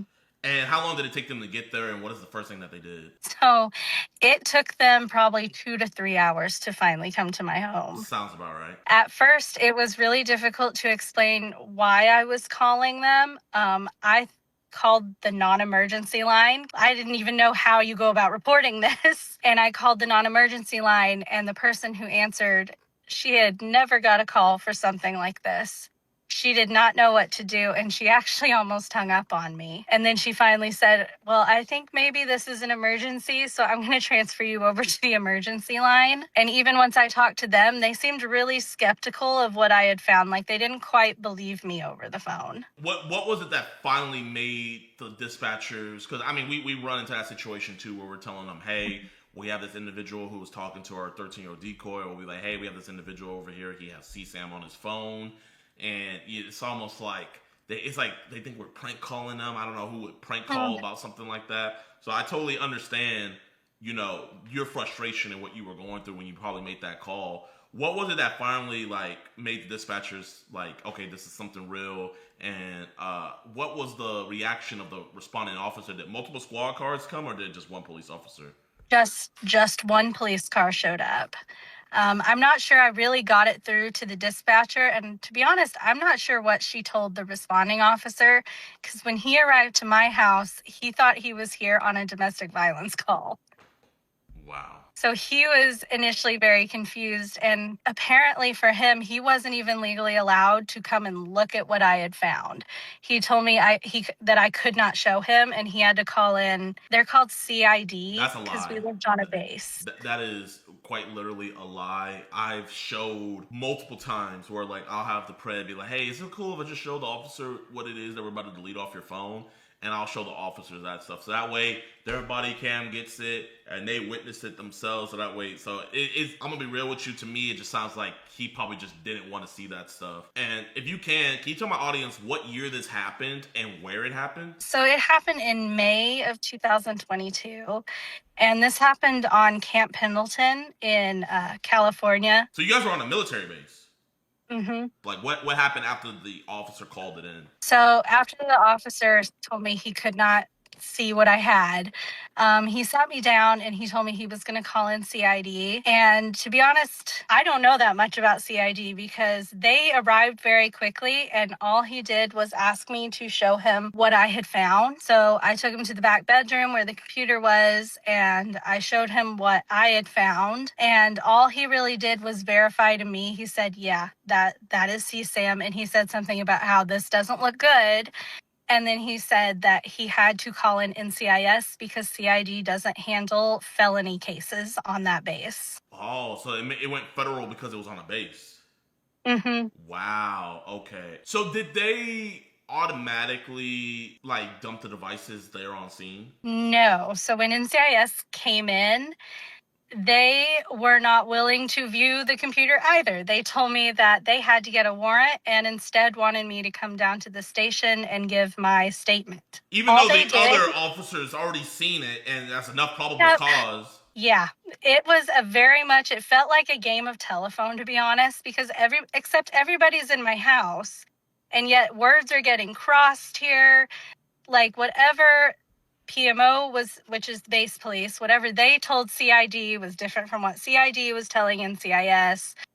And I don't even know that NCIS really figured out what was going on until I was in that interview room and telling them what had happened. So at this point, does Mark, your ex-husband, the pedophile, does he know that you know and cops are involved at this point? To an extent. So he didn't know that police were involved, but in the middle of all of this, you have to remember, police took 2 to 3 hours to show up at my house. And those entire 2 or 3 hours, I am absolutely spiraling. And I called my ex-husband and I asked him, "Did you hurt our children?" And he hung up on me. I called him back, and the only thing he said to me was he was going to kill me when he got home, and he never answered again. And when PMO base police arrived, I did tell them that, and they were the people who told me, you need to disconnect everything in your house in case he tries to remotely access the evidence, because my ex-husband was a communication Marine, so he knew how to do all those things, and he had built that computer. So I'm really grateful to them for that, because I worry that he would have managed to find a way to delete all of it before anybody touched it, because it took another day for them to actually come to my house and get all the devices. So was he supposed to come back home that night, or was he going to be gone for a while? He was going to come back in about 2 days. Okay. Was that the last words your husband ever said to you? Was that, "I'm going to kill you"? No, it was not. His last words were, why did you turn me in? Why did you do it? Those were his completely last words he's ever spoken to me. One thing I want to say right now, going into this, I want to say you have no idea like how strong you are, because we put a lot of women in this impossible situation that you found yourself in, where they have to, it's either do I go with these random strangers who are saying my husband has all this CP, or do I stand by my husband? And a lot of the times they choose their husbands, and you did the bravest and the most motherly and the most human thing possible. So I know you might not feel like what you did was a big deal, but trust me, genuinely, from someone that does this and has like been the orchestrator of these situations for a lot of families, you doing what you did not only saved a lot of kids' life, but your own kid's life, and possibly even your life. So genuinely, I have to give nothing but props to you and just let you know how strong of a woman you are. And so, was the devices left there that night? Did any police officer stay at the house, or did you have to stay home by yourself? I had to stay home by myself. Granted, I didn't even get home. That interview that they brought me back to the station for lasted 6 hours. So by the time I got home, it was 9 p.m., and they told me they would try to have officers back at my house early in the morning. And the devices were still in there? Mm-hmm. Oh, my gosh. Because how far was he from you guys when he went to this wedding? So from us to him, he was in New York, so other side of the country. Okay. So we were safe in that regard. But I mean, anything he could have booked a flight and came back. Right, like he could have done anything, So I mean, so I know that was, you probably didn't even get any sleep that night, did you? I did not. I actually ended up sending my children to stay with a neighbor because I was a little concerned. They did tell me that they were going to have police driving through our neighborhood all night. But in my head, I was like, how is that going to help? They don't even know what car he's driving. He could be riding with a friend, because at this point, nobody knows what's going on besides me and the police. What's going on the next day? The next CIS showed up with a full, I mean, our entire block was just covered in vehicles with NCIS. They were outside, inside, they were pretty much everywhere. And they turned over our house, which means they pulled everything out of the cabinets, shelves, everything. They were looking for any devices that I might not know about. They were looking for hard drives. They were looking for thumb drives. Anything that they could link back to him, they wanted to take back to the station and look over. And did they find anything else? Any other devices that you didn't know about? I think what I found was about 10 images and 2 videos. And I thought that was the extent of it. But later on, I come to find out he's got hundreds of images, hundreds of videos, and it's been accumulating for over 5 years. And that's just from his devices in the house. There's no telling what was all on his phone. They dissect all the things. They find hundreds of images and videos of CSAM. Where is he at this point? So he was flying back from New York to California, which presented a whole other issue because NCIS wanted to use me as bait to make sure he came home. And at that point, victims advocacy had become involved, and they were the ones who told them it wasn't safe for them to use me to do that. So how did they want to use you as bait? Like, did he not know that cops were involved? He did not. He did not suspect that I would turn him in. I think he was very shocked to come home and find out that he had been turned in. How did they want to use you as bait? They wanted me to be the one waiting at home, and they wanted me to call them in when he arrived at our door. So they wouldn't even have been inside the house? No, they wanted me to let him come home. And I declined because we had guns at the house that he knew how to use. I mean, he'd built them himself. And I felt very unsafe. And I don't quite know what the rationale was because they saw the death threats he was making. So they knew that he, wasn't coming home to be nice to me. But they really were worried that if they let him know of their presence, he was going to either run or he was going to hurt himself. I mean, why can't they just hide inside the house and then right when he comes inside, like, oh my gosh, man, this, and I don't mean to, make this about me, and I'm not. I just want to, and they tell us we're not the trained professionals. And you have trained professionals trying to use a woman to bait out her criminal, professionally trained in the military husband, and they wouldn't even be in the... Did they tell you how close they would at least be? They told me they would be driving around the block so they could be there in minutes. And all I could was, it's not going to take him minutes to hurt me. And I'm really glad, we did eventually convince NCIS they ended up getting a warrant in which they were able to go to the airport and they picked him up at the gate. I don't know why that wasn't their first thought to do, though. I don't know why the victim's advocate had to make that suggestion to them. So they get him at the gate. Does he confess to everything right away? Does he try to lawyer up? What is that process looking like? I am told that they had the issue getting a confession from him.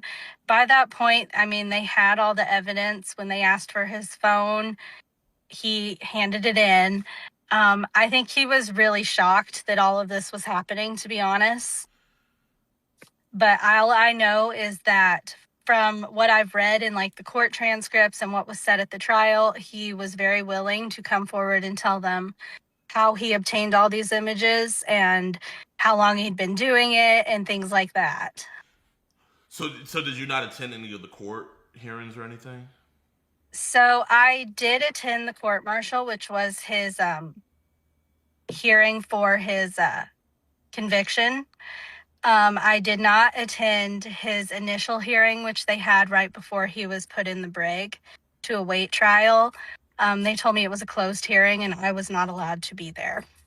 And just so you guys have an image of what he looks like, this is Mark Bernal. Now, I know this is the part everybody wants to know. But before we get into that, I was going to ask you, so he told you he was going to kill you. He was sending multiple threats and stuff. Was he texting you on the plane, saying more things like how he was going to hurt you? The only texted me after he had told me he was going to kill me was while I was in that interview with NCIS, they wanted his flight details.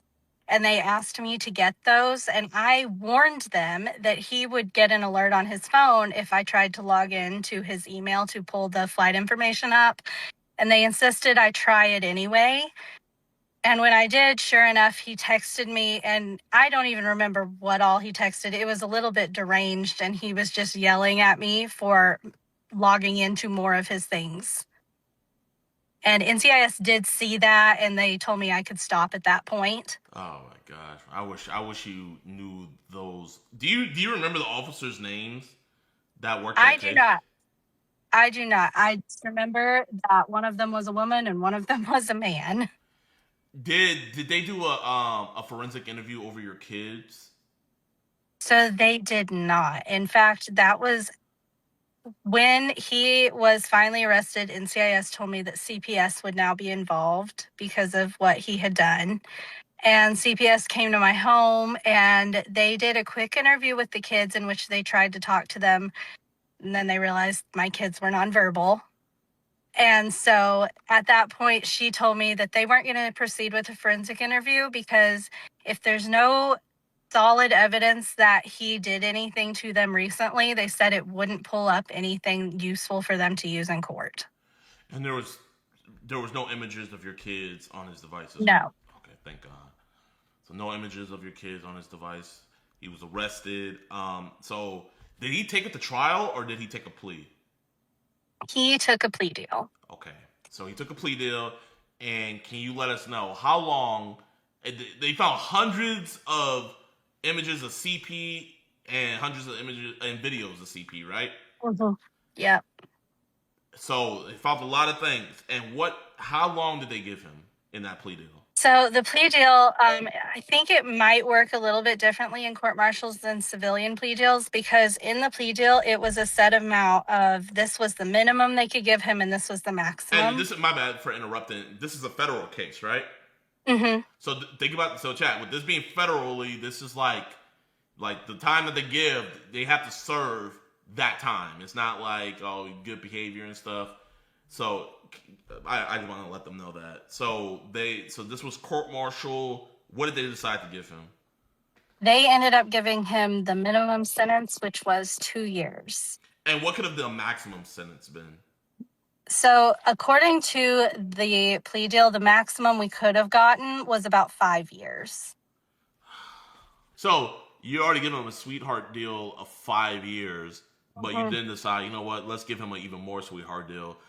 And did he have to do the entire 2 years? No. So they ended up letting him count all of his pre-trial credit towards that 2 years. So he got 171 days knocked off immediately because that's how long it took to finally get to the court martial. So he was in the brig for 171 days before he was sentenced. And then he gets 2 years and he was out walking around Camp Pendleton within 8 months. And did he get dishonorably discharged? He did. So he got dishonorably discharged. I'm guessing he lose all rights to ever see the kids, right? You would think, but no. He still has rights to see the kids? So currently, we had to go into a custody battle. The moment he got released from the military, he came after me for custody. I have a restraining order against him, and that protected the kids from having to see him during the custody battle. But during the custody battle, the judge herself said them being biologically his might protect the children from being harmed by him. I absolutely disagree with that assessment. And I actually, at the advice of my lawyer, because I had moved back home, he suggested I try to close the case in California because we were doing custody case in California and try to move it to my home state because he was very concerned that judge was going to give him visitation. And so that is what I did. And once we moved it to my home state, the next judge still let him fight for custody. But thankfully for right now, he's lost his visitation rights, but he got to keep his parental rights. Here, I'm gonna let you know this. Genuinely, so are you still in a custody battle with him? Yep.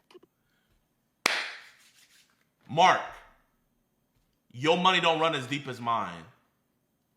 Sherry, I want you to know, genuinely, you have my number. If this goes further and you think you need a better lawyer, hit me up. I will cover everything. And I will make sure that we get the best. That way he doesn't have a chance. Because I don't even want to give him a chance of even ever being around your children again. So you have my word. If it's not looking good or anything like that, let me know, and me and my team, we will help you get the best representation possible, all on me. Thank you. Of course. No, I don't want to, I can't handle that. That's unacceptable. A judge telling you that maybe them being his blood. I mean, we've caught dudes doing things to their blood. We've caught multiple men doing things to their daughters, you know? So blood doesn't stop a monster. A monster's gonna do what a monster's gonna do. So he's at least a registered sex offender, right? So that's the other thing. He is supposed to register, but he never did. So isn't he breaking the law right now by not registering? He is. When I first had talked about it on TikTok, a lot of people told me to reach out to the county sheriff's department, even reaching out to different state officials. And I have emailed, called everybody I could think of. And I did all of this last year and nothing's come of it. He's still not found on any registry and nobody seems to know why. My best guess was that within the military, the way that court martials work, when someone's convicted of being a pedophile, they are supposed to then contact the state that they are sending that person back to. But from what I've been finding out, about 20% of the time, they forget to do that. And these people just kind of disappear. So the crime happened in California, and where is he now? He is in Arkansas. He's in Arkansas. That's where you guys were from, right? Mm-hmm. Okay. So he's back in Arkansas. Does the community, is he with family or is he staying by himself? To my knowledge, I believe he lives with his family. And how was his family throughout all of this? Were they on your side or were they on his side? So at that time, it was just his mother. His dad was never really a part of the picture, but his mother ended up being his character witness. And so she sided with him. She told me that because she did not know that I was in the trial that day. So she had actually texted me not knowing. I had just listened to her talk on the phone about what a wonderful person he was. And she told me, well, you have children, so you have to understand this is my son. And so that is kind of the last time I spoke to her because I just kind of realized she wasn't going to help protect my kids. She said pretty much F you and her grandkids. She just wants to see her kid be okay. So do you think he's probably staying with her more than likely? More than likely. When was it that he said, why did you turn me in? When was that in the whole process? So that was probably a week into finding out. By then, NCIS had arrested him, but he was on a 72-hour hold in the psych portion of the hospital because he had told NCIS he was going to hurt himself. And somehow he got a hold of a phone and managed to call me. Did he even look your way during the trial? No. How has life been for you post all of this? Have you found new love? How are the kids adjusting to everything? Do they really understand what happened to their dad? What's all with that? Well, since then I did get remarried. I moved out of my home state because I didn't feel safe being in the same state as him, especially because we're from a super tiny town. Everybody knows us. We were going to run into each other at some point. Yeah. So I moved away. As far as my kids, I try to be careful on what I say about them because, part of this is their story and it's theirs to tell someday. But they are doing okay right now. All of us obviously got into therapy. My youngest son, thankfully, he doesn't remember his dad. He was just a baby when all this happened. So he has no recollection of him. And for the rest of the kids, they've gotten better over the years. Our daughter, now that she's older, she understands more, and she's kind of the one who carries a lot of this. As far as anything else, really, the hardest part has just been how hard it is to move forward when, like, family and friends, they would prefer moving forward meant we just never talked about it again. And it's really hard to explain why I feel such a need to not let it go in their eyes. Because no real justice came out of this. Well, he did 8 months in prison, and he's back out on the streets. He's not a registered sex offender. You pretty much know where he is. One thing I will say, and we can talk about this, I do have some ways we can do something, so I will give you advice on that. And one thing I will tell you, it's sad, but it is true, these people reoffend. I would not be surprised if he has a new collection, because it is straight up an addiction for them. And, you know, that does somewhat surprise me, because it's like, I don't understand how nothing more was done after, too, because he has had to my knowledge anyway, he's had to go back to court because he was cohabitating with a minor. So I don't understand, like, why he's still not been registered, because clearly he's now at least on the radar of the county sheriffs, because they had to go out there and confirm that. So it's a little wild to me, but I guess I know for a lot of people, especially my family, this part of our lives has ended for them. But for me, it's like, it's not over. I'm still having to go to court over it. Like, he's still a threat to me and my children. When you go to court, do you see him there? I have not. So far, he has always appeared virtually. I would hope that would remain the case, but I'm not sure if it will or not. I guess my last thing I'll say is, why did you make a TikTok dedicated to telling your story and the hell that your husband put you through?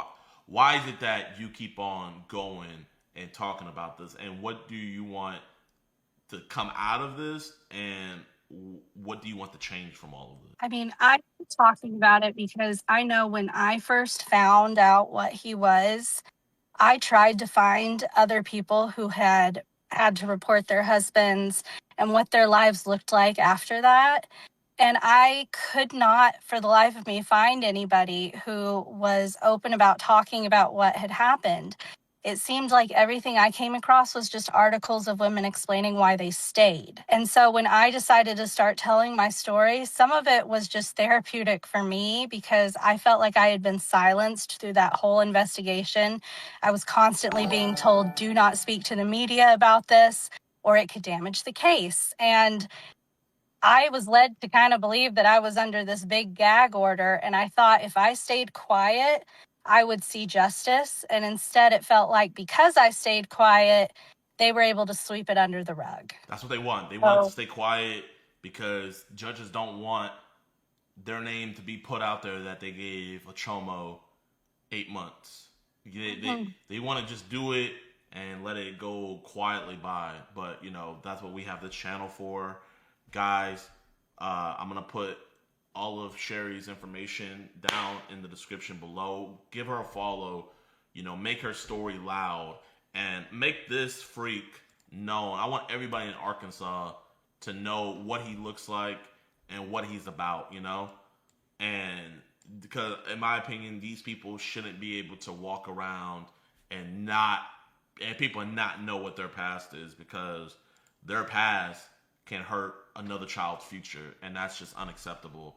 And Miss Sherry, I appreciate you so much for giving us your time and telling us your story. And if there's genuinely also going into the future, let me know, you know. Is there any future like hearings or anything coming in the future, or is it kind of just right now just waiting and seeing? Right now, what we're actually doing is trying to save up to get a new retainer for a new lawyer, because my lawyer decided to retire. How much do you need? We need $4,500. $5,000. I will text me your wiring details. I will send that to you now. Is this person that you're getting, is this like one of the best people? So far, she is find who would take us on, to be honest. Why is it that people don't want to take you on? So where we live, I think a lot of it has to do with there's just not that many custody lawyers as there are here in where the state I'm in. The other part is just how difficult it is because I am seeking to terminate his parental rights. And that's a really aggressive move, especially in a state that really values 50-50 custody, which in theory is great. But when it comes to situations like these, it's really hard to go against kind of that status quo, even though there's all of this evidence that he's not safe. It's hard to prove, but is he not safe with his own children? Text me the state. All right. Before you decide that she's the person, let's really look into details on, because I don't want you to just get her because she's the only person willing to take it on. You know what I mean? I want you to genuinely get the best person. We could do more research to figure out who is the best person in your state. And I have another woman where we caught her husband, and she had a nonverbal autistic daughter, and we helped them out to where the man literally gave up his right. Like, he did not want to take it. He gave up his right. So I will get in contact with her, and if you want, just so you can have more people to talk to, because she went through this exact same thing. The difference is that she was already divorced from him, but it's like she went through this custody. It's like, I would love to get you in contact with her. So I will send you over her number. She's an amazing woman. And you can just have someone to talk with. Right now, the judge that said maybe because it's his kids, he won't touch them. Is that the judge that's still on this case, or she's not on that case no more? So it is not the same judge. The current judge we had, I hope that she is who we will continue to have. She was pretty good. She is willing to give him the chance to prove that he can be involved in his children's life in a meaningful way. Those were her words in our last custody hearing were, can he meaningfully be involved in the children's lives and will it benefit them? Does he have a good lawyer? Thankfully, this last time he was not even represented. So I'm hoping he doesn't obtain another lawyer before then. His big thing has been he pushes and pushes with filing and court dates. A lot of it was just he kept continuing and continuing. I mean, just to get it to where he didn't get visitation rights, he pushed that whole case out over 2 years. And it was just, I think his end goal, honestly, has just been to kind of bleed me dry. Well, listen, Mark, you can't bleed this dry. You know what I mean, Mark? Like, Mark, just know, you can keep on doing it, but she is going to have the financial backing of me and my audience. So, Mark, let's go band for band, Mark. Let's go band for band, and let's see who gets depleted first. Because I promise you, we are not going to let it be her, because she's not going to have to even use her own money. So I just want you to know that we're going to make sure that you find the best lawyer in your state. Just text me the state, text me all the details, and we're going to get that going. Thank you so much for sharing your story. I want to get to work right on that, and I want to make this to where he'll never see his kids again. And I truly thank you for sharing your story. Thank you for standing up and doing the right thing, and just thank you for being you. Thank you. Thanks for having me. Of course. You have a blessed one. You need to have no drinks in here. Ow. She got a black eye! Bro, he gave her a black eye! This is going viral on Twitter. So this dude, his name is Jordan. He's a Warzone streamer, right? And this dude literally started beating he thought his stream turned off. Bro started beating his girl, then realized that his stream was on, and now he's trying to cover it all up, bro. Like, this is actually horrible. Okay, take these off. Take the lids off. Chill. You need to have no drinks in here. Ow. Oh my gosh. Why? Just gave her a 2-piece for no reason. Ow. It was in here. It was on this. I don't even know how. I turned around and... Calm down. I don't know what to do. I don't know what to do. I don't know what to do. He doesn't know what to do, but he knows that he messed up and not trying to cut off his stream. Okay, take these off. Take the lids off. Chill. You need to have no drinks in here. Ow. So that's when he hit his girl, right? Now, this next one is like his response to everything that happened. Bro, he looks like a, oh my gosh, bro, man. And he has a faith over fear shirt. Doesn't the Bible say, love your wife like Christ loved the church? Where's your faith over fear, bro? Just punching a woman, didn't even do nothing to you, wasn't disrespectful, was actually trying to help you out, and you're gonna just punch her. God, man. Definitely gonna do some praying for sure. Oof. I love y'all, man. Everybody hating, bro. I'm gonna be honest, y'all. Y'all have a right to hate. Y'all really do. Like, dead ass. I get it, bro. This is my last thing. I get it. Trust me, you got a right to be mad. I just, please, the one thing, you can hate me. Trust me, you could send me so much hate. Please don't send hate to my family, please, man. My family is amazing. They are absolutely amazing, especially my wife, my parents. That's his wife? Send hate. You can hate me all you want. You can cancel me. What was he saying? Is he saying? At the same time, I really didn't know what to do. I was panicking. I was having a panic attack. Dead serious, bro. I just bought the PC like 2 days ago, and basically. So you're having a panic attack, so you gotta beat your girl. And she didn't listen. So basically, because she was in the shower, she couldn't hear shit. So I went into the bathroom to get a towel, which our towels are.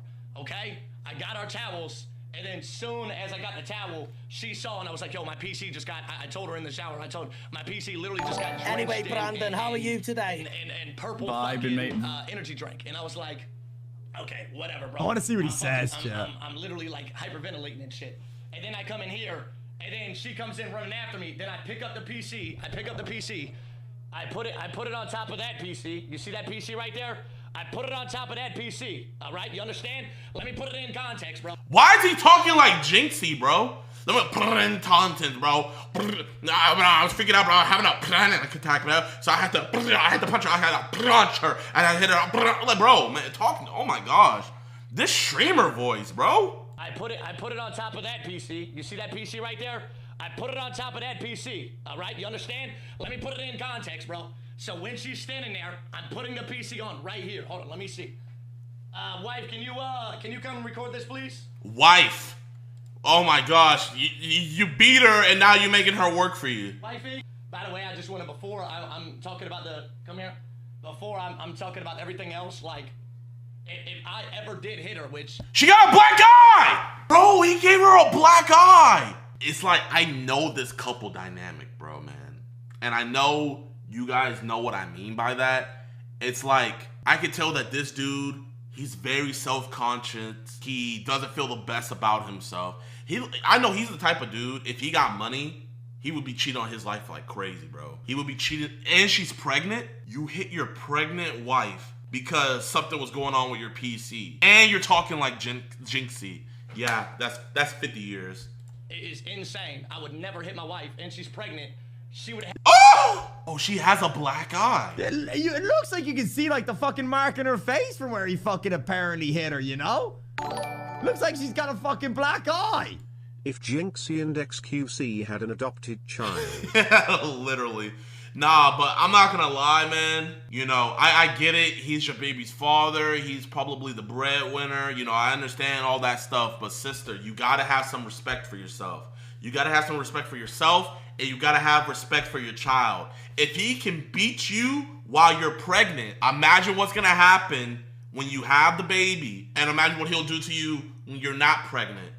Imagine what he's gonna do to your child. Gotta get out. God gives us early signs of stuff, right? And a lot of us don't like to listen, and then bad things happen, and we wanna blame God when he showed us before. My sister, I'm telling you, he showed you your actions. This isn't some like, oh man, he's bad to you, leave him. Oh, like, blah, blah, blah, blah. This isn't some, oh, the internet's telling me to leave my man's side.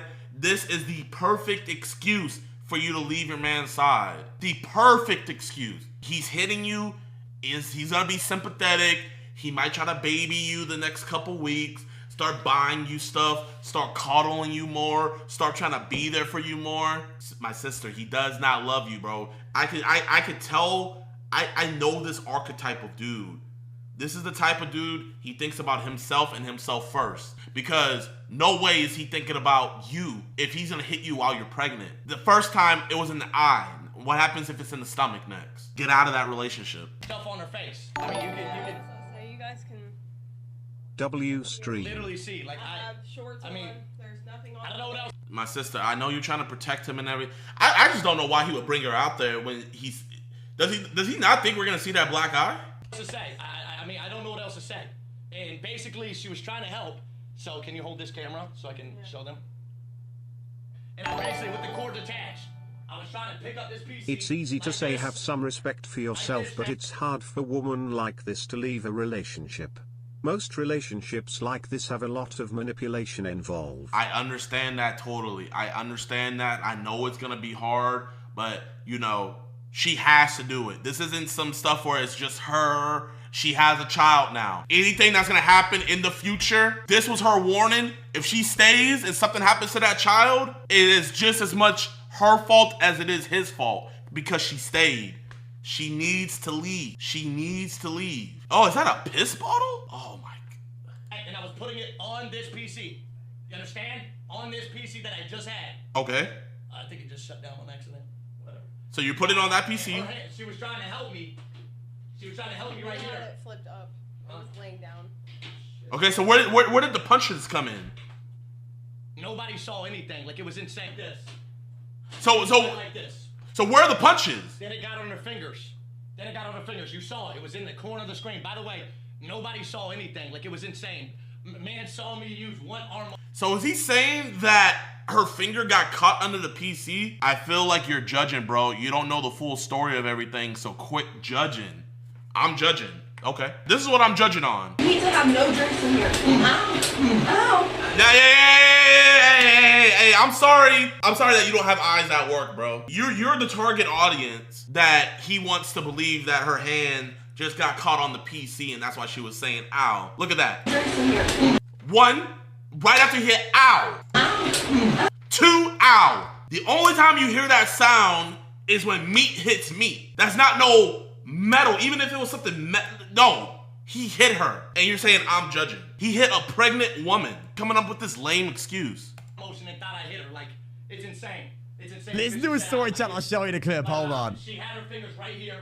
And she literally, that's when she was like, she couldn't get it on the PC. Lying. I pushed her, and she. Where's the faith over fear? Where's the faith over fear, Jordan? She literally was saying ow because of the fucking shit was on her fingers. It was. Okay, so this is what I'm trying to figure out. Then why are we hearing smack? If the thing was on her finger, why are we hearing noises? After we see you doing motions like this, we're hearing noises. Bro, man, this is some pred level explaining going on. And whoever subbed this day, unless it was a reoccurring sub, bro gotta get out of here, man. It was literally on her fingers. This lies. I don't know how much it weighs, but it was on her fucking fingers like this. Alright, chat. So she's saying it was on her fingers, and that's what she's saying, ow. And then watch the clip, chat. Like, watch the fucking clip. You need to have no drinks in here. Ow. Does that sound, yeah. She's just giving him advice on what to do. The way I'm seeing it, his PC's open, and he got piss bottles everywhere. She's giving him good advice. Bro, if a grown man raised his voice to my wife, let alone my pregnant wife, I'd be locked up. I don't get this. He don't love her, bro. That wasn't even a slap. That was What's a punch. the hand motion? You need to have no drinks in here. Ow.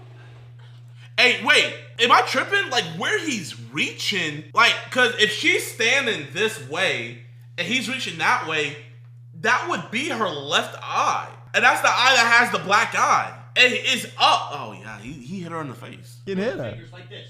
But I wasn't even He got sugarcoat that shit. Bro thinks we're stupid. And it went just like that. If I'm her dad, if I'm her brother, if I'm her cousin, uncle, any male figure, even if I'm a female figure in her life, her mom, her sister, anybody, after I see that clip, I'm pulling up to their house, I'm packing her bags for her. And if he tries to stop, I'm gonna be like, either you get the fuck away from me, or I'm sending this to your local police station right now. And watch how fast he fall back.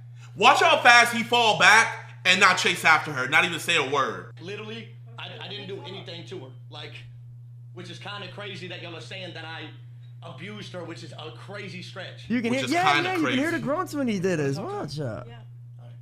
Chat, can you get only emote off, please? Can we get emote off?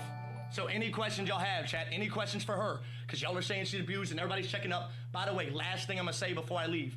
Chat, I get where y'all are coming from. The people that are trying to be defensive, I get it. If I saw somebody and getting abused, yeah, exactly. Then who the fuck did you slap? I'm not. I swear on my life, on my soul, I'm not a. Oh my God. On my life, on my soul. Faith over fear. We are in a happy relationship, a very happy. We're literally married, and we've been together for 5 years. Whoa. Trust me, if there was something up, our whole family would know about it. I'm telling you. Whoa. Guys, hey, we're literally married. We've been together for 5 years. How could I possibly hit her? Bro, people would have known about it way sooner. Hero saying ow, ow. I'm telling you, we are in such a happy relationship. She's going to be talking about herself, by the way. I'm going to be out of the room because I want y'all. I don't want y'all to think I'm being like that. The skin contact that you guys are talking about, where you're hearing it, Jordan was so freaked out in that situation, and I love him, and I've been with him for 5 years. Like, when Jordan flips out, like, I mean, y'all have seen him many, many times. I mean, if he punched me, I mean, it would be very obvious. Yeah, it would be very obvious. She probably put some makeup on there too. I'm very pale. Be very obvious if he like literally hit me or something. So. She's not. Someone in the chat said you're an idiot too. She's an idiot right now. She is an idiot right now. And when I say that, I'm not saying that like as something derogatory. She's purposely making herself stupid. When you're in an abusive situation like this, your brain does that to you, you know? Your brain doesn't let you think critically or clearly. She is desperate and sad. It's a lot, bro. She's purposely putting herself in a psychosis. She's purposely doing this for herself. But not willingly, though. I mean, bro, if you're with someone for 5 years, you're gonna try your best to be with them, you know? You're gonna try your best. I get it. I get it. I get it. She's not in a clear headspace right now. She's thinking stupid. That's why I said before, she needs a family member or a friend, someone on the outside to think clearly for her. Sometimes when we're in situations like this, like if you're going through relationship problems or something like that, you can't just think about it yourself. You gotta let an outside source, hey man, this is what's going on in my relationship, blah, blah, blah, blah, blah. And then after that outside person talks, you need to listen to what they say because they have the most unbiased opinion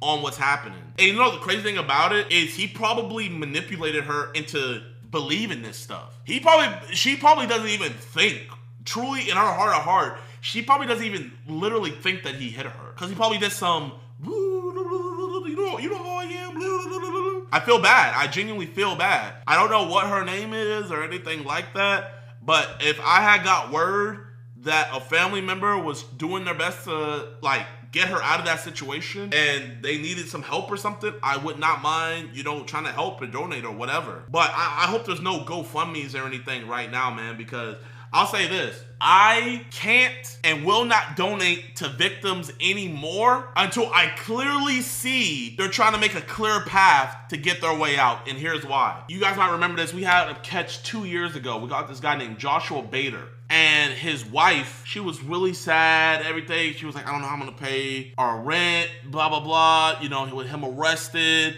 And now I have to go find me my own place, like all this stuff. And I felt so bad for her, right? So me and Alex, we donated $10,000 to her out of our own money. Come to find out, she used that money to bail him out. And the only person I can blame is myself. And I look back on their Facebook page, she's still with the man. I would even advise people don't even make a GoFundMe right now, man. If there was a GoFundMe made for her, that money is just gonna go straight to bro. He's saying that she's not saying he did it either. What I normally look like all the time. Like I have watched my mom go through domestic violence when I was young. Like I would never. They have not even saying it's like you guys can. Do y'all understand? Hold on. Do y'all understand? Like, bro, interrupting her. I'm gonna let her tell her truth about the situation. I don't even want people to think it's about that. Look, the person right here, he will kill you next time. There's no way that was the first time this has ever happened. In 5 years, he did it so casually. So this is something that's probably been going on for years. I wouldn't be surprised. A family member needs to come in and get her. If she doesn't want to be got, don't save her. But keep a close eye on that kid, and you find out anything happened to that kid, boom. Because the thing about it is, with domestic violence cases, if you have no victim, you have no case. There's a lot of times where like cases are about to go to trial, but then the victim will change their mind and be like, actually, no, I don't want to press charges on him anymore. And they have to drop the whole case. Literally, like. Oh, he got banned. Yo, he's gone. They got him. Is he banned? Yo, I think he's done. I think they got him. No, he didn't. Or he took down the VOD or something. Wow. Oh, he took down the VOD. Wow. Was he gone? He took down the VOD. Ooh, something's up here, chat. He ended it. Yeah, the VOD. It looks like the VOD's gone. Yeah, he took down the VOD. Oh my gosh. Is he still out here? He still has his YouTube. Relax. I got you a banger video right now, so be grateful, okay? We got the C9, absolute eta. As you can see in the gameplay, man, I absolutely shred the entire lobby. And I mean, if you put on this build, you will do the exact same, all right? And last thing. Bro literally beat a pregnant woman on stream, and his account is still up. Bro, chat, when the whole Pokimane stuff happened, my Twitch got banned. Like, that night, a couple hours after. Boys Criticals made a video about this. This is going viral on Twitter, all that other stuff. Bro still has his source of income. I just wanted to point that out, man. I think that's crazy. I hope he gets what he deserves, man. You know what I mean? Detectives found that among the thousands of CP materials on his phone, many as young as old. He needs to be in cell block 1 with Tyrone, and everybody in that cell block needs to know what he did. That's where he needs to be. Bro, they would kill him.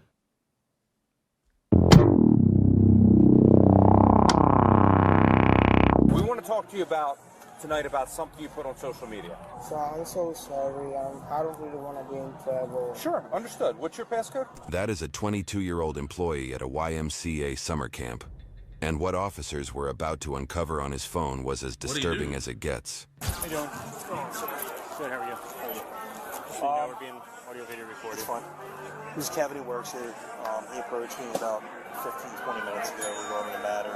There's somebody that's on his Snapchat. The company's been here 1 or 2 times, and he's trying to distribute. Okay. Is he here now? He's trying to distribute. He is IRL dealing? Okay. Is he here tonight? No. Okay. Step over to my car, man. How old are you? No, you're good. So give me a little more background. We came up here.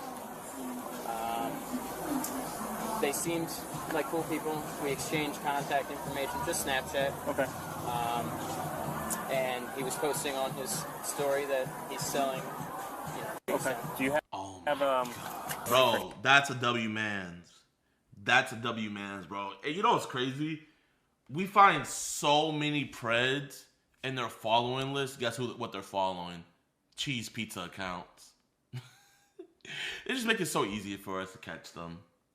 You little dummies. You little nonces. You make it so easy. You know, every single criminal in the world is stupid because only an idiot would commit crimes. You literally have to be an idiot to commit a crime. Obviously, I know if you take a screenshot on Snapchat, it sends them a little notification, but if it was still up, I can capture my body on camera. That's why I was curious. I had someone take a picture of his profile. Okay. You don't mind, do you? No. All right, so his name is... Oh, no, what's underneath it is very small. Yeah. Did you ever see any...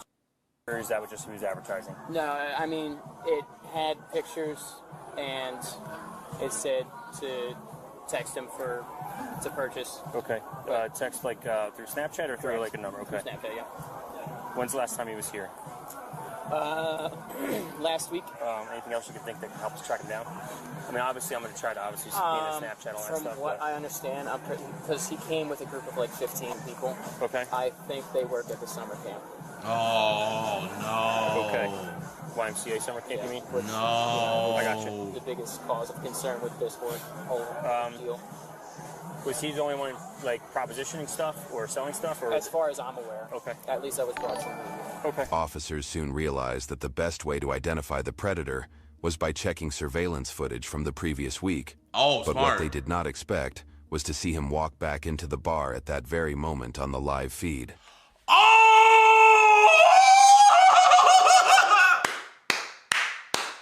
Yo! W timing! One wrong move, and he could delete all the evidence in a blink. Facts. So they had only one shot at catching him. Yeah, he just came in. He's here right now. Yeah, he's here right now. Do you know where he is located? Yo. They're at the front door. Is that him outside right there in that smiley shirt? That's who I thought. Is he wearing a smiley shirt? The Nirvana shirt? Yes. He's wearing skinny jeans. He's touching his chin right now. So that's him right there. SCD came in with that whole group. Does he have a tattoo on his left arm? I know. I'm trying to be as discreet as possible for you. Black shirt, yellow writing would be pretty obvious. He's wearing the black shirt with the yellow writing, right? Okay. SCD came with that whole group. Is he there with that entire group? Okay. Are you sure it's not the kid in the hat in front of the door right now? Okay, so it's definitely black shirt, yellow writing. Okay. That's him. Yeah. Now he's walking away. How you doing, sir? You want to step over to our police car real quick and talk to us? Oh my god. You have ID on you? Bro. Black dude.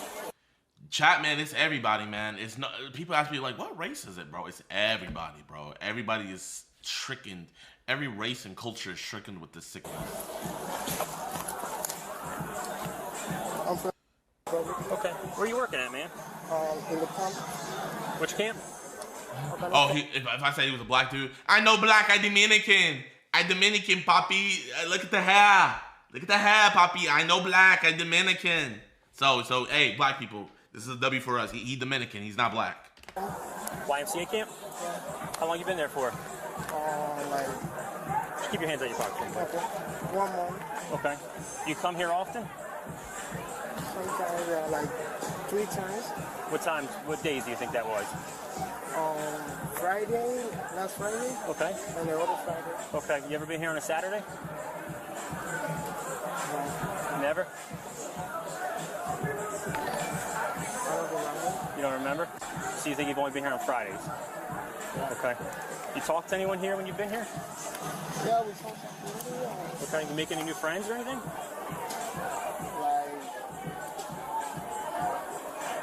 Friends? Like friends you request like online friendships with or anything like that? You guys come together? Are you guys all together with him? Yes. You are? Okay. I came with there, but we're at the camp. We're working at the camp. Worst place to work at. Oh, that's the worst. Yeah. The second one? Like YMCA? Yes. Yeah, YMCA. Okay. All right. Yeah. Just for the season? Yep. Okay. Yeah. All right. Real quick, I'm just videotaping our conversation. No one's in trouble. I just have to let you know that this is a camera. That's all. Yeah. All right. Okay. You just here for the summer doing summer work? What do you guys do? Counseling and stuff? Or? I'm in the kitchen staff. Okay. We're both, we're trained together as counselors. I'm a cooking instructor. Oh, okay. He was also staff. His staff as well? Okay. No social media activity, anything like that? No? You don't have any social media? You have with you? You have a phone with you? Yeah, the phone. Okay, I got you. And how long, you said you've been working there for 3 weeks? Yeah. Okay. Public? Do you have a visa? I know black, Bobby. I Dominican. How did I know, chat, bro? How did I know, bro? I know black, Poppy. I Dominican. Anything or? Yeah. Where's that, at the camp? Okay. But please, I don't want to be in trouble. Why would you say that? I don't know. So, because here with the police, so I just come out to have some fun. Yeah, we're just talking. I'm just wondering why you would say you don't want to be in any trouble. Is there something you did that you think you might be in trouble? No? So why would you want to say that you don't want to be in any trouble? I don't know. I don't know the system in here in the country. Okay. Is this your first year here? Or you been here before? Mine is second. Second? Yeah, but I was here in 2008. I don't think they have anything to do with it. Yeah. Okay. No one's in trouble. We just had a couple of questions on something that happened a little while back. So, no big deal. People say people do stuff all the time. We just got to make sure it's not. The colleagues obviously had no idea they were hanging out with a serial predator who had been selling CP involving Well, you know what? Wait. Video possession of a female with a dog snout between her. Raphael's Snapchat is over the images read. Also, Dropbox. Full dogs. A caption below the image reads, all for Dropbox. $40 includes 1,000. Sick, bro. It's just disgusting. Disgusting positions. And it only gets darker from here, as many more disturbing truths about him were soon going to be revealed. So you didn't talk to anyone, like any employees here the last couple times you were here? No, no security guards, anything like that? Friends. Okay. Who's the people with you? They camp workers as well? Yeah. Did they come with you every time you've been here, or is it different people? Yeah, no, they call me. Okay. My okay? stomach hurts, chat. We're looking into some serious allegations. Allegations? Uh-huh. You might be trying to distribute stuff via social media. You know anything about that? Okay. So what if we get some proof that says you're on a website and you're trying to distribute certain things you shouldn't be distributing? No. The website. Let him get on. Don't get him on his phone. Yeah. Oh. I'm Fernando. Fernando? Yeah. I'm Jim. Nice to meet you. Nice to meet you. You too. What's your name? Irvin. Irvin? All right. R-V-I-N. Nice. How about you? Adama. Adama? A-L-M-A. Alma. Oh, okay. That's a nice name. I like that. What other apps do you have? Do you have Snapchat? Yeah, I have a Snapchat. Click on the user, see if it's the same user. Would you mind showing me your screen name? Yep, that's him. Yeah, like your username for that. My username. Any person. That's him. Now, is it like GG's? Like a hiring service? Yo, for some patrolmen to take this as seriously as they are, man, let's give them a round of applause. Like, you don't see patrolmen usually go this above and beyond. So, hey, he needs to be up for detective, man. Great job. Apply to, and then they just find a spot wherever, or did you pick this place to come to? For first time, they picked me up. Okay. This year, I just come back. Reapplied. Gotcha. Okay. And then, did you guys know each other before you came here? No. No? We're from different states. Mexico. Okay. Can you come on over here, man? I just want to get away from that sound a little bit. You understand English? Do you understand everything he said to you so far? Yeah. No, you're not confused about anything that's been said, right? Okay. He's going to read something to you, okay? If you have any questions, stop him and we'll explain it to you, okay? If you don't understand. Do you know what arrest is? Yeah, arrest is Yeah. You're not under arrest, okay? We're going to ask you some questions, right? But we have to advise you your rights before we ask you questions. You understand? Okay. Okay? So these are your rights, meaning that you don't have to talk to us, you don't have to say anything. Do you understand that? Okay. Okay, he's going to read that to you. If you don't understand what he's saying, you let us know, okay? Do you understand that you don't have to talk to us? No, I don't have to talk to you. Right, you understand that, right? I want to go. Do you want to go? You don't want to talk to us? I don't know. What do you need? I want to ask you a couple questions, but I need you to understand these rights first. Read it, bro. Read it. Okay? If you tell us that you understand this, and you do in fact understand these rights, then we can ask you those questions that I want to ask you. No, I don't understand really well. What do you need or something like that? Even though Raphael was trying very hard to pretend he didn't know anything about what officers were asking him, his demeanor had already exposed him. He was never going to forget what would happen in the next few minutes. We want to talk to you tonight about something you put on social media. Tonight? Not tonight, earlier this week. About something you posted on Snapchat. That's what we want to talk to you about. Oh, bro, I know he want to get rid of that phone. Okay. Automatically. You know what that is? It's illegal. It's illegal. Oh, he just told on himself. Oh, GG's. They never said anything about anything being illegal, so his lawyer can't say, well, my client didn't. No, he said it's illegal, right? GG's. Right? It's about... Right? So, where are you getting this that you want to give people access to? On the social media. Where's that? in the social media. Okay. Have you downloaded it to your phone? Yeah. Yeah? Okay. And you've been trying to give it to other people? Okay. So this is your cell phone, right? Yeah. Do you have a passcode for this cell phone? Is it locked? Yeah. What's your passcode? GG's. So, GG's. Is it a thumbprint or is it a number? like the numbers. What is it? He doesn't want to give it. So I'm so sorry. I don't really want to be in trouble. Sure, understood. What's your passcode? GG's. You know, this is our trick to get their passcode. Hey, we just want to make sure that, like, the code for your phone, like a lot of people, they like to use CP-related numbers and stuff like that, numerology. I just want to make sure you're not into, like, that far deep. Like, what's your password? And then they'll, like, say whatever their password is and stuff like that. And it's like, okay, are you sure that doesn't have anything to do with CP-related, nothing like that? To your best, like, to the best of your knowledge. And they're like, no. And I was like, say your password one more time. And if they say the same one, then it's usually the same one. It's like, okay, I'm just making sure. And then, you know, we hit them with the, hey, we got the laptop where we could get all this deleted and stuff like that. You know, obviously you don't want to be, that's how I would have hit it. Hey, man, you don't want to be associated with this stuff anymore, right? We got carried away. You know, you've been downloading this stuff. You've been trading. I'll hit them like this. I'll be like, are you more trading with people or are they sending it to you? And he'll be like, oh, they're more sending it to me, okay. And I'm guessing, like, they sent you too much stuff, so you just kind of just want to give it away to other people, right? Yeah, I just want to give it to other people. Oh, okay. You see, that's how we would do it. But they're cops, so they could be a lot more blunt.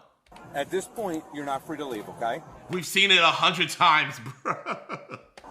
You're going to be coming with us, and we have some more questions for you, okay? You're not under arrest right now? No, I know. You're not under arrest, so but you're coming with us, okay? All right? No. So. Oh, no, I don't want to be like... No, you're going to walk this way. You're not going to be cuffed. You could seatbelt yourself in for me, okay? Here, just seatbelt yourself in. So that way you don't get injured or anything. All right, guys. He's got to come with us for a little bit. Does he have your phone numbers and stuff? He knows how to call you? Or no? She's got the better shoes. You know, Poppy, we don't think you bad guy. Poppy, we don't think you're a bad guy. That is hilarious, Win Lovely. Appreciate you for the 10. Does he have a cell phone? yeah, he has a cell phone. Okay. But he doesn't have Data. a number from here. All right, man. Come on out, all right, buddy? What's your first name? Please incriminate Raphael. All right, we're going to walk this way, right, buddy? Incriminate yourself more, Raphael, please. Poppy, you no trouble. No trouble, Poppy. Have a seat. Make yourself comfortable, okay? Oh, bro, you guys see those stuffed animals? Have a seat. Make yourself You guys see those comfortable, stuffed animals? I know exactly where they are, y'all. So when I went into police stations, they always have an area and there'll be a bunch of toys and stuff. And when you see that area, it's so sad, but you know exactly what it is. That's the area where they bring kids who have been tragically abused. And so they have those toys and stuff for the kids. So what usually with this room that they're bringing them into, I wish they wouldn't have brought them into this room. But what this room is, what they brought them into is where they'll have the kids and they'll give them time to play with the toys and stuff, you know, and just try to feel a little bit more comfortable. And sometimes you're going to be in there for hours because, you know, the kids don't want to talk about it. So they'll stay in there with them. They'll play with them with the toys. And then time to time, they're going to just try to piece it all together, right? And the great thing about counselors especially is when they talk to these kids, when a counselor talks to them and the kid admits all that stuff that happened, I think this is probably one of the most beautiful things out there is that counselor, they can go on stand and testify for the kid instead of the kid having to be traumatized, being in front of everybody and like recount everything that happened. That counselor can go on stand and do that. But yeah, so when those toys right there, that's exactly the room that they're in.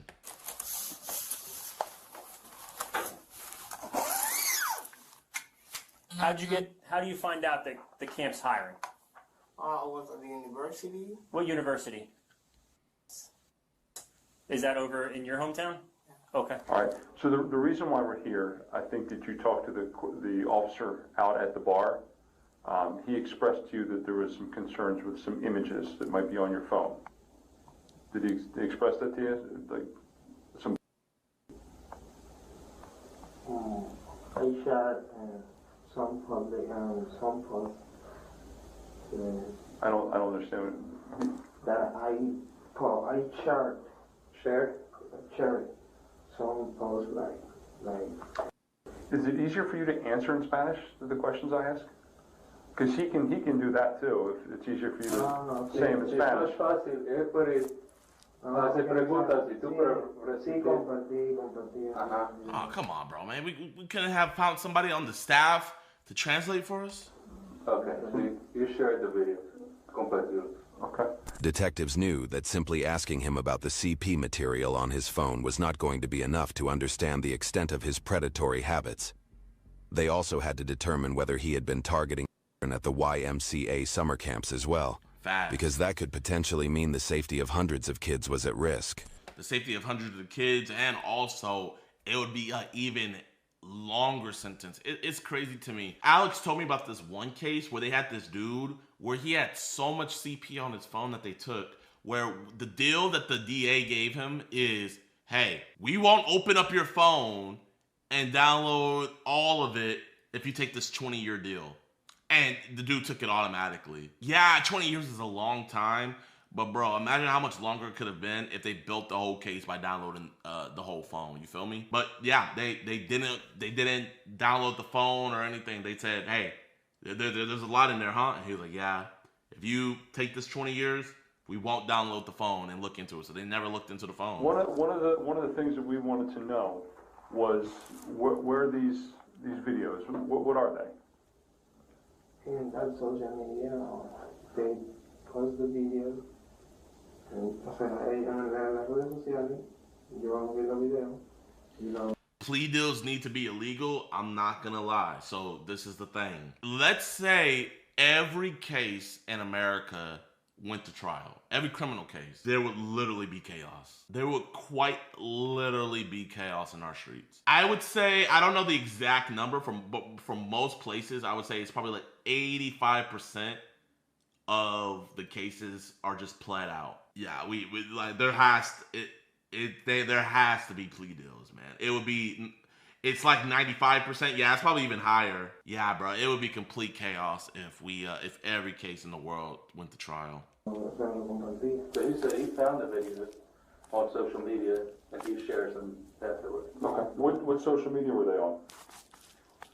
Snapchat. Snapchat. And you're staying at the cabin at Camp YMCA? Okay. Who do you sleep with anybody? You have who shares a bed with you? Or shares a house with you? Some Mexican people. Okay. But only men. This is a good man. Men? No men. Okay. Do you supervise children at all? No. Do you have interaction with the children? No. All right. You're here, and your normal duties and what you're paid for is to take care of trucks, clean up, maintain the camp. Is that correct? Yeah. And is that what everyone that's with you does as well? Yeah, I have somebody else with me. Okay. Like a team. Most of them are cleaners. Okay. There's some that they do cooking stuff. So what did you send on Snapchat that's on your phone? ¿Qué mandas por el Snapchat? Okay. If you could explain that, I would like to go through the phone and the Snapchat account, kind of show me what he's sending. That can kind of help me piece the story together a little bit, and it helps explain to me what's going on. He's worried that, he might have a big problem and he's going to go to jail. So I don't want to do my job or something like that, because I came here and I take money borrowed, so I need to pay that money. Sure. So I understand that. It's my first time that I've been under arrest. So and that's what I'm trying to find out exactly what happened, and it's a little bit difficult because there's a language barrier. That's why he's here trying to make it a little bit easier. And the easiest thing for me to do is so you end up talking to someone on Snapchat that is at odds with you, right? And you send them something. What was sent to them? That's the question I'm asking you. Was that Kevin who you sent this image to? No. Who at odds are you talking to? I don't know. But I don't know the person that I shared. Okay, but you shared something, a video or an image, with someone that is at odds with you? Videos. Videos, okay. And where did those videos come from? Internet. And that's what you're saying is from this Google or right here. Twitter? Okay. So you're finding images and videos on Twitter, and then you're sending them to people on using Snapchat. And selling it. Don't forget, he was selling it for $40. Girls. Okay. How old are these girls? Josh, thank you for the Prime sub. Like adults? Older? Okay. In reality, detectives found that among the thousands of CP materials on his phone, many involved as young as 1 year old, and that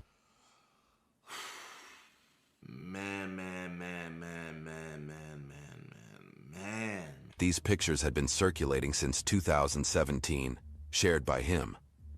This is how the unholy pictures and videos were described in the police reports.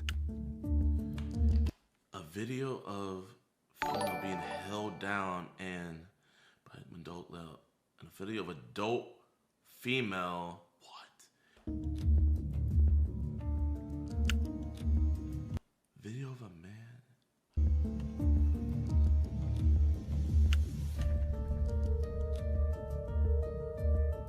Whose account is this? It's in front of his. Okay. And why is it on your phone? I'm just curious. He said it's trying to get the thumbs so he can look at it. You're taking the images from Twitter and putting them on your Snapchat account? So, well, why are you sending that to people? That's what I don't understand. Okay, so he's saying it's, I guess, like a repository for. So people they'll post, we'll put. Here, you can see. And when so people share with you, then what do you do with it? Not funny, man, but someone in the chat said L. Jeffrey Epstein. That like kind of chuckled me up a little bit. Right in the mood, man. But just the thing that pisses me off the most is it's like, yeah, we catch these people sharing it, but are we catching the people creating it? Everybody on the Epstein list gotta go, bro. Everybody, man. But I don't get too mad when people in this life don't get justice. Like, I look at it like when these dudes escape the justice system and stuff like that, you know what I think? I just think, ooh, God really hates you. He let you get through life scot-free. Oh yeah, you're donezo. Cause at least these dudes, when they go to prison, they can repent and stuff like that. But imagine if God doesn't give you that opportunity to repent. Oh, GG's. See the videos. So you send it. So it's like a big circle of. A big circle of people sending videos and something like that. These are little here. Ask for any kind of Mega or Dropbox full of CP. You know what CP is? This is time to be honest with me and explain to me what's going on. Listen to me, okay? I'm sitting here going through your phone. I'm looking at this. You have images of on here. Do you understand that? Under the age of who are you selling these to? And don't sit here and tell me the internet. Listen, I understand you're on the internet, okay?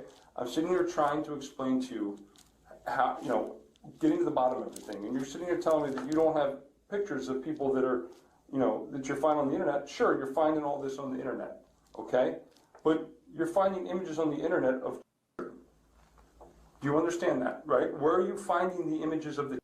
Are you making this stuff? Are you making this stuff with the kids? Are you looking at this stuff where you're recording them doing it, or is it something you're finding on the internet? I find it. Okay, but you're looking specifically for, and that's what you're trying to sell? No. Well, it's on here. All right, it's on here, and and you're listing to sell it. So you can't say that this is on your Snapchat account that doesn't belong to you, because this is on your filter. This is your phone. We've established that this is your phone. Do you understand that? Okay. That phone contained such disgusting content that it made it very difficult for detectives to believe Raphael when he claimed he had not been exploiting kids at the YMCA summer camp. Watch as they give him another grinding before letting him know what is about to be done to him for the crimes he had committed. Okay. You come to America mid-June, right? You come here to work at the YMCA camp. You come here, you're cleaning, you're working, you're doing that stuff. You ever take any photos of girls here? ¿Tomas fotos de alguien aquí? No. No, I can't do that. Why can't you do that? No, no pueden hacer una regla que no le pueden tomar fotografías. Okay. He said it's a rule that they have that you're not allowed to take any Okay. All right. Is anybody else that you're with, are you buying anything from you? No? They don't know anything about it. None of them know anything about this. Have you sold any of these images to anybody since you've been here? Lies. ¿Vendes fotos también? Through PayPal, Venmo? No? Okay. 2013 new vids, CP, Pix CP. Where is that? So you're buying these things for $15? Because you sent $15 to someone. No. It's on my account. Oh. It says Felix on it. That's your account. My sister. Blaming the sister? You've got your phone. Under the age of. Do you understand that? What age?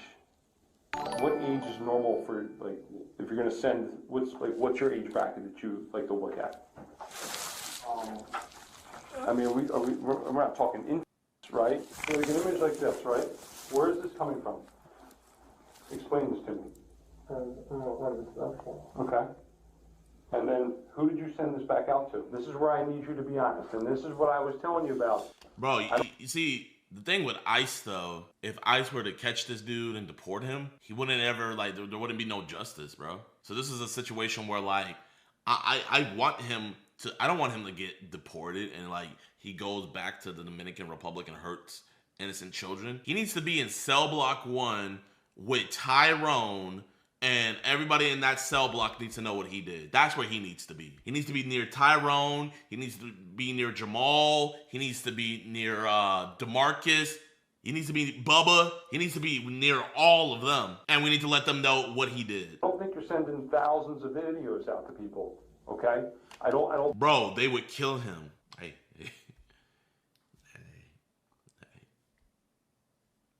I don't think you're that kind of person. I think that you probably shared it with a couple people. So which one is it? I mean, how? Let the cartel get to him? No, man, bro. I hate when people say that. I gotta be careful with what I say. But the cartel be some of the biggest chomos out there. You really think the cartel cares that a dude is hurting children? Bro, the cartel will literally, people trying to come over to America, the wolves, they would kill their family and then take the kids and then traffic the kids. Do you really think they care about some dude hurting kids? Come on, bro. Let's be real. How many people have you sent it to? Are we talking hundreds? No? Like 5, 10? What did you say? He insisted that he just received these pictures and videos and he doesn't send them anymore. I said, well, but you do send videos, right? He said, yeah, but different kinds. Not this one. But I'm no way. Okay. I'm not dumb. Okay, I've been doing this a long time. You didn't stop using this account. You're still using this account every day. You're on here. So you can't tell me you're not, no, don't touch it. What I'm saying is you can't say that you stopped using it. I had to start using that account a few days. And that makes no sense at all because you've been using this account consistently, okay? And you're still sending. You still have stuff that you've been sending. Why do you have these drop boxes set up if they're empty? To give the appearance that he has all this content so that people will send him whatever they have. You're not touching people at the camp, are you? No, never. You're not taking pictures of people at the camp? No, I can't do that. Listen, I understand that there's rules and you say you can't do that, but people do what they want, right? Like, no, you like I don't do that because you can't see the pictures in there. I know. I'm not doubting that. I looked at your pictures. You let me look at your pictures. No, he said that's all he's doing is just trying to get more. Just more and more. What's your intention for getting more and saving more? Is this just for you to have, or are you taking it back to the... Public with you? No. No? You're not, no one else is getting this stuff at the camp too, right? Just you? Nadie en el campo. ¿Sabes otra gente que tiene este tipo de cosas? Solo tú. All right, so you're going to be charged with possession of and the intent to distribute.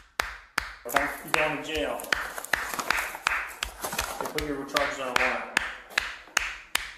So we're going to go this way, okay? You're going to jail. To county jail. You're going to county. You live in county, going to county jail. Why are we redacting where he lives? Oh, yes, sir. I don't control that. Oh, yeah, your job. Bye-bye. Adios, amigo. I don't know.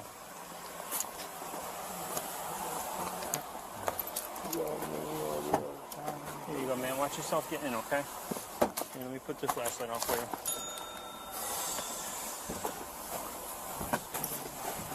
All right. He of course lost his job and was charged with the following. I wish one of these body cam channels would find our pred catch and make like a video with the body cam footage from one of our pred catches, man. Like, I don't know if it's just hard for them to find or whatnot, but man, that would be awesome.